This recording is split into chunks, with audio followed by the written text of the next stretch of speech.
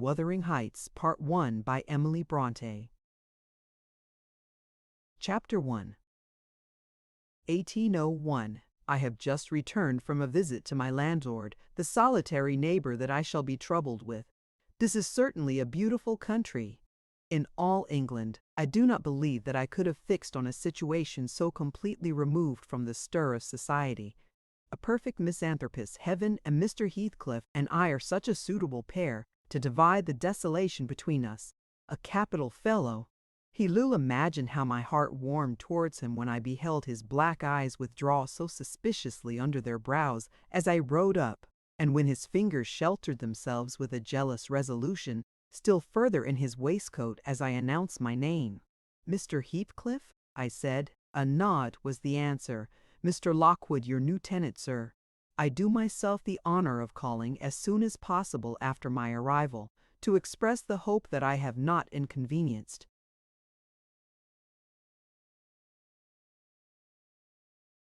you by my perseverance in soliciting the occupation of Thrushcross Grange. I heard yesterday you had had some thoughts." "Thrushcross Grange is my own, sir," he interrupted, wincing. "I should not allow anyone to inconvenience me if I could hinder it. Walk-in." The walk-in was uttered with close teeth and expressed the sentiment, "Go to the deuce." Even the gate over which he leant manifested no sympathizing movement to the words, and I think that circumstance determined me to accept the invitation. I felt interested in a man who seemed more exaggeratedly reserved than myself. When he saw my horse's breast fairly pushing the barrier, he did put out his hand to unchain it, and then solemnly preceded me up the causeway, calling as we entered the court, "Joseph, take Mr. Lockwood's horse and bring up some wine." "Here we have the whole establishment of domestics, I suppose," was the reflection suggested by this compound order. No wonder the grass grows up between the flags, and cattle are the only hedge cutters. Joseph was an elderly, nay, an old man, very old perhaps, though hale and sinewy.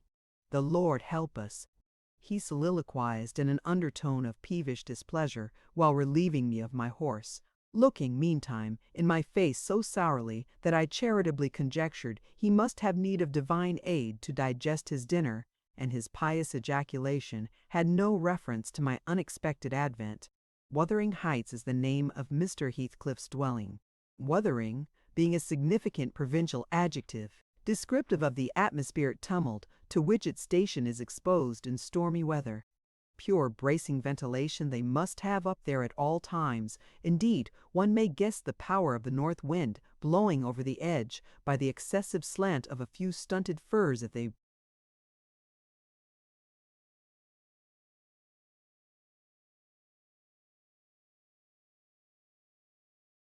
end of the house, and by a range of gaunt thorns all stretching their limbs one way, as if craving alms of the sun. Happily, the architect had foresight to build it strong. The narrow windows are deeply set in the wall, and the corners defended with large jutting stones. Before passing the threshold, I paused to admire a quantity of grotesque carving lavished over the front, and especially about the principal door, above which, among a wilderness of crumbling griffins and shameless little boys, I detected the date 1500 and the name Catherine Earnshaw. I would have made a few comments and requested a short history of the place from the surly owner, but his attitude at the door appeared to demand my speedy entrance or complete departure, and I had no desire to aggravate his impatience previous to inspecting the penetralium. One step brought us into the family sitting-room without any introductory.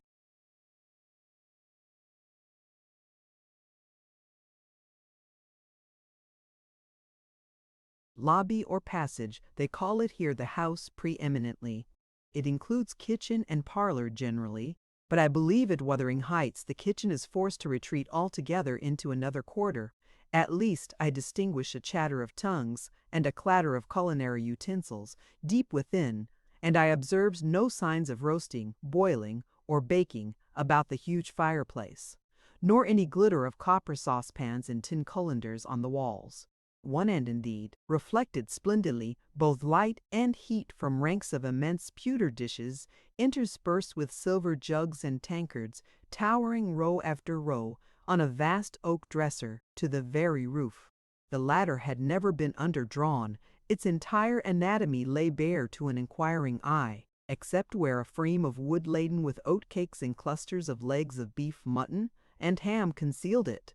Above the chimney were sundry villainous old guns and a couple of horse pistols and, by way of ornament, 3 gaudily painted canisters disposed along its ledge. The floor was of smooth white stone, the chairs, high-backed, primitive structures painted green, 1 or 2.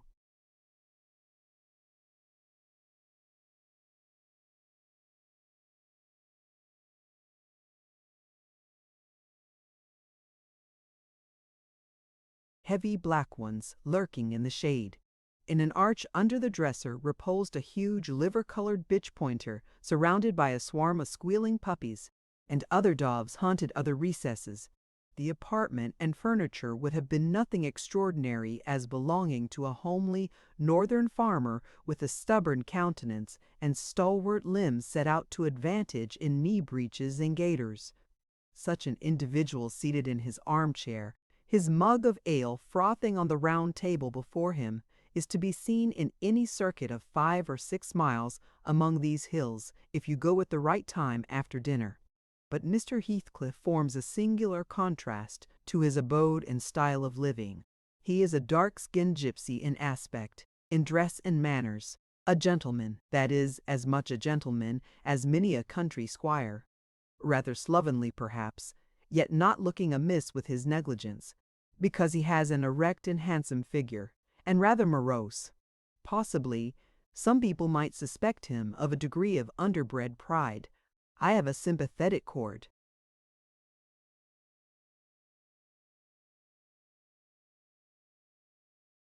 Within that tells me it is nothing of the sort, I know. By instinct, his reserve springs from an aversion to showy displays of feeling, to manifestations of mutual kindliness. He'll love and hate equally under cover, and esteem it a species of impertinence to be loved or hated again. No, I'm running on too fast. I bestow my own attributes over liberally on him. Mr. Heathcliff may have entirely dissimilar reasons for keeping his hand out of the way when he meets a would-be acquaintance to those which actuate me. Let me hope my constitution is almost peculiar. My dear mother used to say I should never have a comfortable home, and only last summer I proved myself perfectly unworthy of one.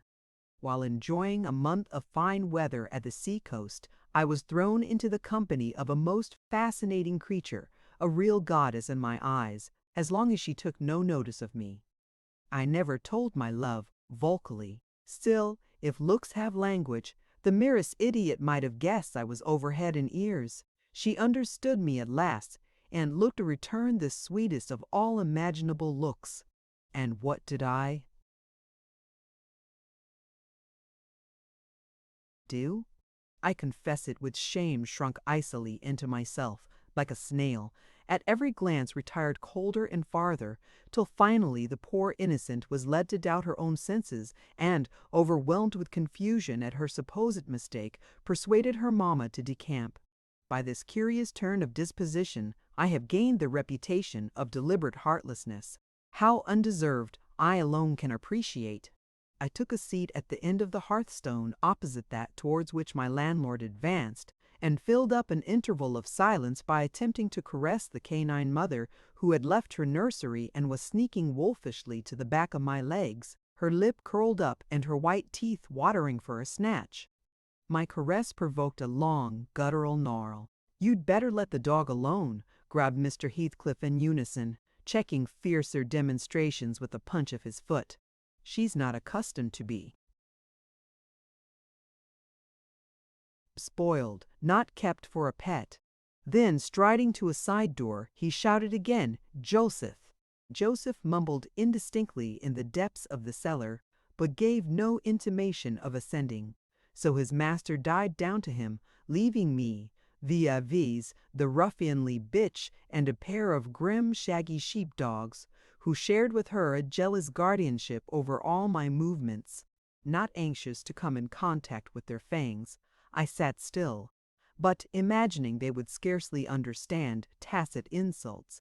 I unfortunately indulged in winking and making faces at the trio, and some turn of my physiognomy so irritated Madame that she suddenly broke into a fury and leapt on my knees. I flung her back and hastened to interpose the table between us. This proceeding aroused the whole hive. Half a dozen four-footed fiends of various sizes and ages issued from hidden dens to the common center. I felt my heels and coat lapse peculiar subjects of assault, and parrying off the larger combatants as effectually as I could with the poker, I was constrained to demand, aloud, assistance from some of the household in re-establishing peace. Mr. Heathcliff and his men climbed the cellar steps with vexatious phlegm. I don't think they moved 1 second faster than usual, though the hearth was an absolute tempest of worrying and yelping. Happily, an inhabitant of the kitchen made more dispatch. A lusty dame, with tucked-up gown, bare arms, and fire-flushed cheeks, rushed into the midst of us flourishing a frying-pan and used that weapon and her tongue to such purpose that the storm subsided magically, and she only remained heaving like a sea after a high wind when her master entered on the scene. "What the devil is the matter?" he asked, eyeing me in a manner that I could ill endure after this inhospitable treatment. "What the devil, indeed?" I muttered. "The herd of possessed swine could have had no worse spirits in them than those animals of yours, sir. You might as well."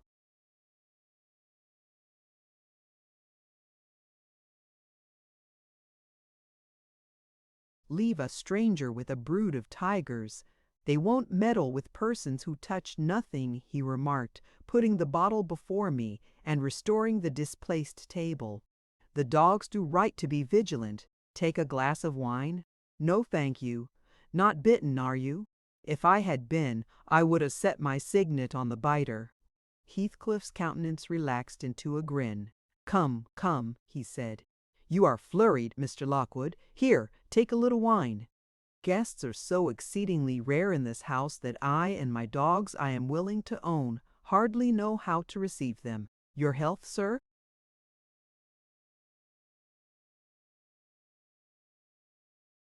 I bowed and returned the pledge, beginning to perceive that it would be foolish to sit sulking for the misbehavior of a pack of curs. Besides, I felt lost to yield the fellow further amusement at my expense.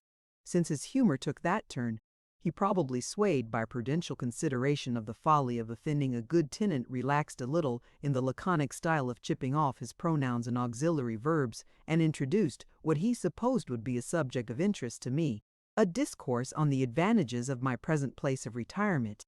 I found him very intelligent on the topics we touched, and before I went home I was encouraged so far as to volunteer another visit tomorrow. He evidently wished no repetition of my intrusion. I shall go, notwithstanding. It is astonishing how sociable I feel myself compared with him. Chapter 2.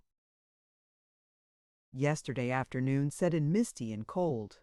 I had half a mind to spend it by my study fire instead of wading through heath and mud to Wuthering Heights.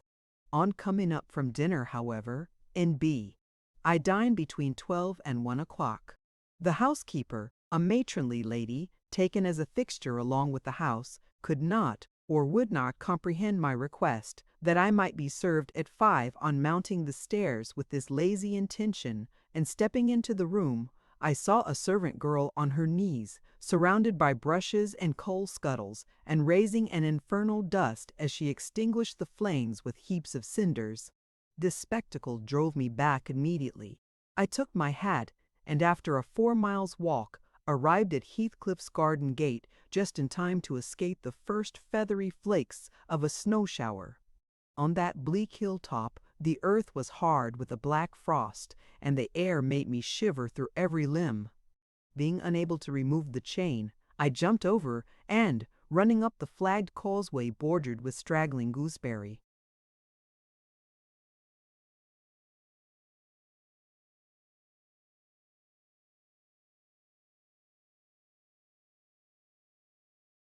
bushes, knocked vainly for admittance, till my knuckles tingled and the dogs howled. "Wretched inmates!" I ejaculated. Mentally, you deserve perpetual isolation from your species for your churlish inhospitality. At least, I would not keep my doors barred in the daytime. I don't care, I will get in. So resolved, I grasped the latch and shook it vehemently. Vinegar-faced Joseph projected his head from a round window of the barn. "What are ye for?" he shouted. "Tea, meisters, down, I tay fouled. Go round by Thindata Lath if you went to spake to him. Is there nobody inside to open the door?" I hallooed responsively. "There's nobbut to missus, and she'll not open to when you mak your flaysome dins till neat."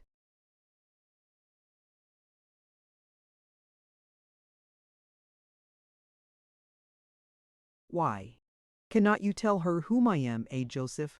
Nor na me? I'll hae no hand I'd vet," muttered the head, vanishing. The snow began to drive thickly. I seized the handle to essay another trial, when the young man without coat and shouldering a pitchfork appeared in the yard behind. He hailed me to follow him, and after marching through a wash-house and a paved area containing a coal shed, pump, and pigeon cot, we at length arrived in the huge, warm, cheerful apartment where I was formally received.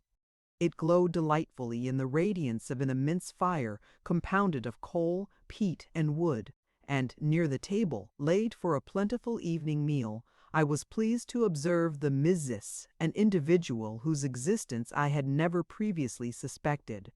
I bowed and waited, thinking she would bid me take a seat. She looked at me, leaning back in her chair, and remained motionless and mute. "Rough weather," I remarked. "I'm afraid, Mrs. Heathcliff, the door must bear."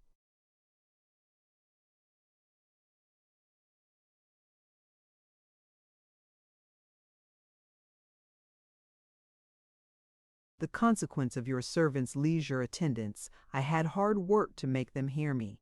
She never opened her mouth. I stared, she stared also. At any rate, she kept her eyes on me in a cool, regardless manner, exceedingly embarrassing and disagreeable.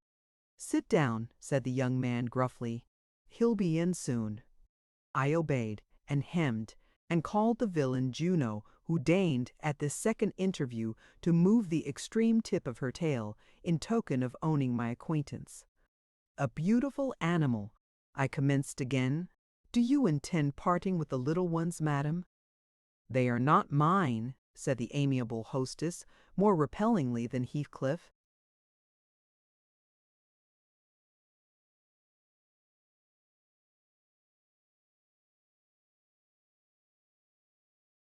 Himself could have replied. "Ah, your favorites are among these?"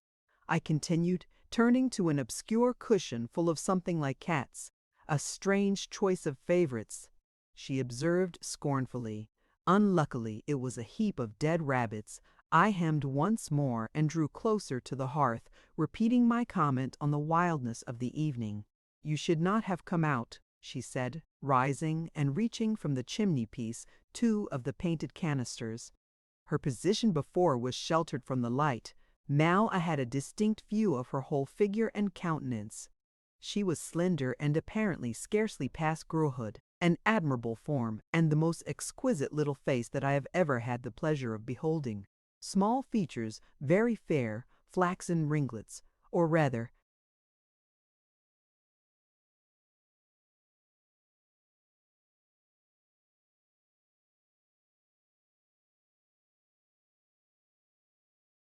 golden, hanging loose on her delicate neck, and eyes, had they been agreeable in expression, that would have been irresistible. Fortunately for my susceptible heart, the only sentiment they evinced hovered between scorn and a kind of desperation singularly unnatural to be detected there. The canisters were almost out of her reach. I made a motion to aid her. She turned upon me as a miser might turn if anyone attempted to assist him in counting his gold. "I don't want your help," she snapped. "I can get them for myself." "I beg your pardon," I hastened to reply. "Were you asked to tea?" she demanded, tying an apron over her neat black frock and standing with the spoonful of the leaf poised over the pot. "I shall be glad to have a cup," I answered. Were you asked? She repeated.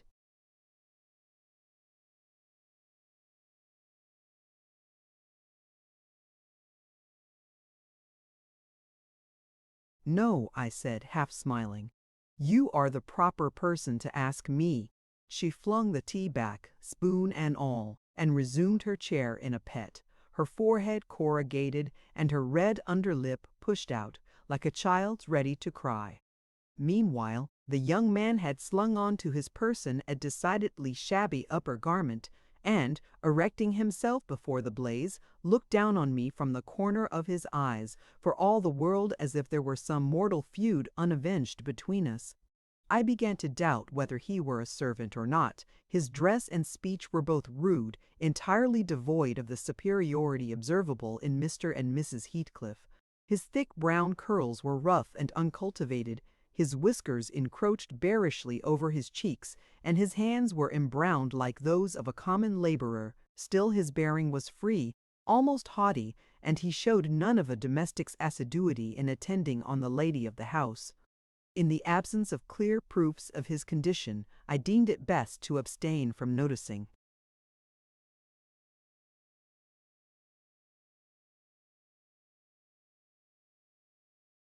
His curious conduct, and, 5 minutes afterwards, the entrance of Heathcliff relieved me, in some measure, from my uncomfortable state. You see, sir, I am come, according to promise, I exclaimed, assuming the cheerful, and I fear I shall be weather-bound for half an hour if you can afford me shelter during that space. Half an hour? He said, shaking the white flakes from his clothes. I wonder you should select the thick of a snowstorm to ramble about in.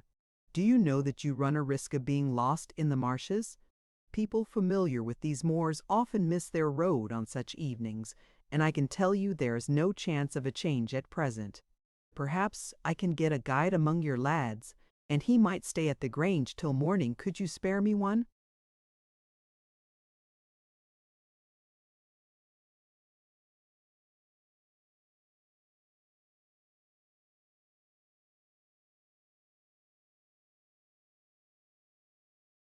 No, I could not.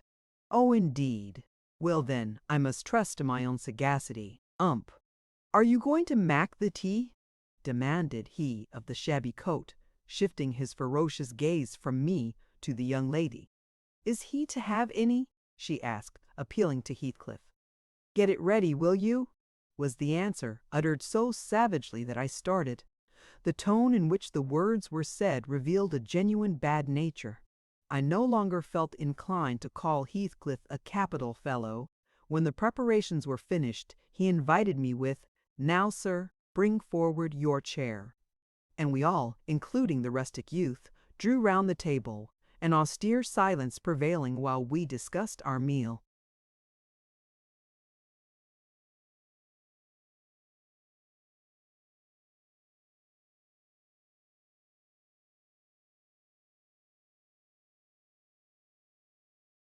I thought if I had caused the cloud, it was my duty to make an effort to dispel it. They cannot every day sit so grim and taciturn, and it was impossible, however ill-tempered they might be, that the universal scowl they wore was their everyday countenance. It is strange, I began in the interval of swallowing one cup of tea and receiving another. It is strange how custom can mold our tastes and ideas. Many could not imagine the existence of happiness in a life of such complete exile from the world as you spend, Mr. Heathcliff. Yet, I'll venture to say that, surrounded by your family and with your amiable lady as the presiding genius over your home and heart, my amiable lady, as the presiding genius over your home, he interrupted with an almost diabolical sneer on his face. Where is she, my amiable lady? Mrs. Heathcliff, your wife, I mean.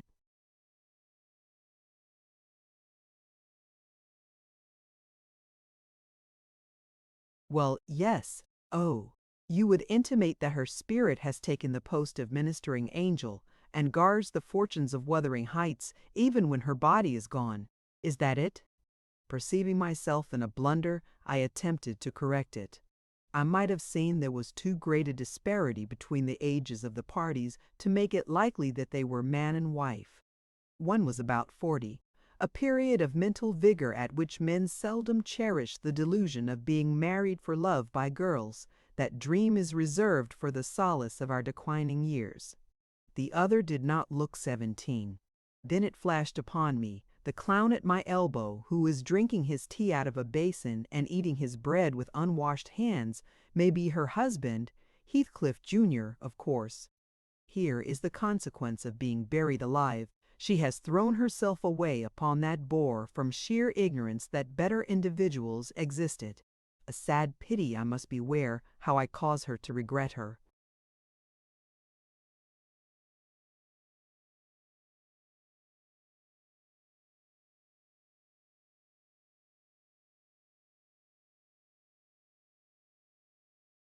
Choice. The last reflection may seem conceited. It was not. My neighbor struck me as bordering on repulsive. I knew, through experience, that I was tolerably attractive. Mrs. Court. Heathcliff is my daughter-in-law, said Heathcliff, corroborating my surmise. He turned as he spoke, a peculiar look in her direction, a look of hatred, unless he has a most perverse set of facial muscles that will not, like those of other people, interpret the language of his soul. Ah, certainly I see now. You are the favored possessor of the beneficent fairy, I remarked, turning to my neighbor. This was worse than before. The youth grew crimson and clenched his fist with every appearance of a meditated assault. But he seemed to recollect himself presently, and smother the storm in a brutal curse, muttered on my behalf, which, however, I took care not to notice.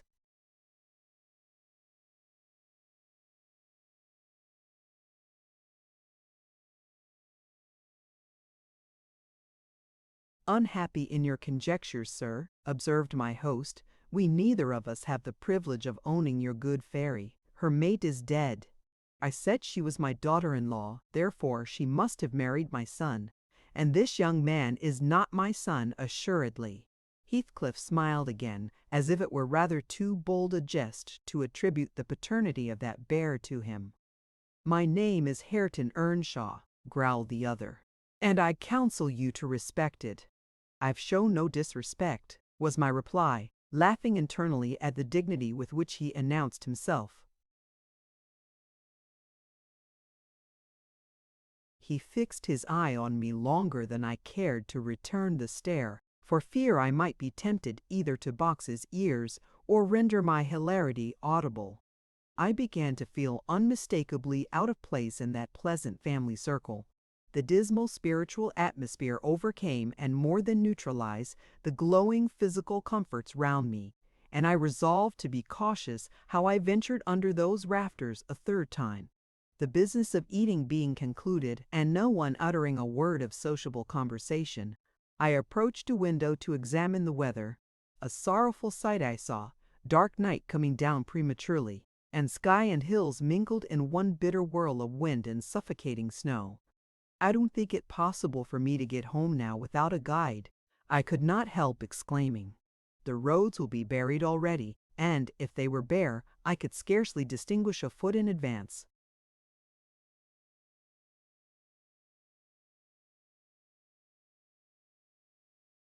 Harriton, drive those dozen sheep into the barn porch. They'll be covered if left in the fold all night, and put a plank before them, said Heathcliff. How must I do? I continued with rising irritation. There was no reply to my question, and on looking round, I saw only Joseph bringing in a pail of porridge for the dogs, and Mrs. Heathcliff leaning over the fire, diverting herself with burning a bundle of matches which had fallen from the chimney-piece as she restored the tea canister to its place. The former, when he had deposited his burden, took a critical survey of the room, and in cracked tones grated out, "All wonder how ya can face ye own to stand there idleness unwar, when all on 'em's gone out. But you're not, and it's no use talking ya, I never mend a wire o' ways, but go arrate to Deville, like your mother afore ya."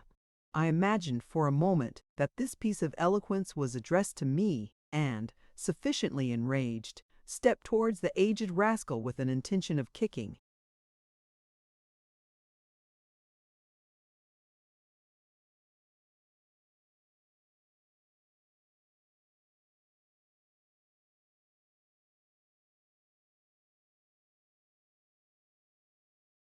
him out of the door. Mrs. Heathcliff, however, checked me by her answer. "You scandalous old hypocrite," she replied. "Are you not afraid of being carried away bodily whenever you mention the devil's name? I warn you to refrain from provoking me, or I'll ask your abduction as a special favor. Stop. Look here, Joseph," she continued, taking a long dark book from a shelf. "I'll show you how far I've progressed in the black art. I shall soon be competent to make a clear house of it. The red cow didn't die by chance, and your rheumatism can hardly be reckoned among providential visitations." "Oh, wicked, wicked!" gasped the elder.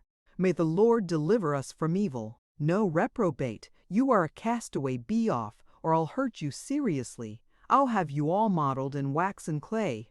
And the first who passes the limits I fix, shall I not say what he shall be done to? But you'll see. Go, I'm looking at you."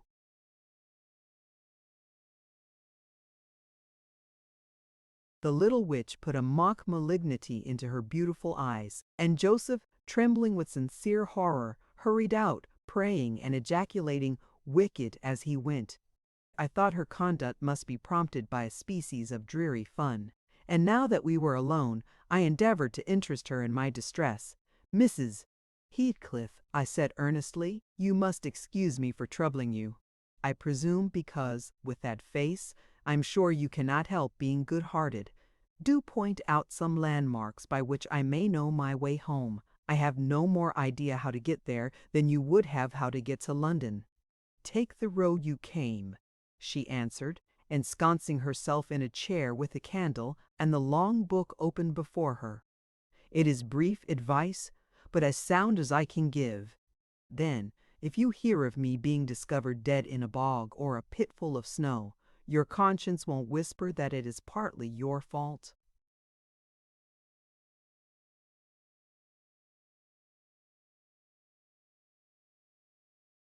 "How so?" "I cannot escort you. They wouldn't let me go to the end of the garden wall. I should be sorry to ask you to cross the threshold for my convenience on such a night," I cried. "I want you to tell me my way, not to show it, or else to persuade Mr. Heathcliff to give me a guide." "Who?" "There is himself, Earnshaw, Zillah, Joseph, and I. Which would you have? Are there no boys at the farm?" "No, those are all." "Then it follows that I am compelled to stay." "That you may settle with your host. I have nothing to do with it."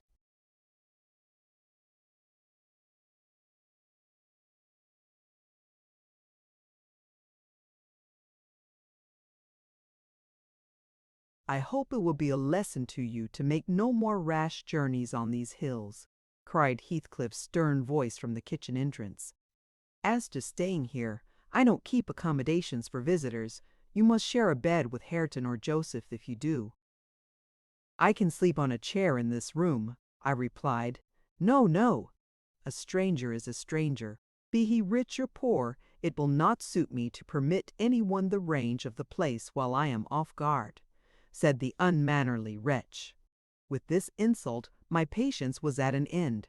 I uttered an expression of disgust and pushed past him into the yard, running against Earnshaw in my haste. It was so dark that I could not see the means of exit, and as I wandered round, I heard another specimen of their civil behavior amongst each other. At first the young man appeared about to befriend me.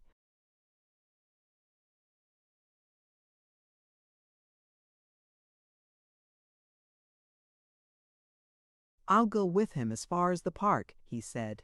"You'll go with him to hell!" exclaimed his master, "or whatever relation he bore. And who is to look after the horses, eh?"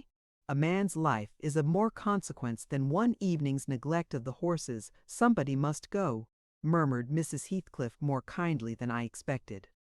"Not at your command," retorted Hareton. "If you set store on him, you'd better be quiet.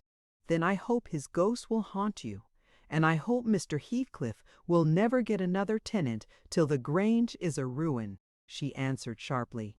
"Hearken, hearken, shoes cursing on 'em," muttered Joseph, towards whom I had been steering.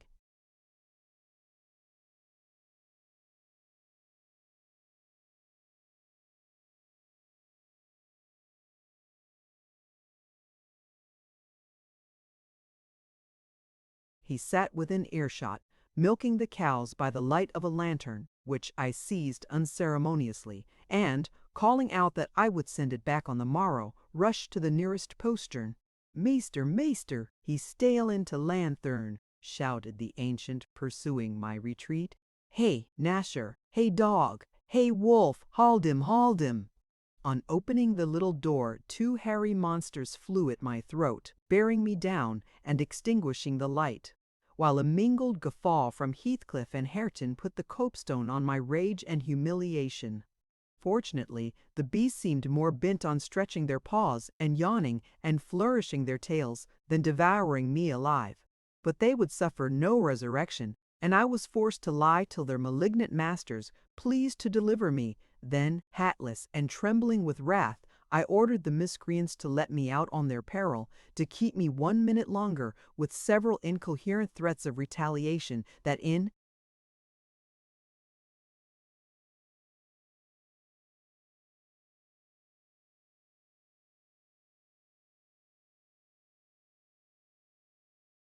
their indefinite depth of virulency smacked of King Lear. The vehemence of my agitation brought on a copious bleeding at the nose, and still Heathcliff laughed, and still I scolded. I don't know what would have concluded the scene had there not been one person at hand rather more rational than myself, and more benevolent than my entertainer.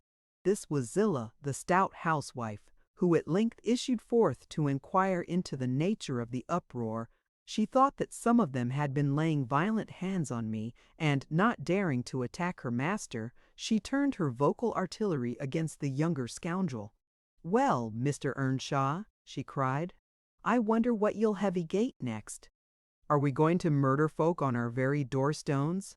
I see this house will never do for me. Look at t' poor lad, he's fair choking. Wishton, you mut go on so. Come in, and I'll cure that. There now, hold you still." With these words she suddenly splashed a pint of icy water down my neck and pulled me into the kitchen. Mr. Heathcliff followed, his accidental merriment expiring quickly in his habitual moroseness. I was sick exceedingly, and dizzy and faint, and thus compelled perforce to accept lodgings under his roof. He told Zillah to give me a glass of brandy, and then passed on to the inner room, while she condoled with me on my sorry predicament, and having obeyed his orders, whereby I was somewhat revived, ushered me to bed.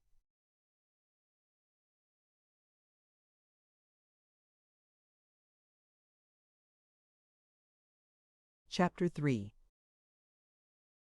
While leading the way upstairs, she recommended that I should hide the candle and not make a noise, for her master had an odd notion about the chamber she would put me in, and never let anybody lodge there willingly.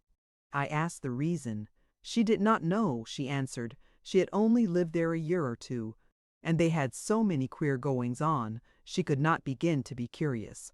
Too stupefied to be curious myself, I fastened my door and glanced round for the bed. The whole furniture consisted of a chair, a clothes-press, and a large oak case, with squares cut out near the top resembling coach windows. Having approached this structure, I looked inside and perceived it to be a singular sort of old-fashioned couch, very conveniently designed to obviate the necessity for every member of the family having a room to himself. In fact, it formed a little closet, and the ledge of a window, which it enclosed, served as a table. I slid back the paneled sides, got in with my light, pulled them together again,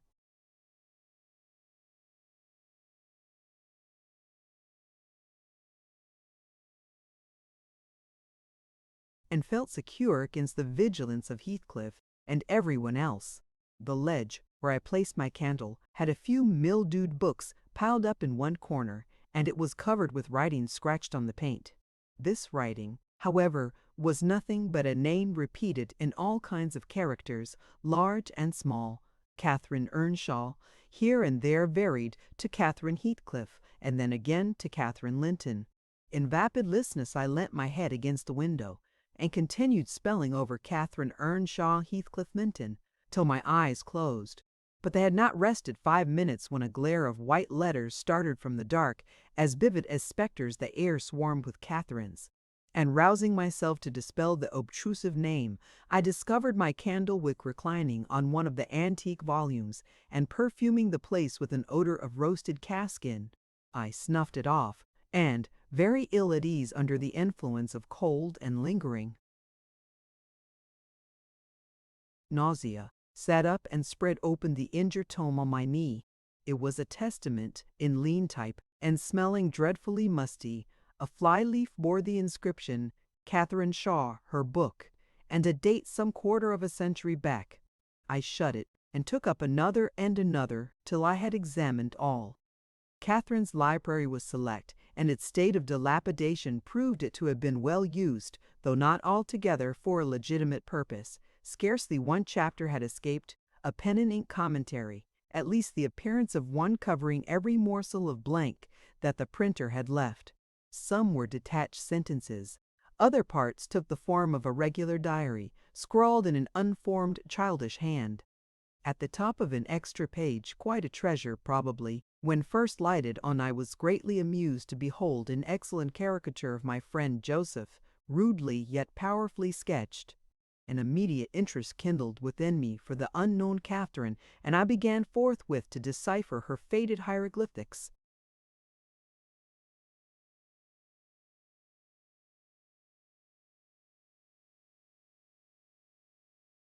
An awful Sunday, commenced the paragraph beneath.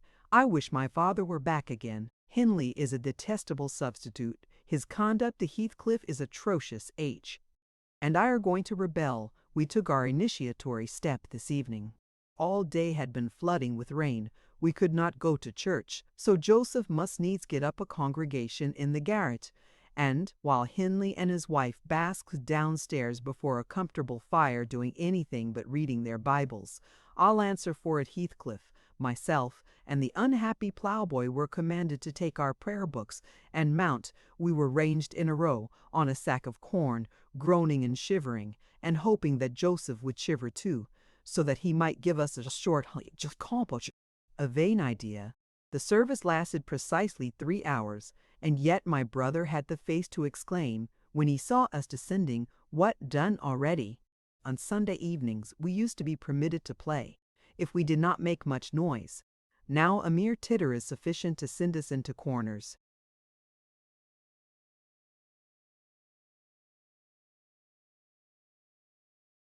"You forget you have a master here," says the tyrant.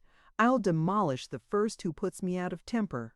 I insist on perfect sobriety and silence. Oh, boy, was that you? Francis, darling, pull his hair as you go by." I heard him snap his fingers. Frances pulled his hair heartily, and then went and seated herself on her husband's knee, and there they were, like two babies, kissing and talking nonsense by the hour, foolish palaver that we should be ashamed of. We made ourselves as snug as our means allowed in the arch of the dresser. I had just fastened our pinafores together and hung them up for a curtain, when in comes Joseph on an errand from the stables. He tears down my handiwork, boxes my ears, and croaks, "Tea mester nobbet just buried, and Sabbath not ord unty sound, a tea gospel still a your lugs, and ye dar be laking. Shame on ye. Sit ye down, ill childer. There's good books enough if you'll read 'em. Sit ye down and think o' your sowls." Saying this, he compelled us so to square our positions that we might receive from the far-off fire a dull ray to show us the text of the lumber he thrust upon us. I could not bear the employment. I took my dingy volume by the scroop and hurled it into the dog-kennel, vowing I hated a good book. Heathcliff kicked his to the same place. Then there was a hubbub. "Maester Hindley!" shouted our chaplain. "Maester, come hither!" Miss Cathy's riven the back off a helmet o' salvation. On Heathcliff's paused his fit into thirst part o' prode way to destruction. "It's fair flaysome that ye let him go on this gate. Eck, the outman wad ha' laced him properly, but he's gone." Hindley hurried up from his paradise on the hearth, and seizing one of us by the collar and the other by the arm, hurled both into the back kitchen. where Joseph asseverated Auld Nick would fetch us ashore as we were living, and, so comforted, we each sought a separate nook to await his advent. I reached this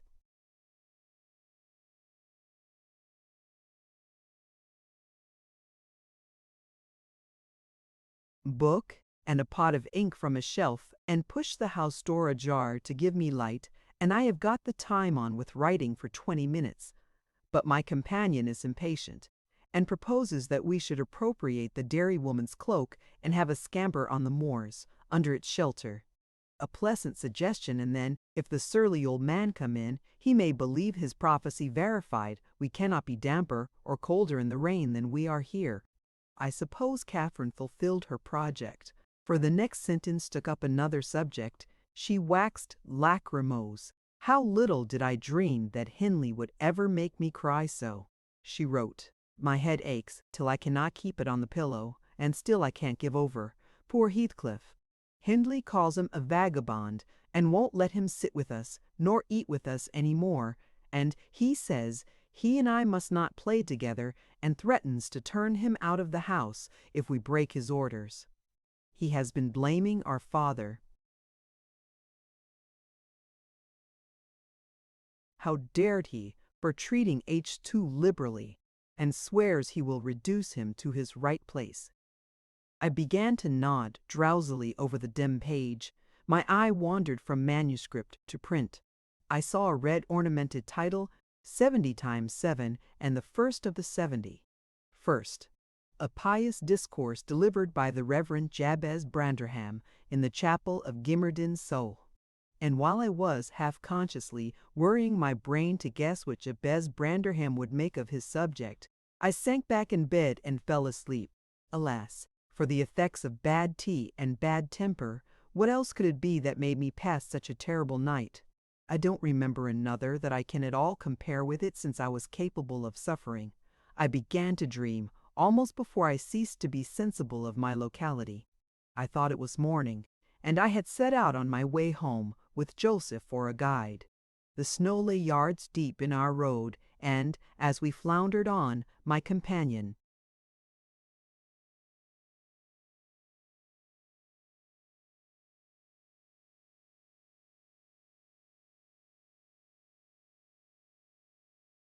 wearied me with constant reproaches that I had not brought a pilgrim's staff, telling me that I could never get into the house without one, and boastfully flourishing a heavy-headed cudgel, which I understood to be so denominated. For a moment I considered it absurd that I should need such a weapon to gain admittance into my own residence. Then a new idea flashed across me. I was not going there. We were journeying to hear the famous Jabez Branderham preach from the text 70 times 7, and either Joseph, the preacher, or I had committed the first of the 71st, and were to be publicly exposed and excommunicated. We came to the chapel. I have passed it really in my walks, twice or thrice. It lies in a hollow between two hills, an elevated hollow near a swamp, whose peaty moisture is said to answer all the purposes of embalming on the few corpses deposited there. The roof has been kept whole hitherto, but as the clergyman's stipend is only £20 per annum and a house with 2 rooms,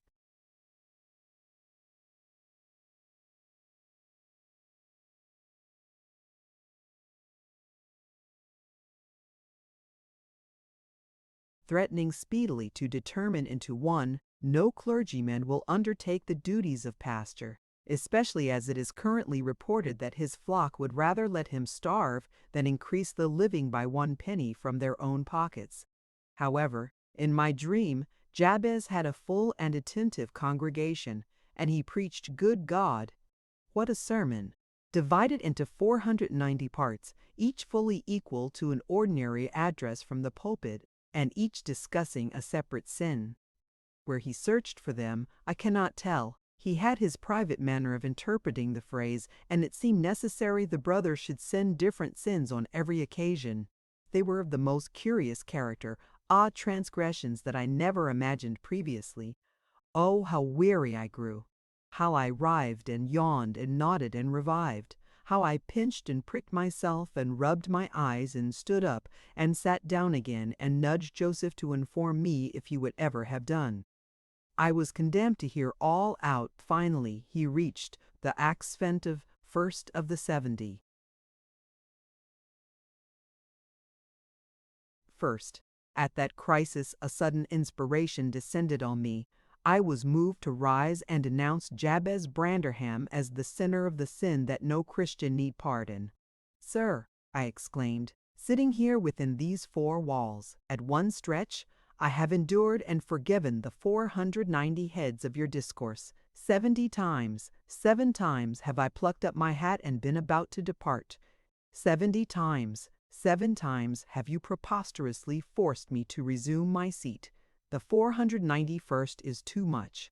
Fellow martyrs, have at him, drag him down, and crush him to atoms, that the place which knows him may know him no more."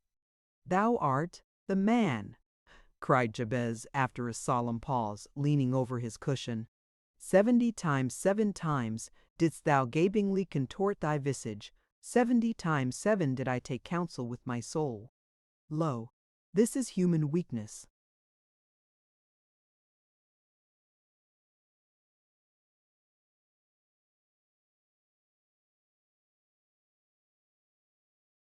This also may be absolved.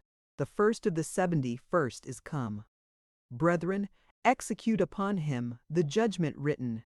Such honor have all his saints. With that concluding word, the whole assembly, exalting their pilgrim staves, rushed round me in a body, and I, having no weapon to raise in self-defense, commenced grappling with Joseph, my nearest and most ferocious assailant, for his. In the confluence of the multitude, several clubs crossed. Blows, aimed at me, fell on other sconces. Presently the whole chapel resounded with rappings and counter-rappings. Every man's hand was against his neighbor, and Branderham, unwilling to remain idle, poured forth his zeal in a shower of loud taps on the boards of the pulpit, which responded so smartly that, at last, to my unspeakable relief, they woke me. And what was it that had suggested the tremendous tumult? What had played Jabez's part in the row? Merely the branch of a fir tree that touched my lattice as the blast wailed by and rattled its dry cones against the panes. I listened doubtingly an instant, detected the disturber, then turned.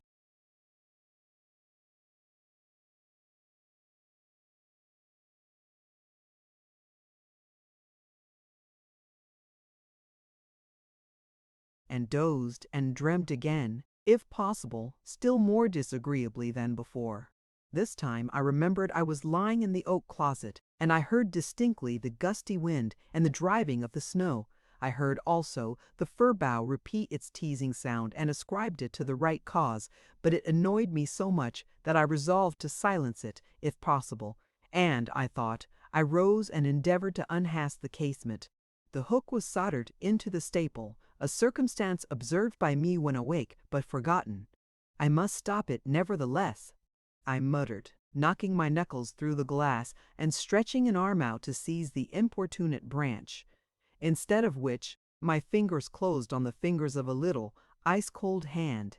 The intense horror of nightmare came over me. I tried to draw back my arm, but the hand clung to it, and a most melancholy voice sobbed, "Let me in! Let me in!"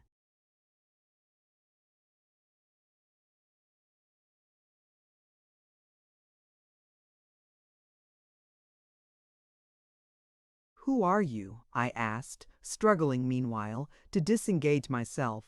"Catherine Linton," it replied, shiveringly. Why did I think of Linton? I had read Earnshaw 20 times for Linton. I'm come home. I'd lost my way on the moor. As it spoke, I discerned, obscurely, a child's face looking through the window.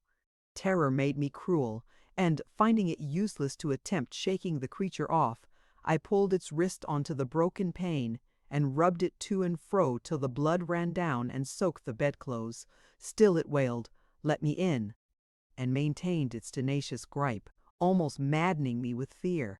"How can I?" I said at length. "Let me go if you want me to let you in." The fingers relaxed.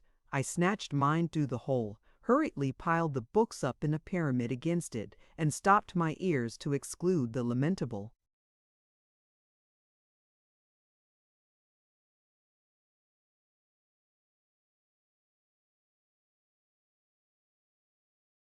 prayer.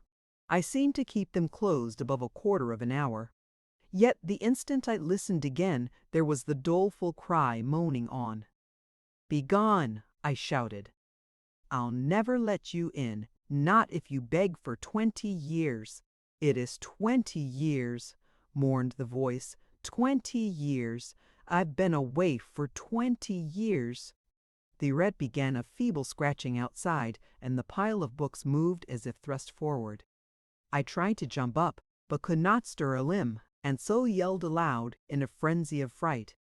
To my confusion, I discovered the yell was not ideal. Hasty footsteps approached.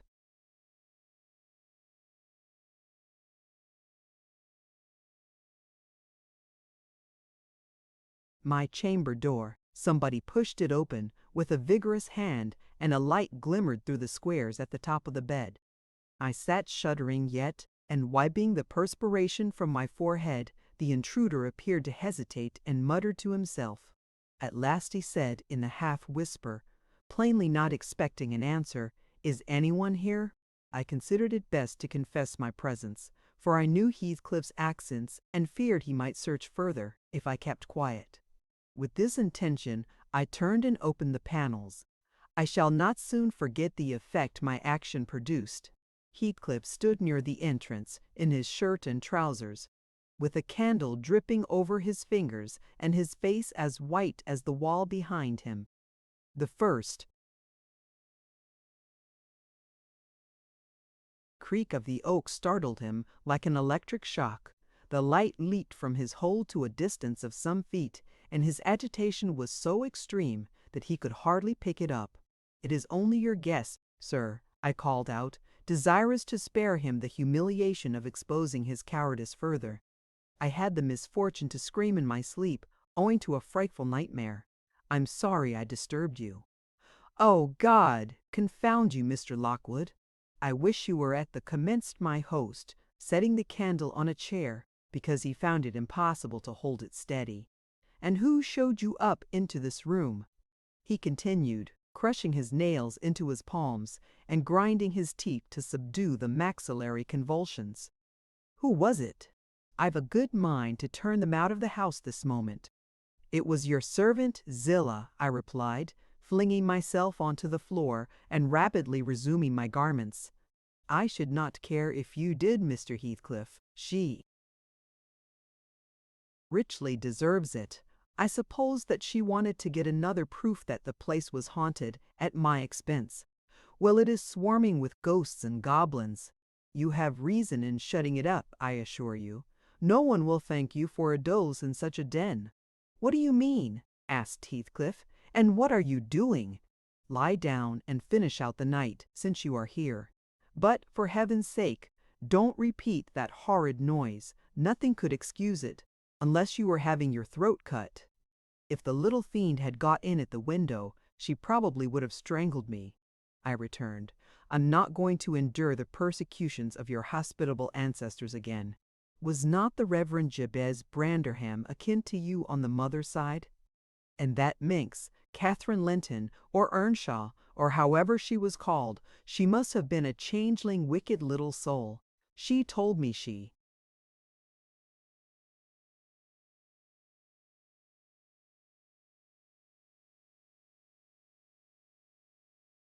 had been walking the earth these 20 years, a just punishment for her mortal transgressions, I've no doubt."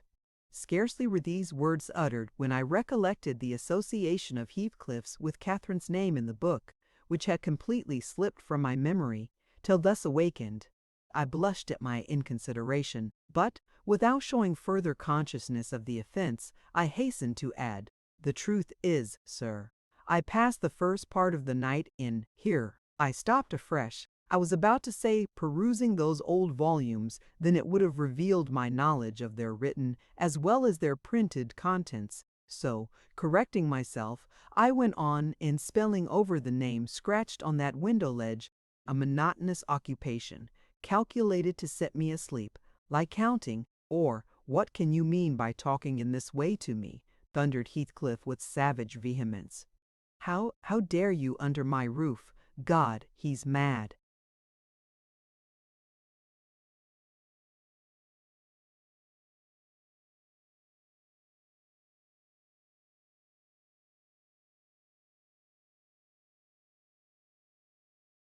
To speak so, and he struck his forehead with rage. I did not know whether to resent this language or pursue my explanation, but he seemed so powerfully affected that I took pity and proceeded with my dreams, affirming I had never heard the appellation of Catherine Linton before, but reading it often overproduced an impression which personified itself when I had no longer my imagination under control. Heathcliff gradually fell back into the shelter of the bed as I spoke, finally sitting down almost concealed behind it. I guessed, however, by his irregular and intercepted breathing that he struggled to vanquish an excess of violent emotion. Not liking to show him that I had heard the conflict, I continued my toilette rather noisily, looked at my watch and soliloquized on the length of the night. Not 3 o'clock yet. I could have taken oath it had been 6. Time stagnates here. We must surely have retired to rest at 8. Always at 9 in winter, and rise at 4, said my host, suppressing a groan, and, as I fancied, by the motion of his arm's shadow, dashing a tear from his eyes. Mr. Chatto, Lockwood, he added, you may go into my room. You'll only be in the way, coming downstairs so early, and your childish outcry has sent sleep to the devil for me. And for me, too, I replied. I'll walk in the yard till daylight, and then I'll be off, and you need not dread a repetition of my intrusion. I'm now quite cured of seeking pleasure in society, be it country or town. A sensible man ought to find sufficient company in himself. Delightful company, muttered Heathcliff. Take the candle and go where you please. I shall join you directly. Keep out of the yard, though. The dogs are unchained, and the house Juno mounts sentinel there, and nay, you can only ramble about the steps and passages, but away with you. I'll come in too.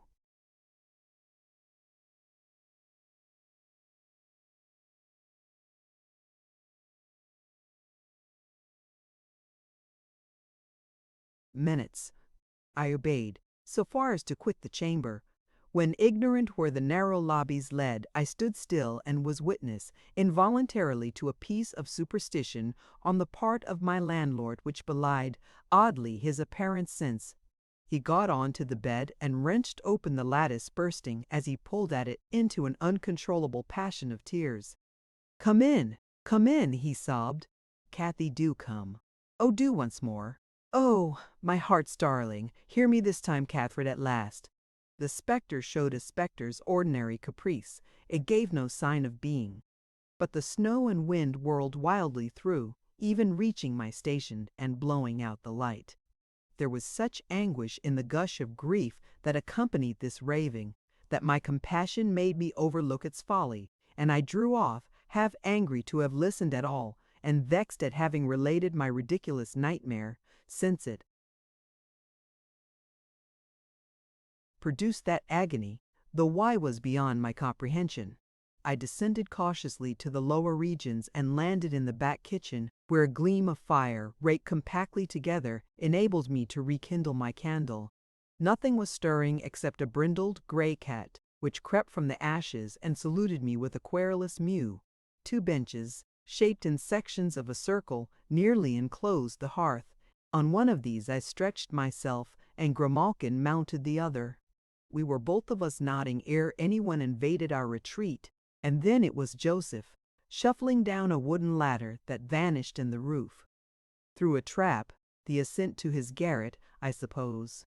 He cast a sinister look at the little flame which I had enticed to play between the ribs, swept the cat from its elevation, and bestowing himself in the vacancy, commenced the operation of stuffing a 3-inch pipe with tobacco. My presence in his sanctum was evidently esteemed a piece of impudence, too shameful for remark. He silently applied the tube to his lips,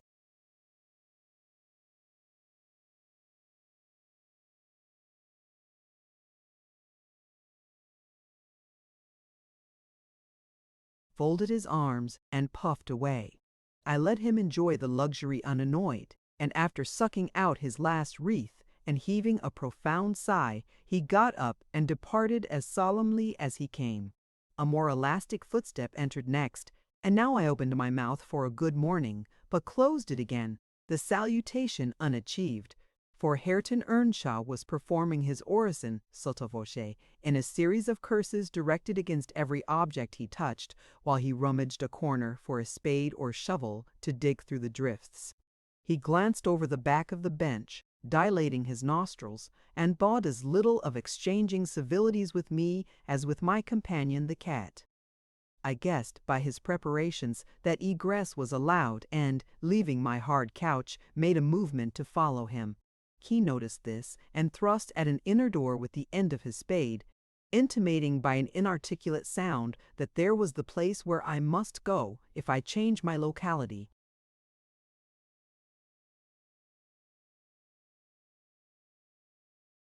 It opened into the house, where the females were already astir, Zillah urging flakes of flame up the chimney with a colossal bellows, and Mrs. Heathcliff kneeling on the hearth, reading a book by the aid of the blaze.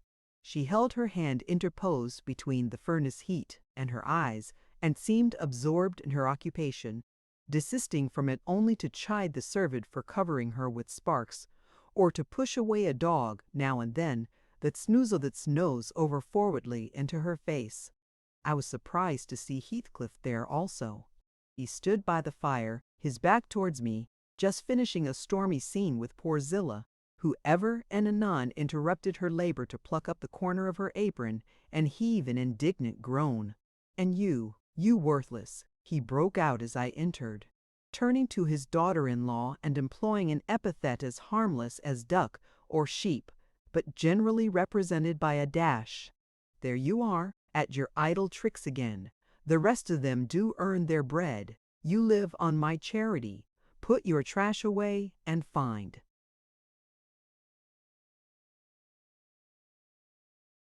Something to do.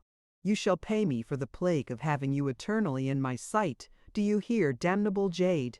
"I'll put my trash away, because you can make me if I refuse," answered the young lady, closing her book and throwing it on a chair. "But I'll not do anything, though you should swear your tongue out, except what I please." Heathcliff lifted his hand, and the speaker sprang to a safer distance, obviously acquainted with its weight. Having no desire to be entertained by a cat-and-dog combat, I stepped forward briskly, as if eager to partake the warmth of the hearth, and innocent of any knowledge of the interrupted dispute. Each had enough decorum to suspend further hostilities. Heathcliff placed his fists, out of temptation, in his pockets. Mrs. Heathcliff curled her lip and walked to a seat far off, where she kept her word by playing the part of a statue during the remainder of my stay. That was not long. I declined joining their breakfast, and at the first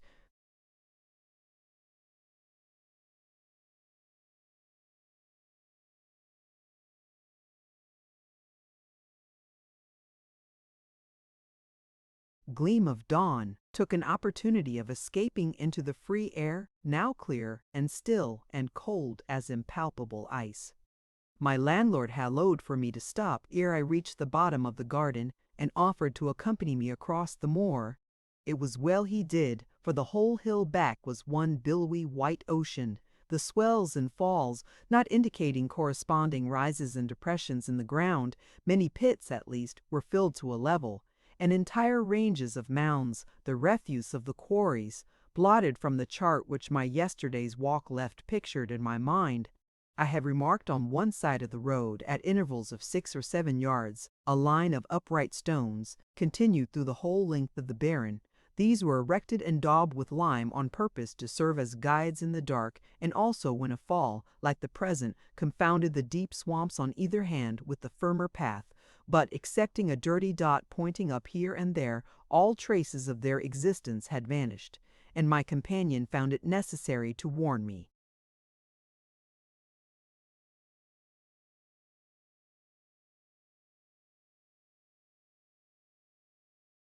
Frequently to steer to the right or left, when I imagined I was following, correctly, the windings of the road. We exchanged little conversation, and he halted at the entrance of Thrushcross Park, saying I could make no error there. Our you were limited to a hasty bow. And then I pushed forward, trusting to my own resources, for the porter's lodge is untenanted as yet.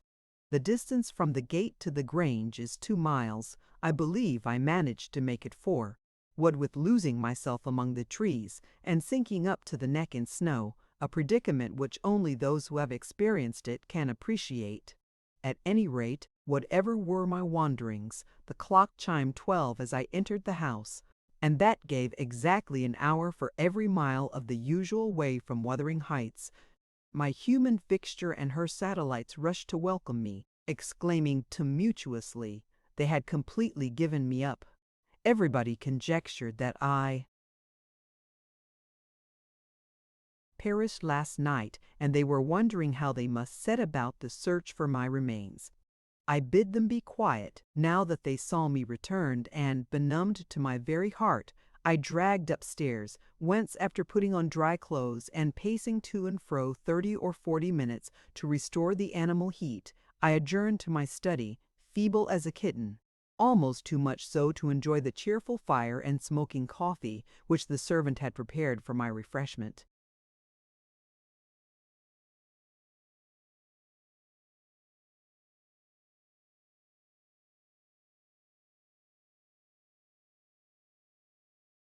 Chapter 4. What vain weathercocks we are! I, who had determined to hold myself independent of all social intercourse, and thanked my stars that, at length, I had lighted on a spot where it was next to impracticable. I, weak wretch, after maintaining till dusk a struggle with low spirits and solitude, was finally compelled to strike my colors, and under pretense of gaining information concerning the necessities of my establishment, I desired Mrs. Dean, when she brought in supper, to sit down while I ate it, hoping sincerely she would prove a regular gossip and rout me Miss Erkme at admitted. You have lived here a considerable time, I commenced. Did you not say 16 years? 18, sir. I came when the mistress was married, to wait on her. After she died, the master retained me for his housekeeper. Indeed.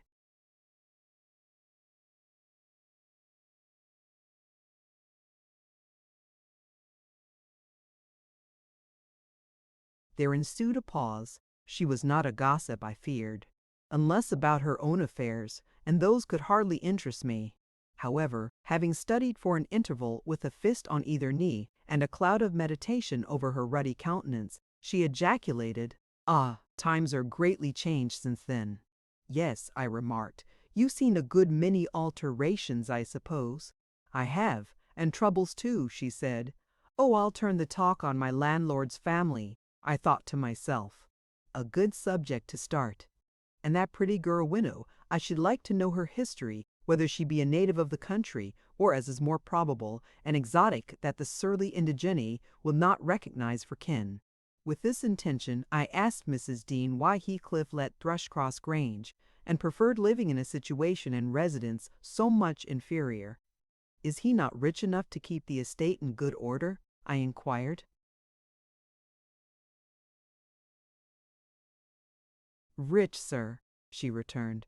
"He has nobody knows what money, and every year it increases.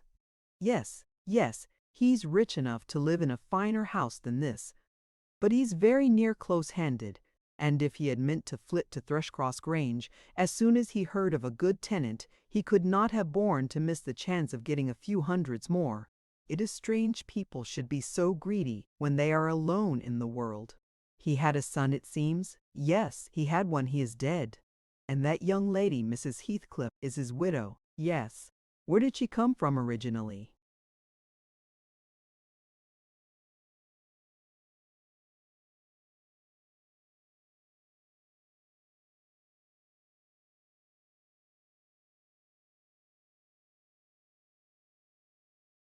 "Why, sir, she is my late master's daughter. Catherine Linton was her maiden name. I nursed her, poor thing. I did wish Mr. Heathcliff would remove here, and then we might have been together again." "What? Catherine Linton?"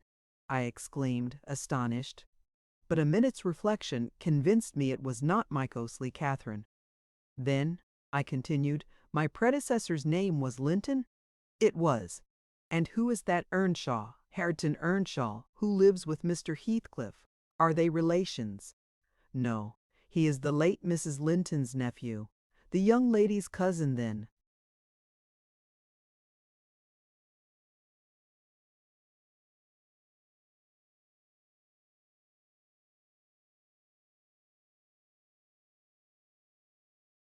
Yes, and her husband was her cousin also, one on the mother's, the other on the father's side. Heathcliff married Mr. Linton's sister.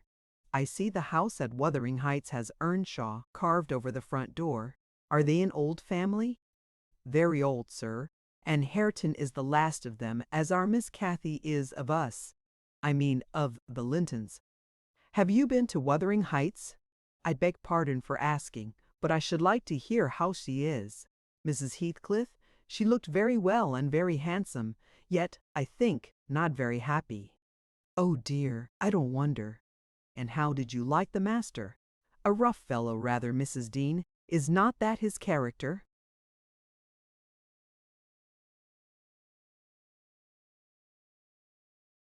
Rough as a saw edge, and hard as whinstone. The less you meddle with him, the better. He must have had some ups and downs in life to make him such a churl. Do you know anything of his history? It's a cuckoo, sir. I know all about it, except where he was born, and who were his parents, and how he got his money at first. And Hareton has been cast out like an unfledged dunnock. The unfortunate lad is the only one in all this parish that does not guess how he has been cheated. Well, Mrs. Dean, it will be a charitable deed to tell me something of my neighbors. I feel I shall not rest if I go to bed, so be good enough to sit and chat an hour. Oh, certainly, sir. I'll just fetch a little sewing, and then I'll sit as long as you.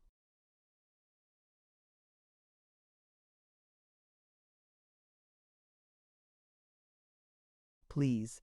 But you've caught cold. I saw you shivering, and you must have some gruel to drive it out. The worthy woman bustled off, and I crouched nearer the fire. My head felt hot, and the rest of me chill. Moreover, I was excited, almost to a pitch of foolishness, through my nerves and brain. This caused me to feel, not uncomfortable, but rather fearful, as I am still of serious effects from the incidents of today and yesterday.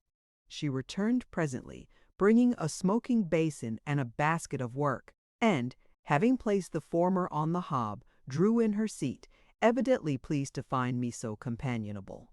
Before I came to live here, she commenced waiting no farther invitation to her story. I was almost always at Wuthering Heights. Because my mother had nursed Mr. Henley Earnshaw, that was Hareton's father, and I got used to playing with the children, I ran errands too, and helped to make hay, and hung about the farm.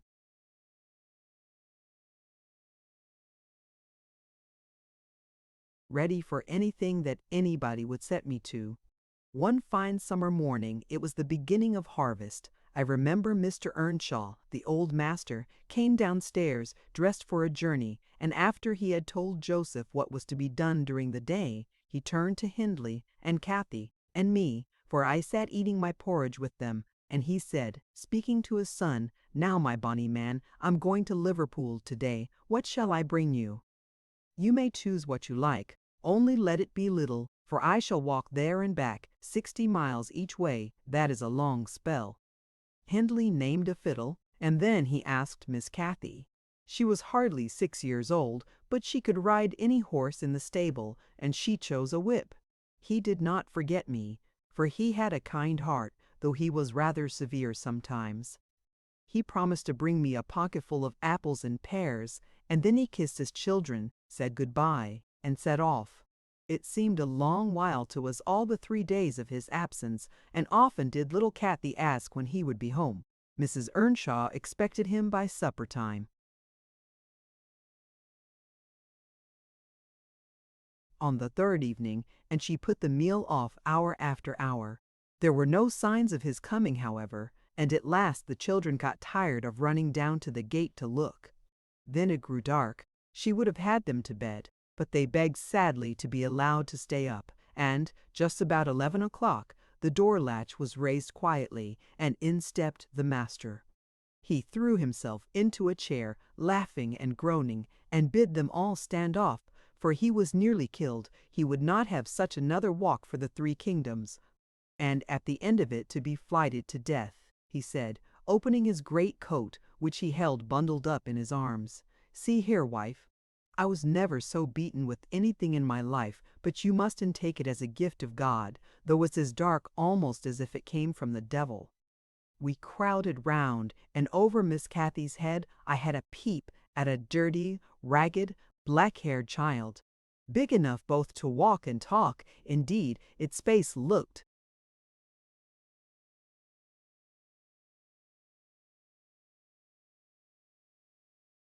older than Catherine's. Yet when it was set on its feet, it only stared round and repeated over and over again some gibberish that nobody could understand.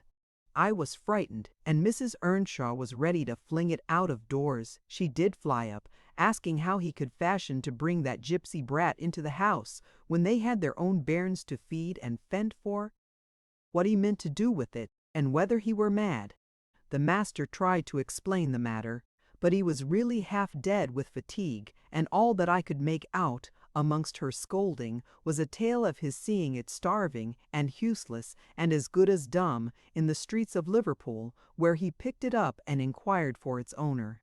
Not a soul knew to whom it belonged, he said, and his money and time being both limited, he thought it better to take it home with him at once than run into vain expenses there, because he was determined he would not leave it as he found it.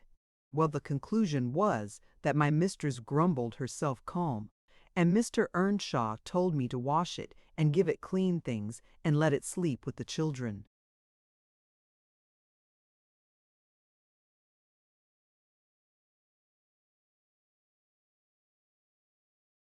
Hindley and Cathy contented themselves with looking and listening till peace was restored.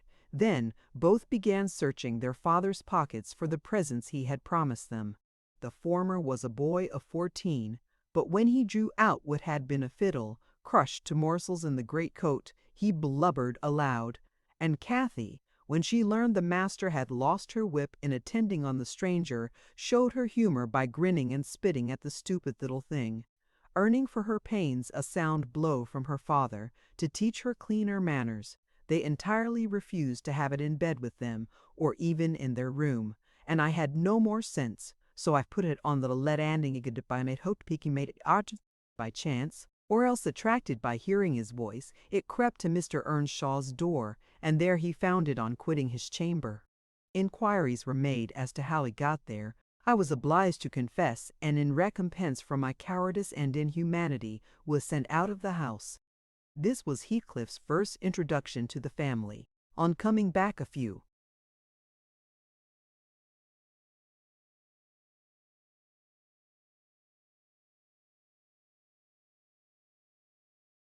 days afterwards, for I did not consider my banishment perpetual, I found they had christened him Heathcliff.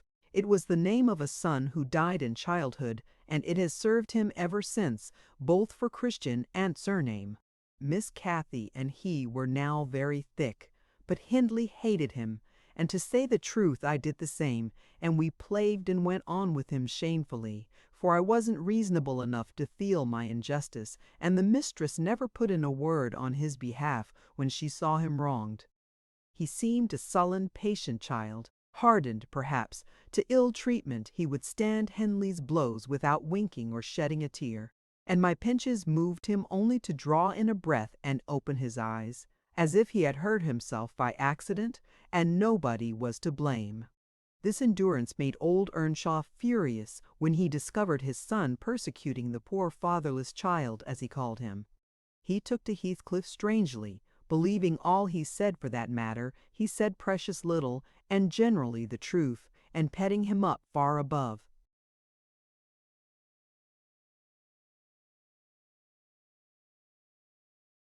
Cathy, who was too mischievous and wayward for a favorite.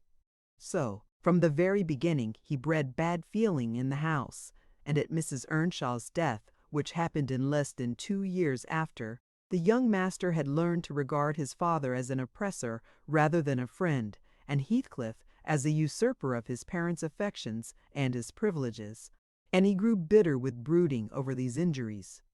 I sympathized a while, but when the children fell ill of the measles, and I had to tend them and take on me the cares of a woman at once, I changed my idea. Heathcliff was dangerously sick, and while he lay at the worst he would have me constantly by his pillow. I suppose he felt I did a good deal for him, and he hadn't wit to guess that I was compelled to do it. However, I will say this, he was the quietest child that ever nurse watched over. The difference between him and the others forced me to be less partial. Cathy and her brother harassed me terribly. He was as uncomplaining as a lamb, though hardness, not gentleness, made him give little trouble.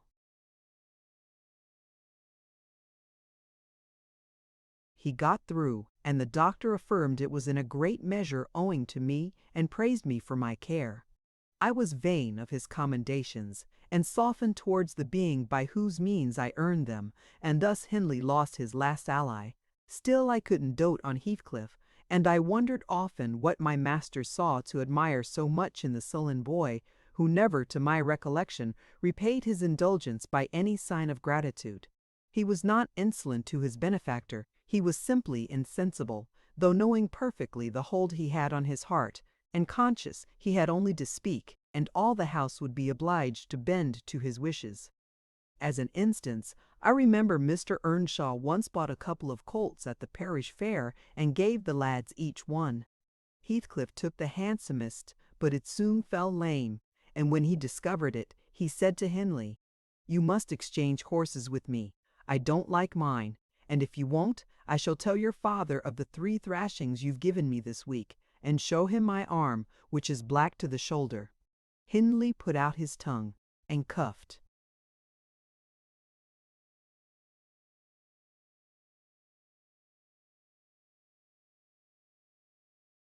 Him over the ears. "You'd better do it at once," he persisted, escaping to the porch. They were in the stable. "You will have to, and if I speak of these blows, you'll get them again with interest." "Off, dog," cried Hindley, threatening him with an iron weight used for weighing potatoes and hay. "Throw it," he replied, standing still, "and then I'll tell how you boasted that you would turn me out of doors as soon as he died, and see whether he will not turn you out directly." Hindley threw it, hitting him on the breast, and down he fell, but staggered up immediately, breathless and white, and, had not I prevented it, he would have gone just so to the master and got full revenge by letting his condition plead for him, intimating who had caused it. "Take my colt, gypsy, then," said young Earnshaw, "and I pray that he may break your neck. Take him, and be damned, you beggarly interloper, and wheedle my father out of all he has, only afterwards show him what you are, imp of Satan. And take that. I hope he'll kick out your brains."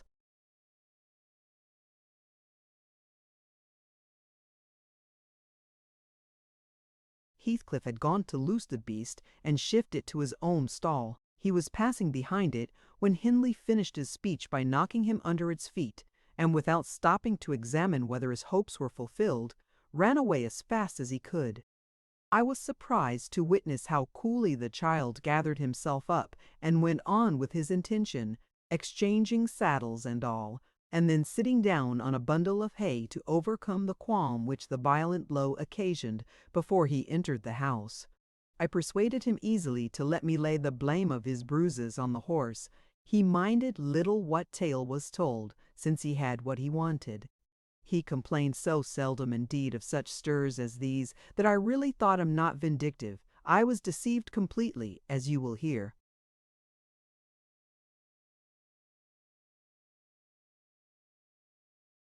Chapter 5. In the course of time, Mr. Earnshaw began to fail. He had been active and healthy, yet his strength left him suddenly, and when he was confined to the chimney corner he grew grievously irritable. A nothing vexed him, and suspected slights of his authority nearly threw him into fits. This was especially to be remarked if anyone attempted to impose upon, or domineer over, his favorite. He was painfully jealous lest a word should be spoken amiss to him, seeming to have got into his head the notion that, because he liked Heathcliff, all hated and longed to do him an ill turn. It was a disadvantage to the lad, for the kinder among us did not wish to fret the master, so we humored his partiality, and that humoring was rich nourishment to the child's pride in black tempers.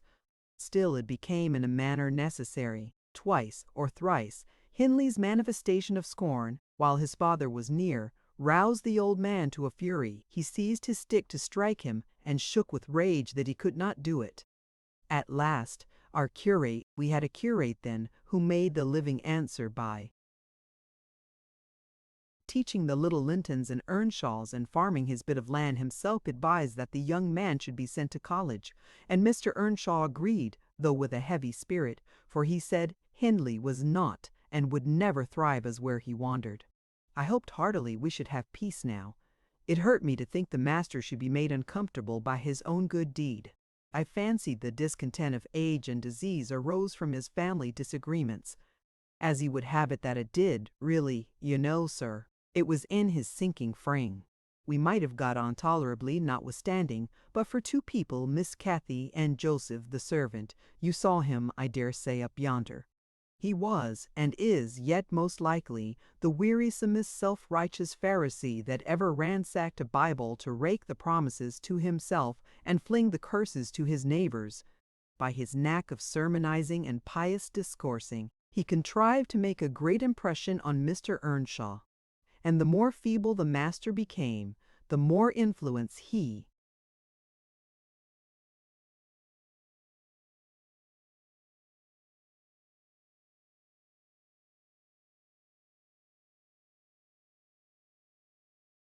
gained. He was relentless in worrying him about his soul's concerns and about ruling his children rigidly.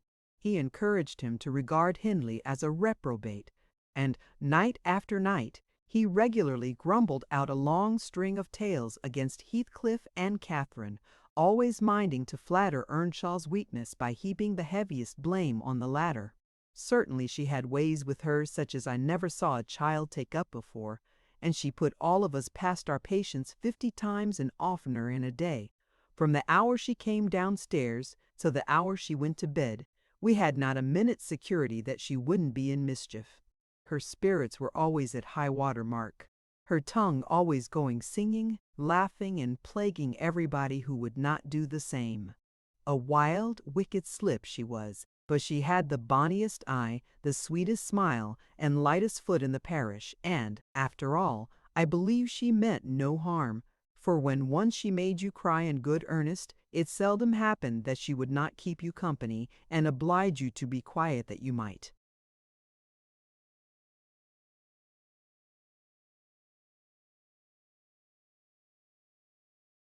Comfort her. She was much too fond of Heathcliff. The greatest punishment we could invent for her was to keep her separate from him, yet she got chided more than any of us on his account. In play she liked exceedingly to act the little mistress. Using her hands freely and commanding her companions, she did so to me. But I would not bear slapping and ordering, and so I let her know. Now, Mr. Earnshaw did not understand jokes from his children. He had always been strict and grave with them, and Catherine, on her part, had no idea why her father should be crosser and less patient in his ailing condition than he was in his prime. His peevish reproofs wakened in her a naughty delight to provoke him. She was never so happy as when we were all scolding her at once, and she defying us with her bold, saucy look and her ready words, turning Joseph's religious curses into ridicule, baiting me, and doing just what her father hated most, showing how her pretended insolence, which he thought real, had more power over Heathcliff than his kindness, how the boy would do her bidding in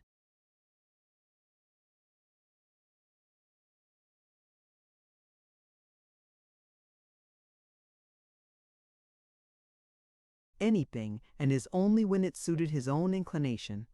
After behaving as badly as possible all day, she sometimes came fondling to make it up at night. "Nay, Cathy," the old man would say, "I cannot love thee. Thou wert's worse than thy brother. Go, say thy prayers, child, and ask God's pardon. I doubt thy mother, and I must rue that we ever reared thee. That made her cry at first, and then being repulsed continually hardened her, and she laughed if I told her to say she was sorry for her faults, and begged to be forgiven. But the hour came, at last, that ended Mr. Earnshaw's troubles on earth. He died quietly in his chair one October evening, seated by the fireside. A high wind blustered round the house and roared in the chimney. It sounded wild and stormy, yet it was not cold, and we were all together. I, a little removed from the hearth, busy at my knitting, and Joseph reading his Bible near the table, for the servants generally sat in the house then, after their work was done. Miss Cathy had been sick, and that made her still. She leant against her father's knee, and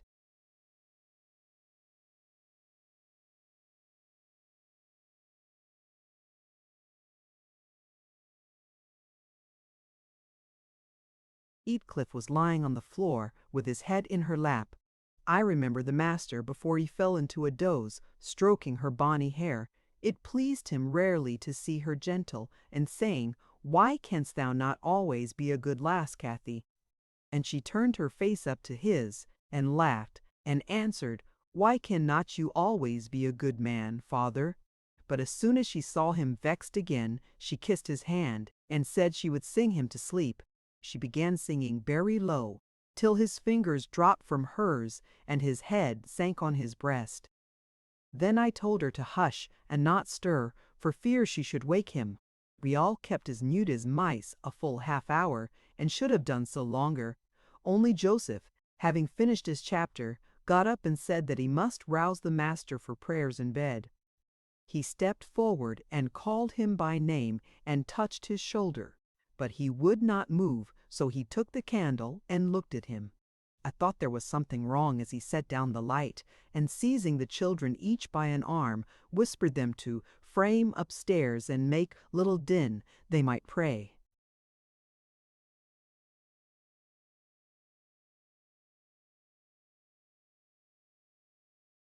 Alone that evening he had somewhat to do.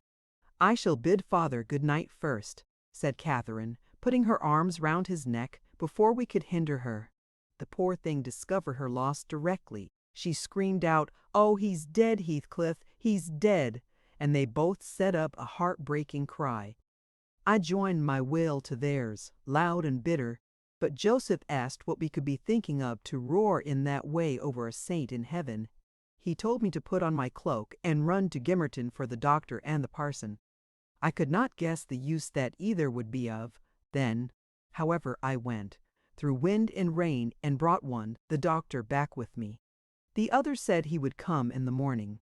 Leaving Joseph to explain matters, I ran to the children's room. Their door was ajar.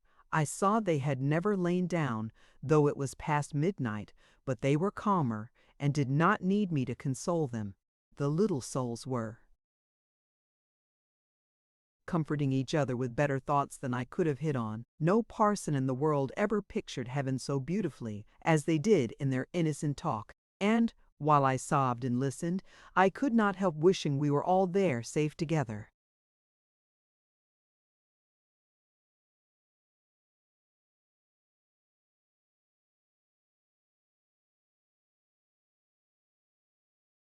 Chapter 6. Mr. Hindley came home to the funeral, and a thing that amazed us and set the neighbors gossiping right and left, he brought a wife with him. What she was and where she was born, he never informed us. Probably she had neither money nor name to recommend her, or he would scarcely have kept the union from his father. She was not one that would have disturbed the house much on her own account. Every object she saw the moment she crossed the threshold appeared to delight her, and every circumstance that took place about her, except the preparing for the burial and the presence of the mourners. I thought she was half silly. From her behavior while that went on, she ran into her chamber and made me come with her, though I should have been dressing the children. And there she sat shivering and clasping her hands and asking repeatedly, "Are they gone yet?" Then she began describing with hysterical emotion the effect it produced on her to see black, and started and trembled and at last fell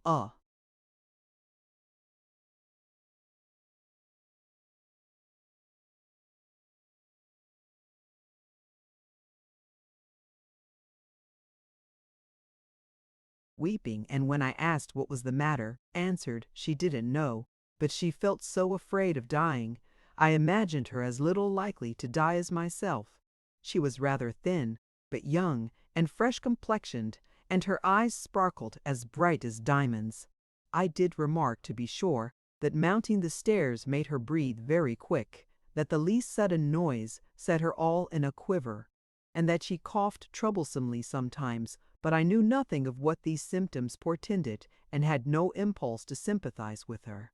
We don't in general take to foreigners here, Mr. Lockwood, unless they take to us first. Young Earnshaw was altered considerably in the 3 years of his absence. He had grown sparer, and lost his color, and spoke and dressed quite differently. And on the very day of his return, he told Joseph and me we must thenceforth quarter ourselves in the back kitchen and leave the house for him. Indeed, he would have carpeted and papered a small spare room for a parlor, but his wife expressed such pleasure at the white floor and huge glowing fireplace, at the pewter dishes and delf case and dog kennel and the wide space there was to move about in where they usually sat, that he thought it unnecessary to her comfort, and so dropped the intention. She expressed pleasure, too, at finding a sister among her new acquaintance, and she prattled to Catherine and kissed her and ran about with her and gave her quantities of presents at the beginning. Her affection tired very soon, however, and when she grew peevish, Hindley became tyrannical. A few words from her, evincing a dislike to Heathcliff, were enough to rouse in him all his old hatred of the boy. He drove him from their company to the servants, deprived him of the instructions of the curate, and insisted that he should labor out of doors instead, compelling him to do so as hard as any other lad on the farm. Heathcliff bore his degradation pretty well at first, because Cathy taught him what she learnt, and worked or played with him in the fields. They both promised fair to grow up as rude as savages, the young master being entirely negligent how they behaved and what they did, so they kept clear of him. He would not even have seen after their going to church on Sundays, only Joseph and the curate reprimanded his carelessness when they absented themselves, and that reminded him to order Heathcliff a flogging and Catherine a fast from dinner or supper. But it was one of their chief amusements to run away to the moors in the morning and remain there all day, and the after punishment grew a mere thing to laugh at. The curate might set as many chapters as he pleased for Catherine to get by heart, and Joseph might thrash Heathcliff till his arm ached. They forgot everything the minute they were together again, at least the minute they had contrived some naughty plan of revenge, and many a time I've cried to myself to watch them growing more reckless daily, and I not daring to speak a syllable for fear of losing the small power I still retained over the unfriended creatures.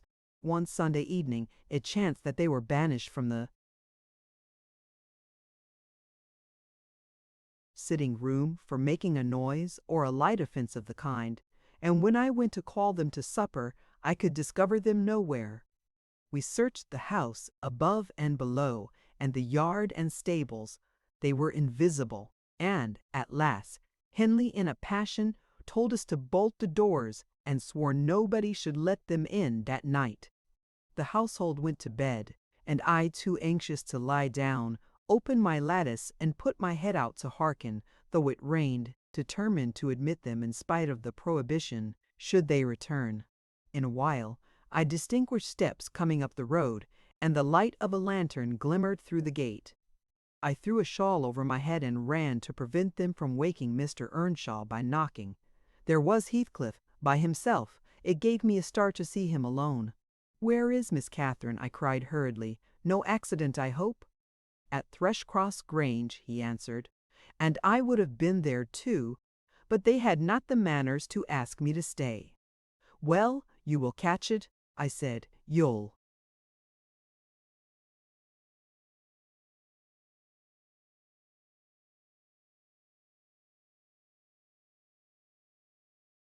Never be content till you're sent about your business. What in the world led you wandering to Thrushcross Grange? "Let me get off my wet clothes, and I'll tell you all about it, Nellie," he replied. I bid him beware of rousing the master, and while he undressed and I waited to put out the candle, he continued. Kathy and I escaped from the wash-house to have a ramble at Liberty, and getting a glimpse of the Grange lights, we thought we would just go and see whether the Lintons passed their Sunday evenings standing shivering in corners while their father and mother sat eating and drinking and singing and laughing and burning their eyes out before the fire. Do you think they do? Or reading sermons and being catechized by their manservant and set to learn a column of scripture names if they don't answer properly? Probably not, I responded. They are good children, no doubt, and don't deserve the treatment you receive for your bad conduct. Don't cant, Nellie, he said. Nonsense.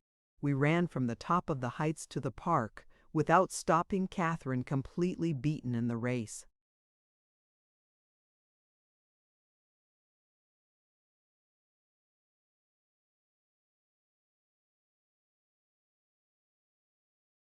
Because she was barefoot. You'll have to seek for her shoes in the bog tomorrow. We crept through a broken hedge, groped our way up the path, and planted ourselves on a flower plot under the drawing-room window. The light came from thence. They had not put up the shutters, and the curtains were only half closed. Both of us were able to look in by standing on the basement and clinging to the ledge, and we saw, it was beautiful. A splendid place, carpeted with crimson and crimson-covered chairs and tables, and a pure white ceiling bordered by gold, a shower of glass drops hanging in silver chains from the center and shimmering with little soft tapers. Old Mr. and Mrs. Linton were not there. Edgar and his sister had it entirely to themselves. Shouldn't they have been happy? We should have thought ourselves in heaven. And now, guess what your good children were doing? Isabella, I believe she is 11, a year younger than Kathy, lay screaming at the farther end of the room, shrieking as if witches were running red-hot needles into her. Edgar stood on the hearth, weeping silently.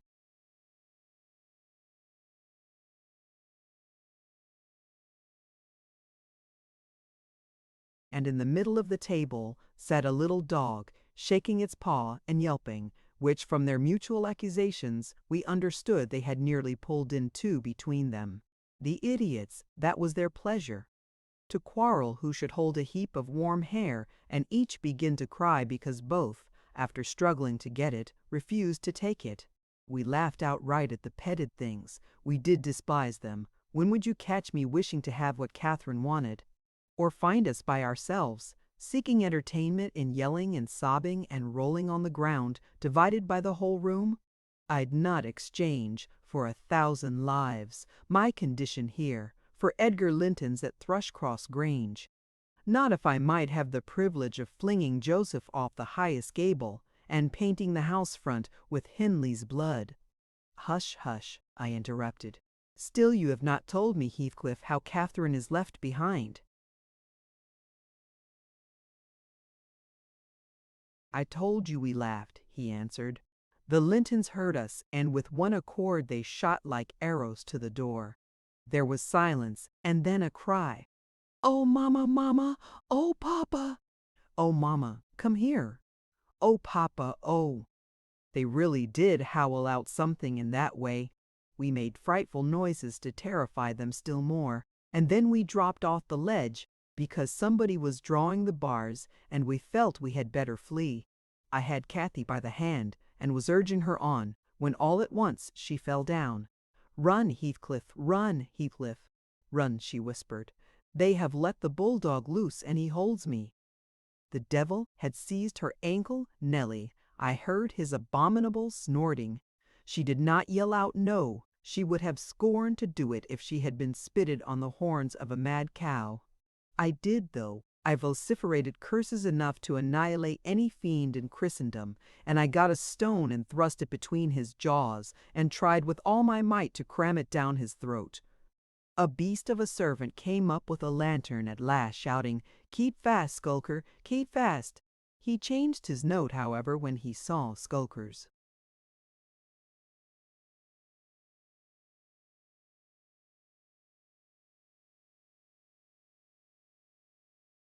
Game. The dog was throttled off. his huge purple tongue hanging half a foot out of his mouth and his pendant lips streaming with bloody slaver. The man took Cathy up. She was sick, not from fear, I'm certain, but from pain. He carried her in. I followed, grumbling execrations and vengeance. "What, pray, Robert?" hallooed Linton from the entrance. "Skulker has caught a little girl, sir," he replied. "And there's a lad here," he added, making a clutch at me, "who looks an out-and-outer. Very like the robbers were for putting them through the window to open the doors to the gang after all were asleep, that they might murder us at their ease. Hold your tongue, you foul-mouthed thief, you! You shall go to the gallows for this. Mr. Linton, sir, don't lay by your gun." "No, no, Robert," said the old fool. "The rascals knew that yesterday was my rent day. They thought to have me cleverly. Come in, I'll furnish them a reception. There, John, fasten the chain. Give Skulker some water, Jenny. To beard a magistrate in his stronghold, and on the Sabbath too. Where will their insolence stop? Oh, my dear Mary, look here."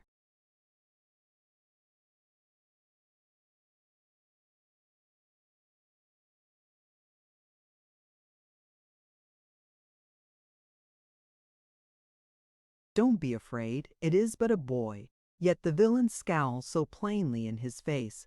Would it not be a kindness to the country to hang him at once, before he shows his nature and acts as well as features? He pulled me under the chandelier, and Mrs. Linton placed her spectacles on her nose, and raised her hands in horror. The cowardly children crept nearer also, Isabella lisping, "Frightful thing!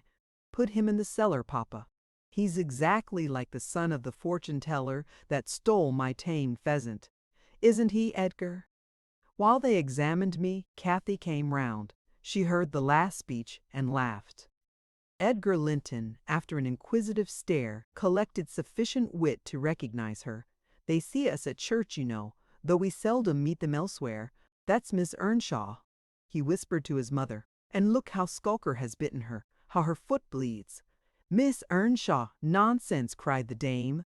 Miss Earnshaw scouring the laveem.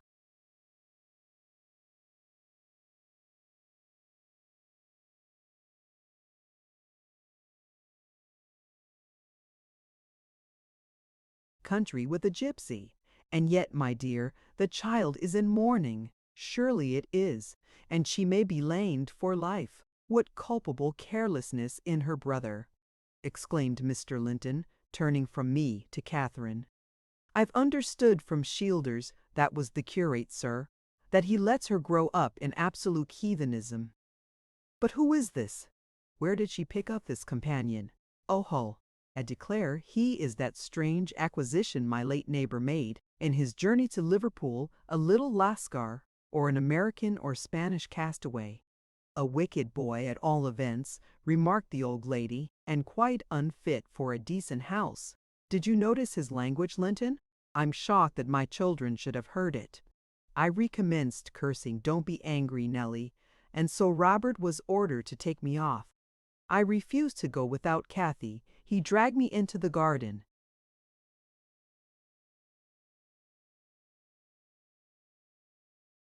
Pushed a lantern into my hand, assured me that Mr. Earnshaw should be informed of my behavior, and, bidding me march directly, secured the door again. The curtains were still looped up at one corner, and I resumed my station as spy, because if Catherine had wished to return, I intended shattering their great glass panes to a million of fragments unless they let her out. She sat on the sofa quietly. Mrs. Linton took off the gray cloak of the dairymaid, which we had borrowed for our excursion, shaking her head and expostulating with her, I suppose. She was a young lady, and they made a distinction between her treatment and mine. Then the woman servant brought a basin of warm water and washed her feet, and Mr. Linton mixed a tumbler of negus, and Isabella emptied a plateful of cakes into her lap, and Edgar stood gaping at a distance. Afterwards, they dried and combed her beautiful hair, and gave her a pair of enormous slippers, and wheeled her to the fire, and I left her as merry as she could be, dividing her food between the little dog and Skulker, whose nose she could.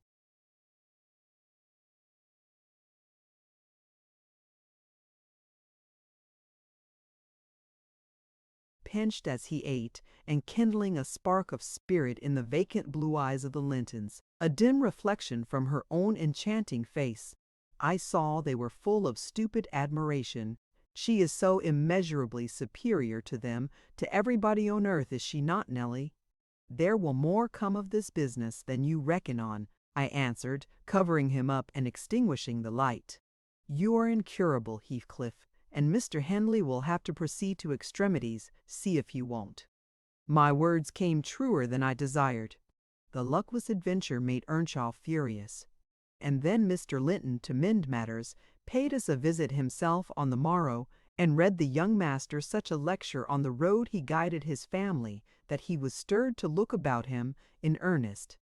Heathcliff received no flogging, but he was told that the first word he spoke to Miss Catherine should ensure a dismissal, and Mrs. Earnshaw undertook to keep her sister-in-law in due restraint when she returned home, employing art, not force. With force she would have found it.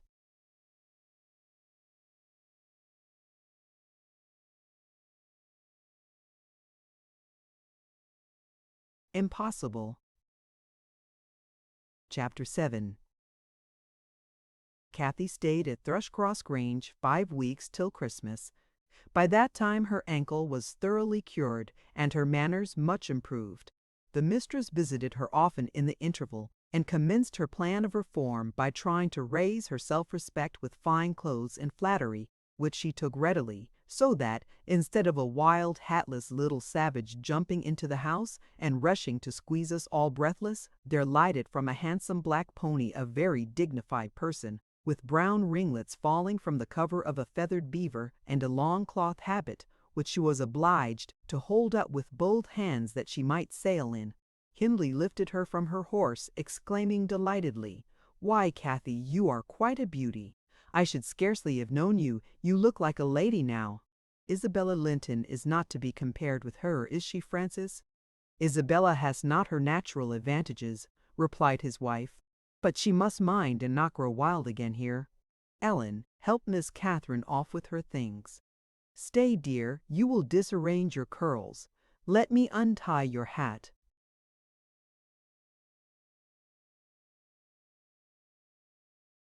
I removed the habit, and there shone forth beneath a grand plaid silk frock, white trousers, and burnished shoes.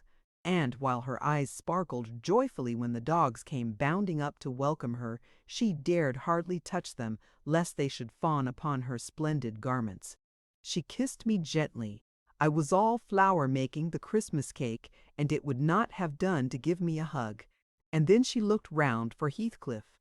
Mr. and Mrs. Earnshaw watched anxiously their meeting, thinking it would enable them to judge, in some measure, what grounds they had for hoping to succeed in separating the two friends.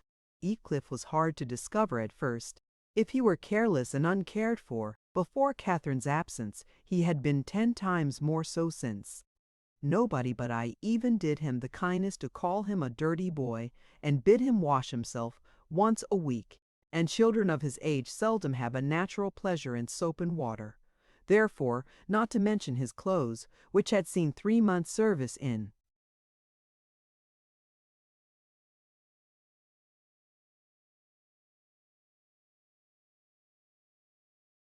mire and dust, and his thick uncombed hair, the surface of his face and hands was dismally beclouded. He might well skulk behind the settle on beholding such a bright, graceful damsel enter the house instead of a rough-headed counterpart of himself, as he expected. "Is Heathcliff not here?" she demanded, pulling off her gloves and displaying fingers wonderfully whitened with doing nothing and staying indoors. "Heathcliff, you may come forward," cried Mr. Hindley, enjoying his discomfiture, and gratified to see what a forbidding young blackguard he would be compelled to present himself. "You may come and wish Miss Catherine welcome, like the other servants." Cathy, catching a glimpse of her friend in his concealment, flew to embrace him. She bestowed 7 or 8 kisses on his cheek within the second, and then stopped, and drawing back, burst into a laugh, exclaiming, "Why, how very black!"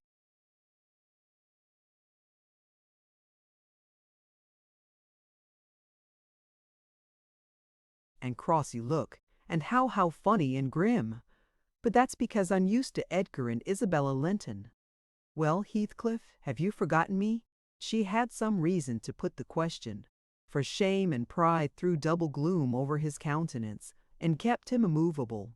Shake hands, Heathcliff, said Mr. Earnshaw condescendingly, once in a way that is permitted. I shall not, replied the boy, finding his tongue at last. I shall not stand to be laughed at. I shall not bear it. And he would have broken from the circle, but Miss Cathy seized him again. I did not mean to laugh at you, she said. I could not hinder myself, Heathcliff. Shake hands at least. What are you sulky for? It was only that you looked odd. If you wash your face and brush your hair, it will be all right, but...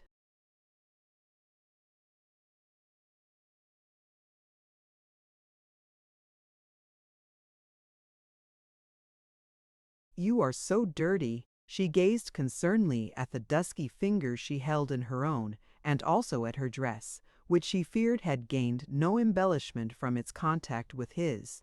You needn't have touched me, he answered, following her eye and snatching away his hand.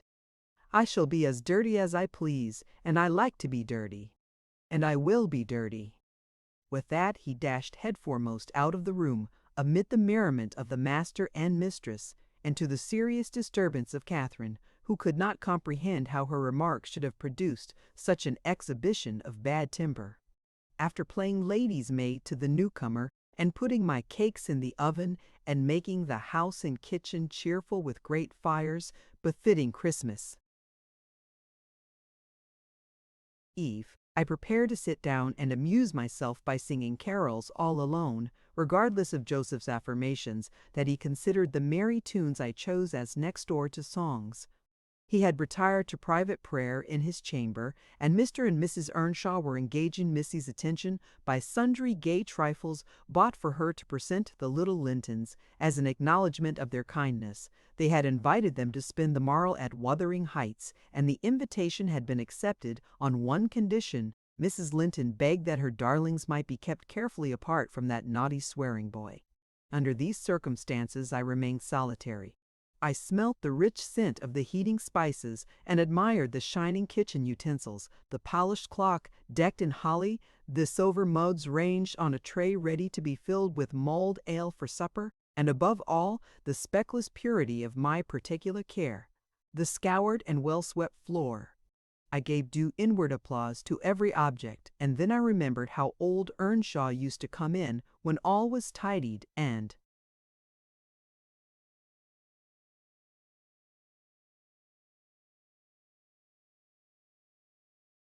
call me a cant lass and slip a shilling into my hand as a Christmas box, and from that I went on to think of his fondness for Heathcliff, and his dread lest he should suffer neglect after death have removed him, and that naturally led me to consider the poor lad's situation now, and from singing I changed my mind to crying. It struck me soon, however, there would be more sense in endeavoring to repair some of his wrongs than shedding tears over them. I got up and walked into the court to seek him. He was not far. I found him smoothing the glossy coat of the new pony in the stable, and feeding the other beasts, according to custom. "Make haste, Heathcliff," I said. "The kitchen is so comfortable, and Joseph is upstairs. Make haste, and let me dress you smart before Miss Cathy comes out, and then you can sit together, with the whole hearth to yourselves, and have a long chatter till bedtime." He proceeded with his task and never turned his head towards me. "Come, are you coming?" I continued. "There's a little cake for each of you, nearly enough, and you'll need half an hour's donning." I waited 5 minutes, but getting no answer left him. Catherine supped with her brother and sister-in-law. Joseph and I joined at an unsociable meal, seasoned with reproofs on one side and sauciness on the other. His cake and cheese remained on the table all night for the fairies. He managed to continue work till 9 o'clock, and then marched dumb and dour to his chamber. Cathy sat up late, having a world of things to order for the reception of her new friends. She came into the kitchen once to speak to her old one, but he was gone, and she only stayed to ask what was the matter with him, and then went back. In the morning he rose early, and, as it was a holiday, carried his ill humor onto the moors, not reappearing till the family were departed for church. Fasting and reflection seemed to have brought him to a better spirit. He hung about me for a while, and having screwed up his courage, exclaimed abruptly, "Nellie, make me decent, I'm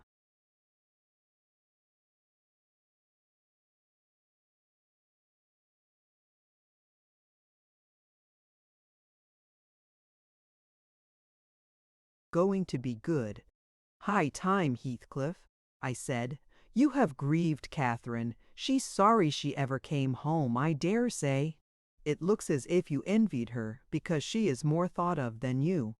The notion of envying Catherine was incomprehensible to him, but the notion of grieving her he understood clearly enough. "Did she say she was grieved?" he inquired, looking very serious. "She cried when I told her you were off again this morning." "Well, I cried last night," he returned, "and I had more reason to cry than she." "Yes, you had the reason of going to bed with a proud heart and an empty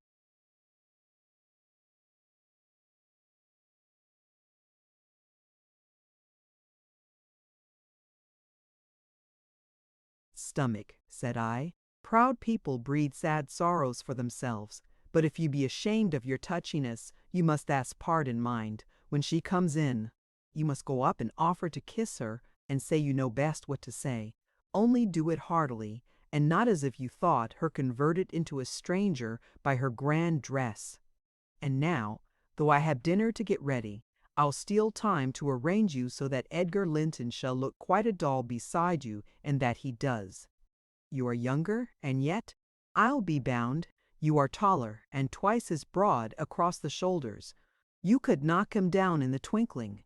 Don't you feel that you could?" Heathcliff's face brightened a moment, then it was overcast afresh, and he sighed. "But Nellie, if I knocked him down 20 times, that wouldn't make him less handsome or me more so. I wish I had light hair and a fair skin and was dressed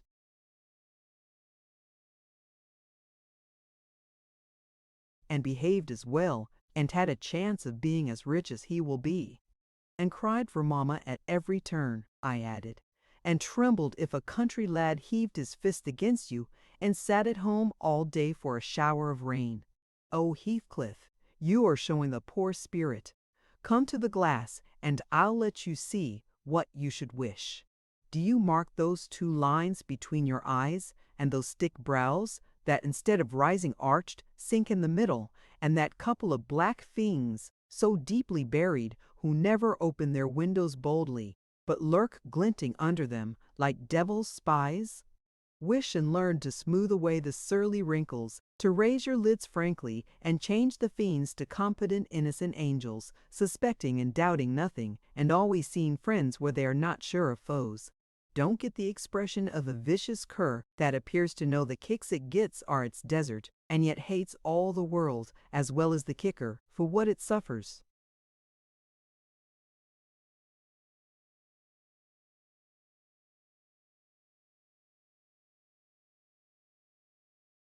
In other words, I must wish for Edgar Linton's great blue eyes and even forehead, he replied. "I do, and that won't help me to them." "A good heart will help you to a bonny face, my lad," I continued. "If you were a regular black, and a bad one will turn the bonniest into something worse than ugly. And now that we've done washing and combing and sulking, tell me whether you don't think yourself rather handsome?" "I'll tell you I do. You're fit for a prince in disguise. Who knows but your father was Emperor of China, and your mother an Indian queen, each of them able to buy up, with 1 week's income, Wuthering Heights and Thrushcross Grange together. And you were kidnapped by wicked sailors and brought to England. Were I in your place, I would frame high notions of my birth, and the thoughts of what I was should give me courage and dignity to support the oppressions of a little farmer." So I chattered on, and Heathcliff gradually lost his frown and began to look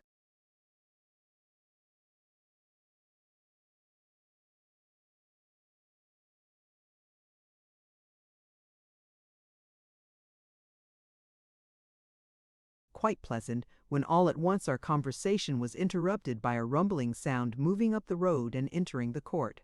He ran to the window, and I to the door, just in time to behold the two Lintons descend from the family carriage, smothered in cloaks and furs, and the Earnshaws dismount from their horses. They often rode to church in winter. Catherine took a hand of each of the children, and brought them into the house and set them before the fire, which quickly put color into their white faces. I urged my companion to hasten now and show his amiable humor, and he willingly obeyed, but ill luck would have it that, as he opened the door leading from the kitchen on one side, Hindley opened it on the other. They met, and the master, irritated at seeing him clean and cheerful, or perhaps eager to keep his promise to Mrs. Linton, shoved him back with a sudden thrust, and angrily bade Joseph keep the fellow out of the room. Send him into the garret till dinner is over.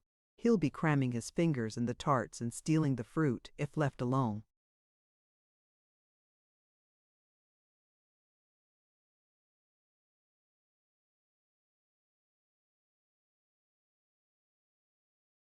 With them a minute.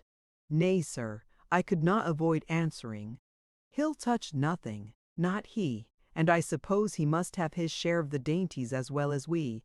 He shall have his share of my hand if I catch him downstairs till dark, cried Hindley. Begone, you vagabond. What, you are attempting the coxcomb, are you? Wait till I get hold of those elegant locks. See if I won't pull them a bit longer. They are long enough already, observed Master Linton, peeping from the doorway. I wonder they don't make his head ache. It's like a colt's mane over his eyes. He ventured this remark without any intention to insult, but Heathcliff's violent nature was not prepared to endure the appearance of impertinence from one whom he seemed to hate even then as a rival.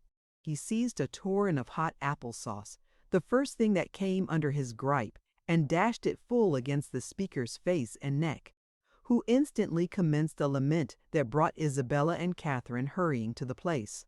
Mr. Earnshaw snatched up the culprit directly and conveyed him to his chamber, where doubtless he administered a rough remedy to cool the fit of passion, for he appeared red and breathless.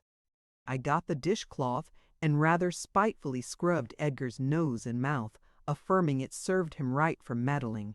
His sister began weeping to go home, and Cathy stood by confounded, blushing for all. You should not have spoken to him. She expostulated with Master Linton. He was in a bad temper, and now you spoil your visit, and he'll be flogged. I hate him to be flogged. I can't eat my dinner. Why did you speak to him, Edgar? I didn't, sobbed the youth, escaping from my hands and finishing the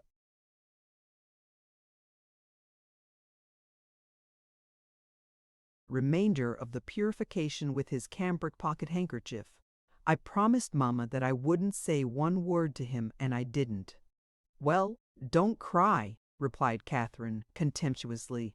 You're not killed. Don't make more mischief. My brother is coming. Be quiet. Hush, Isabella. Has anybody hurt you? There, children, to your seats, cried Hindley, bustling in. That brute of a lad has warmed me nicely. Next time, Master Edgar, take the law into your own fists. It will give you an appetite. The little party recovered its equanimity at sight of the fragrant feast. They were hungry after their ride, and easily consoled, since no real harm had befallen them. Mr. Earnshaw carved bountiful platefuls, and the mistress made them merry with lively talk. I waited behind her chair, and was pained to behold Catherine, with dry eyes and an indifferent air, commence cutting up the wing of a goose before her. An unfeeling child, I thought to myself. How lightly she dismisses her old playmate's troubles. I could not have imagined her to be so selfish. She lifted a mouthful to her lips. Then she set it down again, her cheeks flushed, and the tears gushed over them. She slipped her fork to the floor, and hastily dived under the cloth to conceal her emotion. I did not call her unfeeling long, for I perceived she was in purgatory throughout the day, and wearying to find an opportunity of getting by herself, or paying a visit to Heathcliff, who had been locked up by the master, as I discovered on endeavoring to introduce to him a private mess of victuals. In the evening we had a dance. Cathy begged that he might be liberated then, as Isabella Linton had no partner. Her entreaties were vain, and I was appointed to supply the deficiency.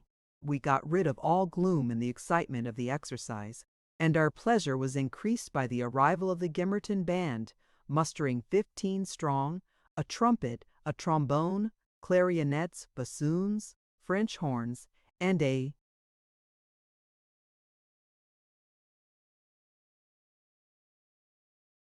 bass viol, besides singers. They go the rounds of all the respectable houses and receive contributions every Christmas, and we esteemed it a first-rate treat to hear them. After the usual carols had been sung, we set them to songs and glees. Mrs. Earnshaw loved the music, and so they gave us plenty. Catherine loved it too, but she said it sounded sweetest at the top of the steps, and she went up in the dark. I followed. They shut the house door below, never noting our absence, it was so full of people. She made no stay at the stairs' head, but mounted farther to the garret where Heathcliff was confined, and called him. He stubbornly declined answering for a while. She persevered, and finally persuaded him to hold communion with her through the boards. I let the poor things converse unmolested, till I supposed the songs were going to cease, and the singers to get some refreshment. Then I clambered up the ladder to warn her. Instead of finding her outside, I heard her voice within. The little monkey had crept by the skylight of one garret, along the roof, into the skylight of the other, and it was with the utmost difficulty I could coax her out again. When she did come, Heathcliff came with her, and she insisted that I should take him into the kitchen, as my fellow servant had gone to a neighbor's, to be removed from the sound of our devil's psalmody, as it pleased him to call it. I told them I intended by no means to encourage their tricks, but as the prisoner had never broken his fast since yesterday's dinner, I would wink at his cheating Mr. Hindley that once. He went down, I set him a stool by the fire, and offered him a quantity of good things, but he was sick and could eat little, and my attempts to entertain him were thrown away. He leant his 2 elbows on his knees and his chin on his hands, and remained wrapped in dumb meditation. On my inquiring the subject of his thoughts, he answered gravely, "I'm trying to settle how I shall pay Hindley back. I don't care how long I wait, if I can only do it at last. I hope he will not die before I do." "For shame, Heathcliff," said I. "It is for God to punish wicked people. We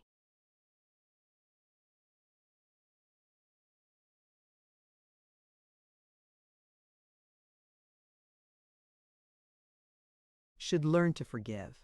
"No, God won't have the satisfaction that I shall," he returned. "I only wish I knew the best way. Let me alone, and I'll plan it out. While I'm thinking of that I don't feel pain.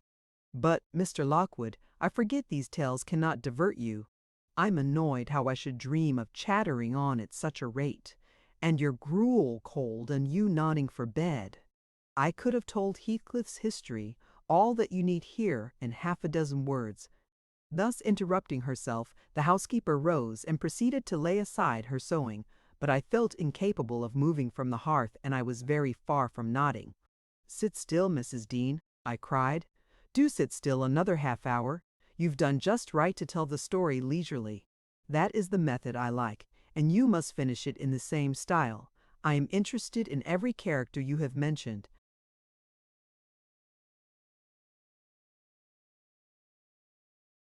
More or less. The clock is on the stroke of 11, sir." "No matter. I'm not accustomed to go to bed in the long hours. 1 or 2 is early enough for a person who lies till 10. You shouldn't lie till 10. There's the very prime of the morning gone long before that time. A person who has not done 1/2 his day's work by 10 o'clock runs a chance of leaving the other half undone. Nevertheless, Mrs. Dean, resume your chair, because tomorrow I intend lengthening the night till afternoon. I prognosticate for myself an obstinate cold, at least." "I hope not, sir."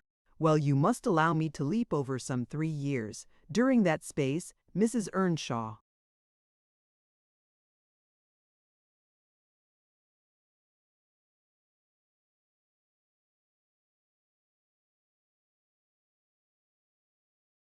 No, no, I'll allow nothing of the sort.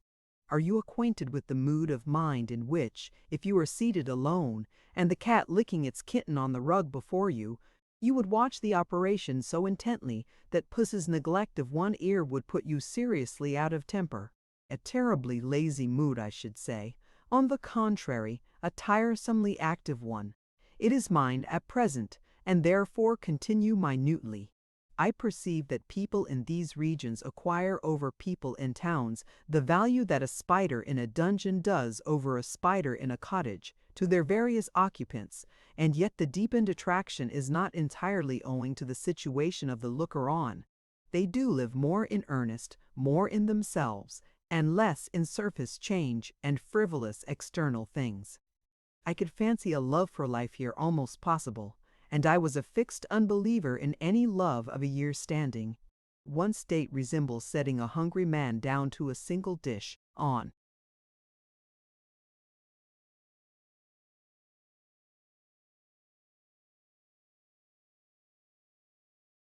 which he may concentrate his entire appetite and do it justice. The other, introducing him to a table laid out by French cooks, he can perhaps extract as much enjoyment from the whole, but each part is a mere atom in his regard and remembrance.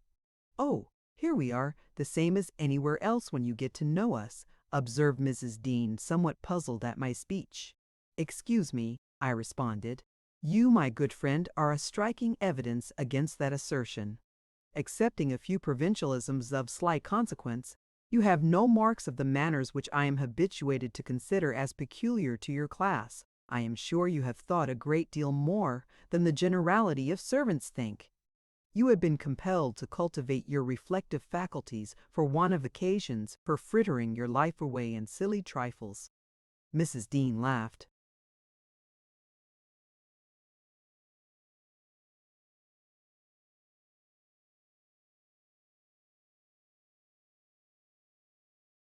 "I certainly esteem myself a steady, reasonable kind of body," she said, "not exactly from living among the hills and seeing one set of faces and one series of actions from year's end to year's end, but I have undergone sharp discipline which has taught me wisdom, and then I have read more than you would fancy, Mr. Lockwood.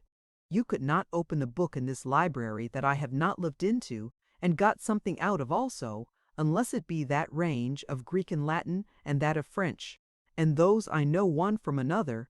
It is as much as you can expect of a poor man's daughter.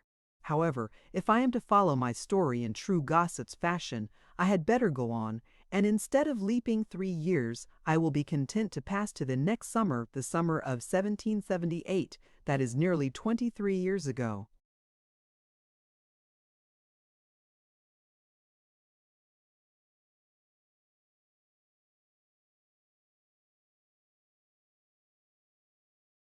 Chapter 8. On the morning of a fine June day, my first bonny little nursling and the last of the ancient Earnshaw stock was born. We were busy with the hay in a faraway field, when the girl that usually brought our breakfast came running an hour too soon across the meadow and up the lane, calling me as she ran. "Oh, such a grand bairn," she panted out, "the finest lad that ever breathed. But the doctor says missus must go. He says she's been in a consumption these many months. I heard him tell Mr. Henley, and now she has nothing to keep her, and she'll be dead before winter. You must come home directly. You're to nurse it, Nellie, to feed it with sugar and milk, and take care of it day and night. I wish I were you, because it will be all yours when there is no missus." "But is she very ill?" I asked, flinging down my rake and tying my bonnet. "I guess she is, yet she looks bravely," replied the girl, "and she talks as if she thought of living to see it grow a man. She's out of her head for joy. It's such a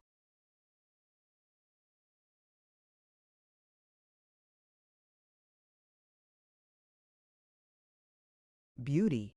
If I were her, I'm certain I should not die. I should get better at the bare sight of it in spite of Kenneth." I was fairly mad at him. Dame Archer brought the cherub down to master in the house, and his face just began to light up when the old croaker steps forward and says Earnshaw, it's a blessing your wife has been spared to leave you this son. When she came, I felt convinced we shouldn't keep her long. And now, I must tell you the winter will probably finish her. Don't take on and fret about it too much. It can't be helped. And besides, you should have known better than to choose such a rush of a lass. And what did the master answer? I inquired. I think he swore, but I didn't mind him. I was straining to see the bairn, and she began again to describe it rapturously. I, as zealous as herself, hurried eagerly home to admire on my part. Though I was very sad for Hindley's sake. He had room in his heart only for two idols, his wife and himself. He doted on both, and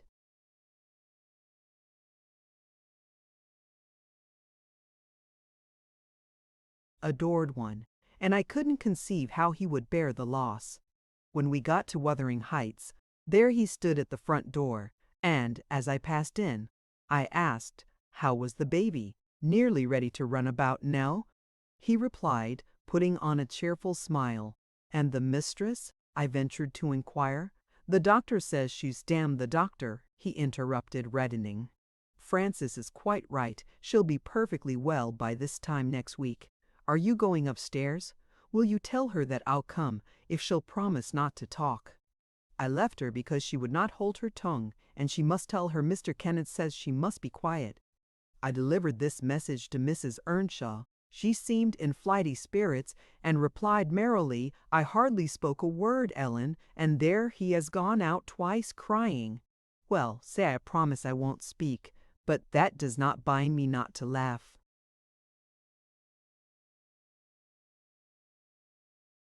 At him, poor soul, till within a week of her death that gay heart never failed her, and her husband persisted doggedly, nay, furiously, in affirming her health improved every day. When Kenneth warned him that his medicines were useless at that stage of the malady, and he needn't put him to further expense by attending her, he retorted, I know you need not. She's well. She does not want any more attendance from you. She never was in a consumption. It was a fever, and it is gone. Her pulse is as slow as mine now, and her cheek as cool. He told his wife the same story, and she seemed to believe him, but one night, while leaning on his shoulder in the act of saying she thought she should be able to get up tomorrow, a fit of coughing took her, a very slight one. He raised her in his arms. She put her 2 hands about his neck. Her face changed, and she was dead.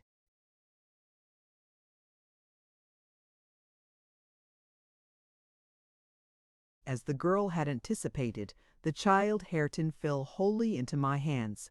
Mr. Earnshaw, provided he saw him healthy and never heard him cry, was contented, as far as regarded him. For himself, he grew desperate. His sorrow was of that kind that will not lament. He neither wept nor prayed. He cursed and defied, execrated God and man, and gave himself up to reckless dissipation. The servants could not bear his tyrannical and evil conduct long. Joseph and I were the only 2 that would stay. I had not the heart to leave my charge, and besides, you know, I had been his foster sister and excused his behavior more readily than a stranger would. Joseph remained to hector over tenants and laborers, and because it was his vocation to be where he had plenty of wickedness to reprove. The master's bad ways and bad companions formed a pretty example for Catherine and Heathcliff. His treatment of the latter was enough to make a fiend of a saint. And, truly, it appeared as if the lad were possessed of something diabolical at that period. He delighted to witness Hindley degrading himself past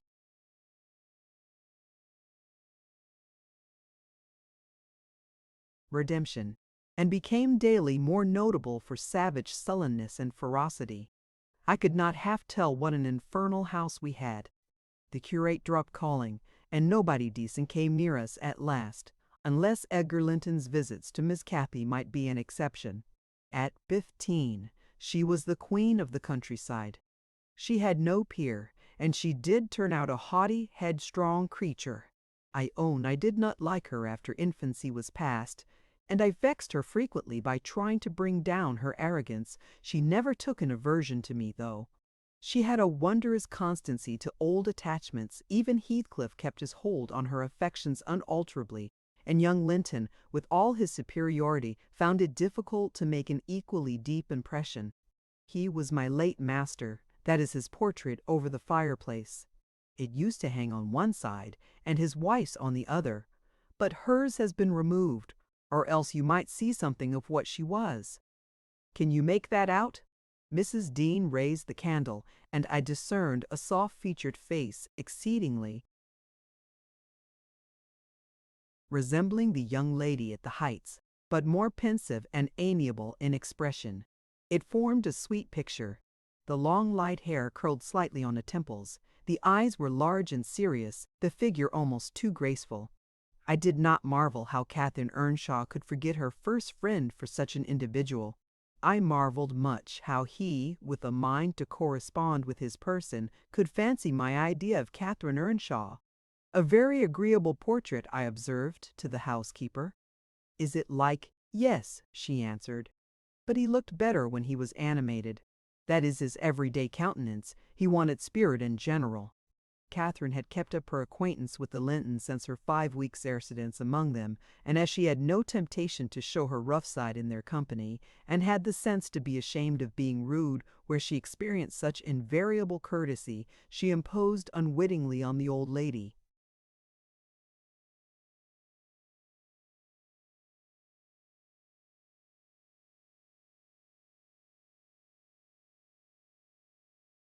And gentlemen, by her ingenious cordiality, gained the admiration of Isabella and the heart and soul of her brother, acquisitions that flattered her from the first, for she was full of ambition and led her to adopt a double character without exactly intending to deceive anyone.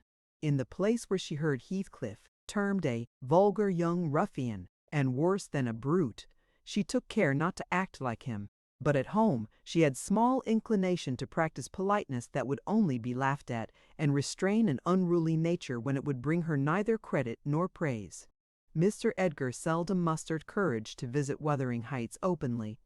He had a terror of Earnshaw's reputation, and shrunk from encountering him, and yet he was always received with our best attempts at civility.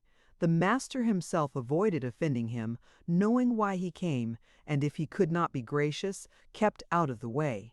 I rather think his appearance there was distasteful to Catherine. She was not artful, never played the coquette, and had evidently an objection to her.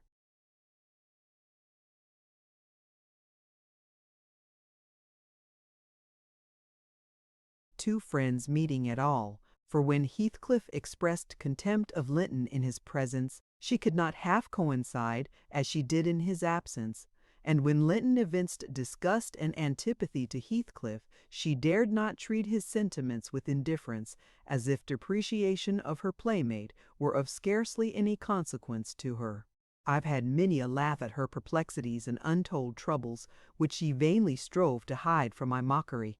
That sounds ill-natured, but she was so proud, it became really impossible to pity her distresses till she should be chastened into more humility. She did bring herself, finally, to confess and to confide in me. There was not a soul else that she might fashion into an adviser. Mr. Hindley had gone from home one afternoon, and Heathcliff presumed to give himself a holiday on the strength of it. He had reached the age of 16 then, I think, and without having bad features or being deficient in intellect, he contrived to convey an impression of inward and outward repulsiveness that his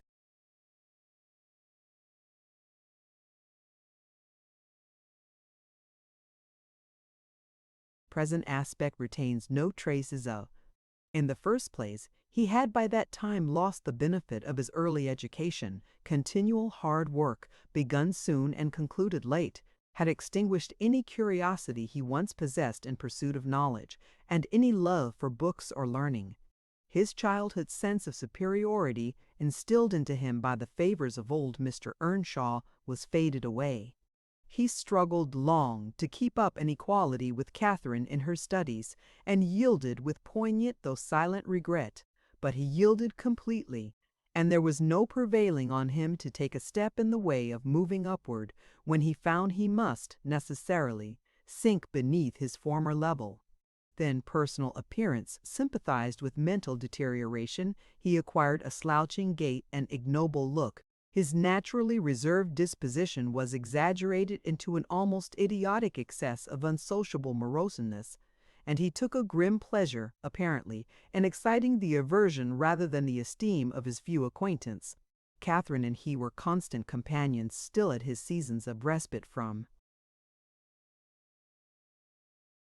labor, but he had ceased to express his fondness for her in words, and recoiled with angry suspicion from her girlish caresses, as if conscious there could be no gratification in lavishing such marks of affection on him.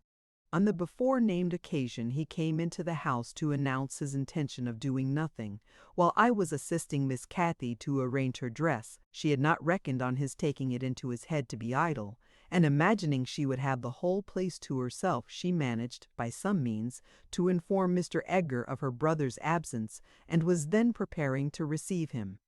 "Cathy, are you busy this afternoon?" asked Heathcliff. "Are you going anywhere?"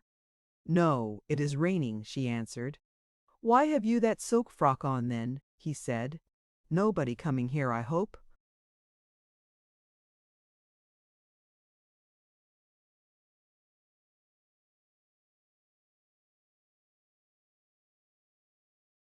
"Not that I know of," stammered Miss. "But you should be in the field now, Heathcliff. It is an hour past dinner time. I thought you were gone." "Hindley does not often free us from his accursed presence," observed the boy. "I'll not work any more today. I'll stay with you." "Oh, but Joseph will tell," she suggested. "You'd better go." "Joseph is loading lime on the further side of Penistone Crags. It will take him till dark, and he'll never know." So saying, he lounged to the fire and sat down. Catherine reflected an instant. With knitted brows she found it needful to smooth the way for an intrusion. "Isabella and Edgar Linton talked of calling this afternoon," she said, at the conclusion of a minute's silence. "As it rains, I hardly expect them, but they may come, and if they do, you run the risk of being scolded for no good."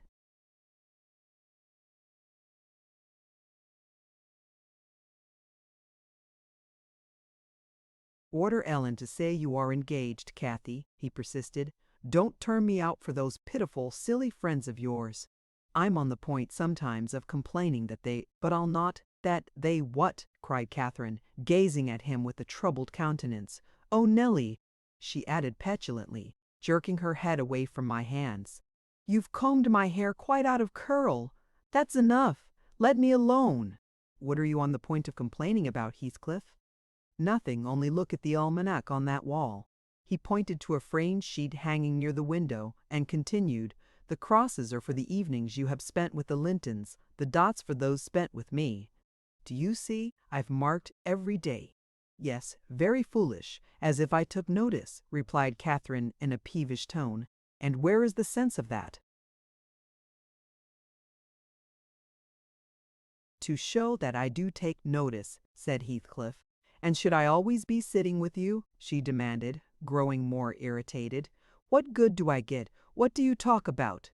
You might be dumb, or a baby, for anything you say to amuse me, or for anything you do either. You never told me before that I talk too little, or that you dislike my company, Cathy," exclaimed Heathcliff in much agitation. "It's no company at all when people know nothing and say nothing," she muttered.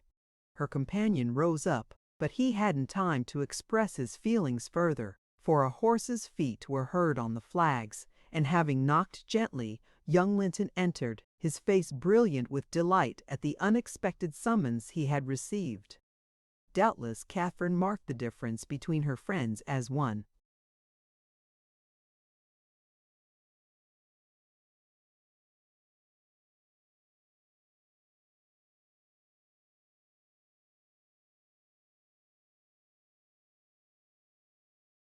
Came in, and the other went out. The contrast resembled what you see in exchanging a bleak, hilly, coal country for a beautiful, fertile valley, and his voice and greeting were as opposite as his aspect. He had a sweet, low manner of speaking and pronounced his words as you do.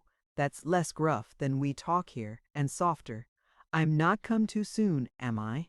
He said, casting a look at me. I had begun to wipe the plate and tidy some drawers at the far end in the dresser. No, answered Catherine. What are you doing there, Nellie? My work, miss, I replied. Mr. Henley had given me directions to make a third party in any private visits Linton chose to pay. She stepped behind me and whispered crossly, Take yourself and your dusters off. When company are in the house, servants don't commence scouring and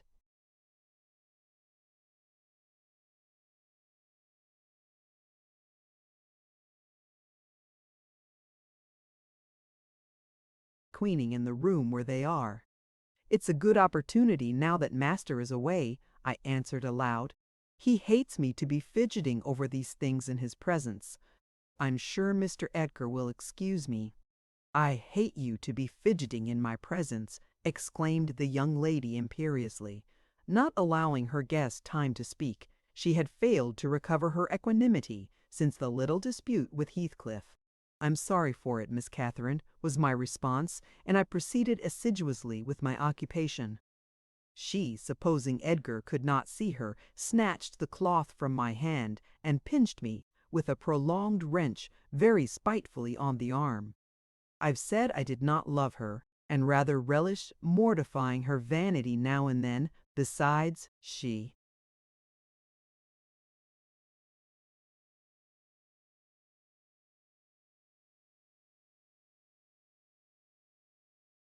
hurt me extremely, so I started up from my knees and screamed out, "Oh, miss, that's a nasty trick. You have no right to nip me, and I'm not going to bear it." "I didn't touch you, you lying creature," cried she, her fingers tingling to repeat the act, and her ears red with rage. She never had power to conceal her passion. It always set her whole complexion in a blaze. "What's that, then?"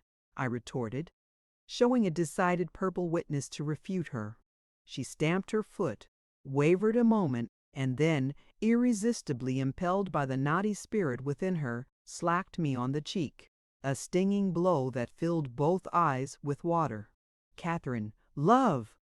"Catherine," interposed Linton, greatly shocked at the double fault of falsehood and violence which his idol had committed.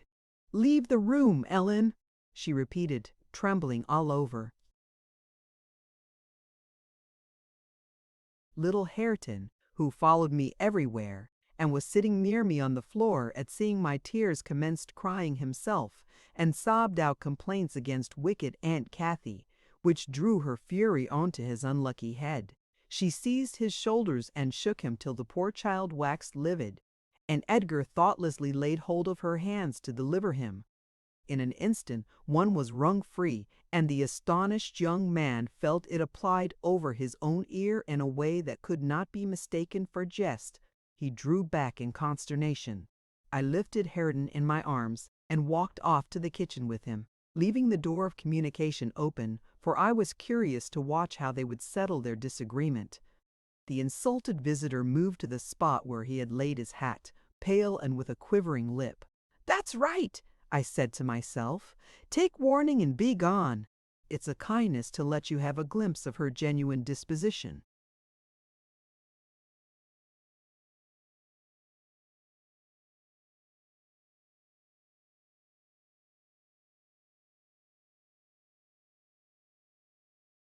"Where are you going?" demanded Catherine, advancing to the door. He swerved aside and attempted to pass. "You must not go," she exclaimed energetically. "I must and shall." He replied in a subdued voice. "No," she persisted, grasping the handle. "Not yet, Edgar Linton. Sit down. You shall not leave me in that temper. I should be miserable all night, and I won't be miserable for you." "Can I stay after you have struck me?" asked Linton. Catherine was mute. "You've made me afraid and ashamed of you," he continued. "I'll not come here again."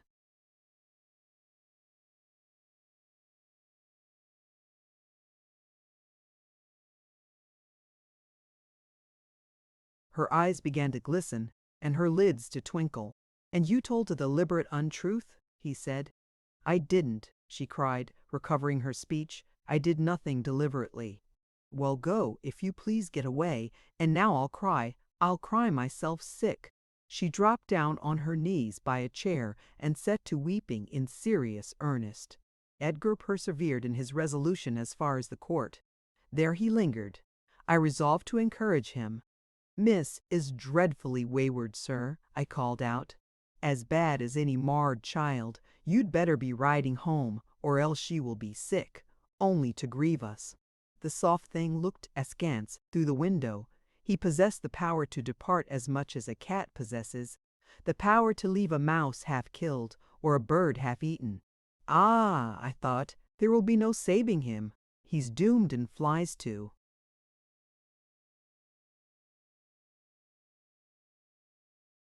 His fate.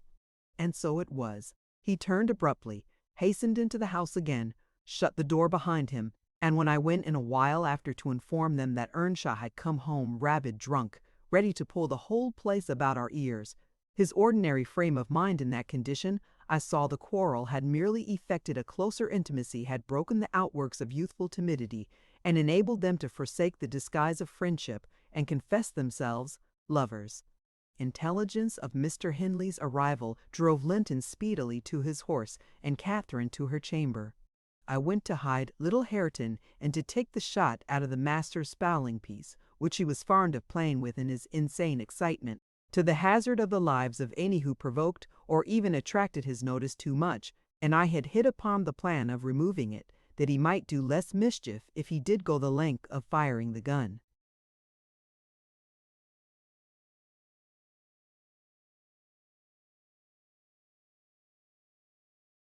Chapter 9. He entered, vociferating oaths dreadful to hear, and caught me in the act of stowing his son away in the kitchen cupboard. Hareton was impressed with a wholesome terror of encountering either his wild beast's fondness or his madman's rage. For in one he ran a chance of being squeezed and kissed to death, and in the other of being flung into the fire or dashed against the wall, and the poor thing remained perfectly quiet wherever I chose to put him. There, I found it out at last, cried Hindley, pulling me back by the skin of my neck like a dog.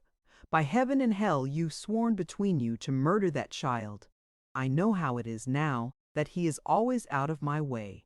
But, with the help of Satan, I shall make you swallow the carving knife, Nellie.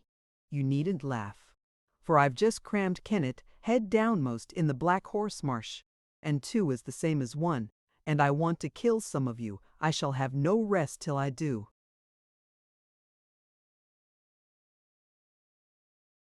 But I don't like the carving knife, Mr. Hindley, I answered. It has been cutting red herrings. I'd rather be shot, if you please. You'd rather be damned, he said, and so you shall. No law in England can hinder a man from keeping his house decent, and mine's abominable. Open your mouth. He held the knife in his hand and pushed its point between my teeth, but, for my part, I was never much afraid of his vagaries. I spat out and affirmed it tasted detestably. I would not take it on any account. Oh, said he, releasing me, I see that hideous little villain is not Hareton. I beg your pardon, Nell. If it be, he deserves flaying alive for not running to welcome me, and for screaming as if I were a goblin. Unnatural cub, come hither. I'll teach thee to impose on a good-hearted, deluded father. Now, don't you think the lad would be handsomer cropped? It makes a dog fiercer, and I love something fierce.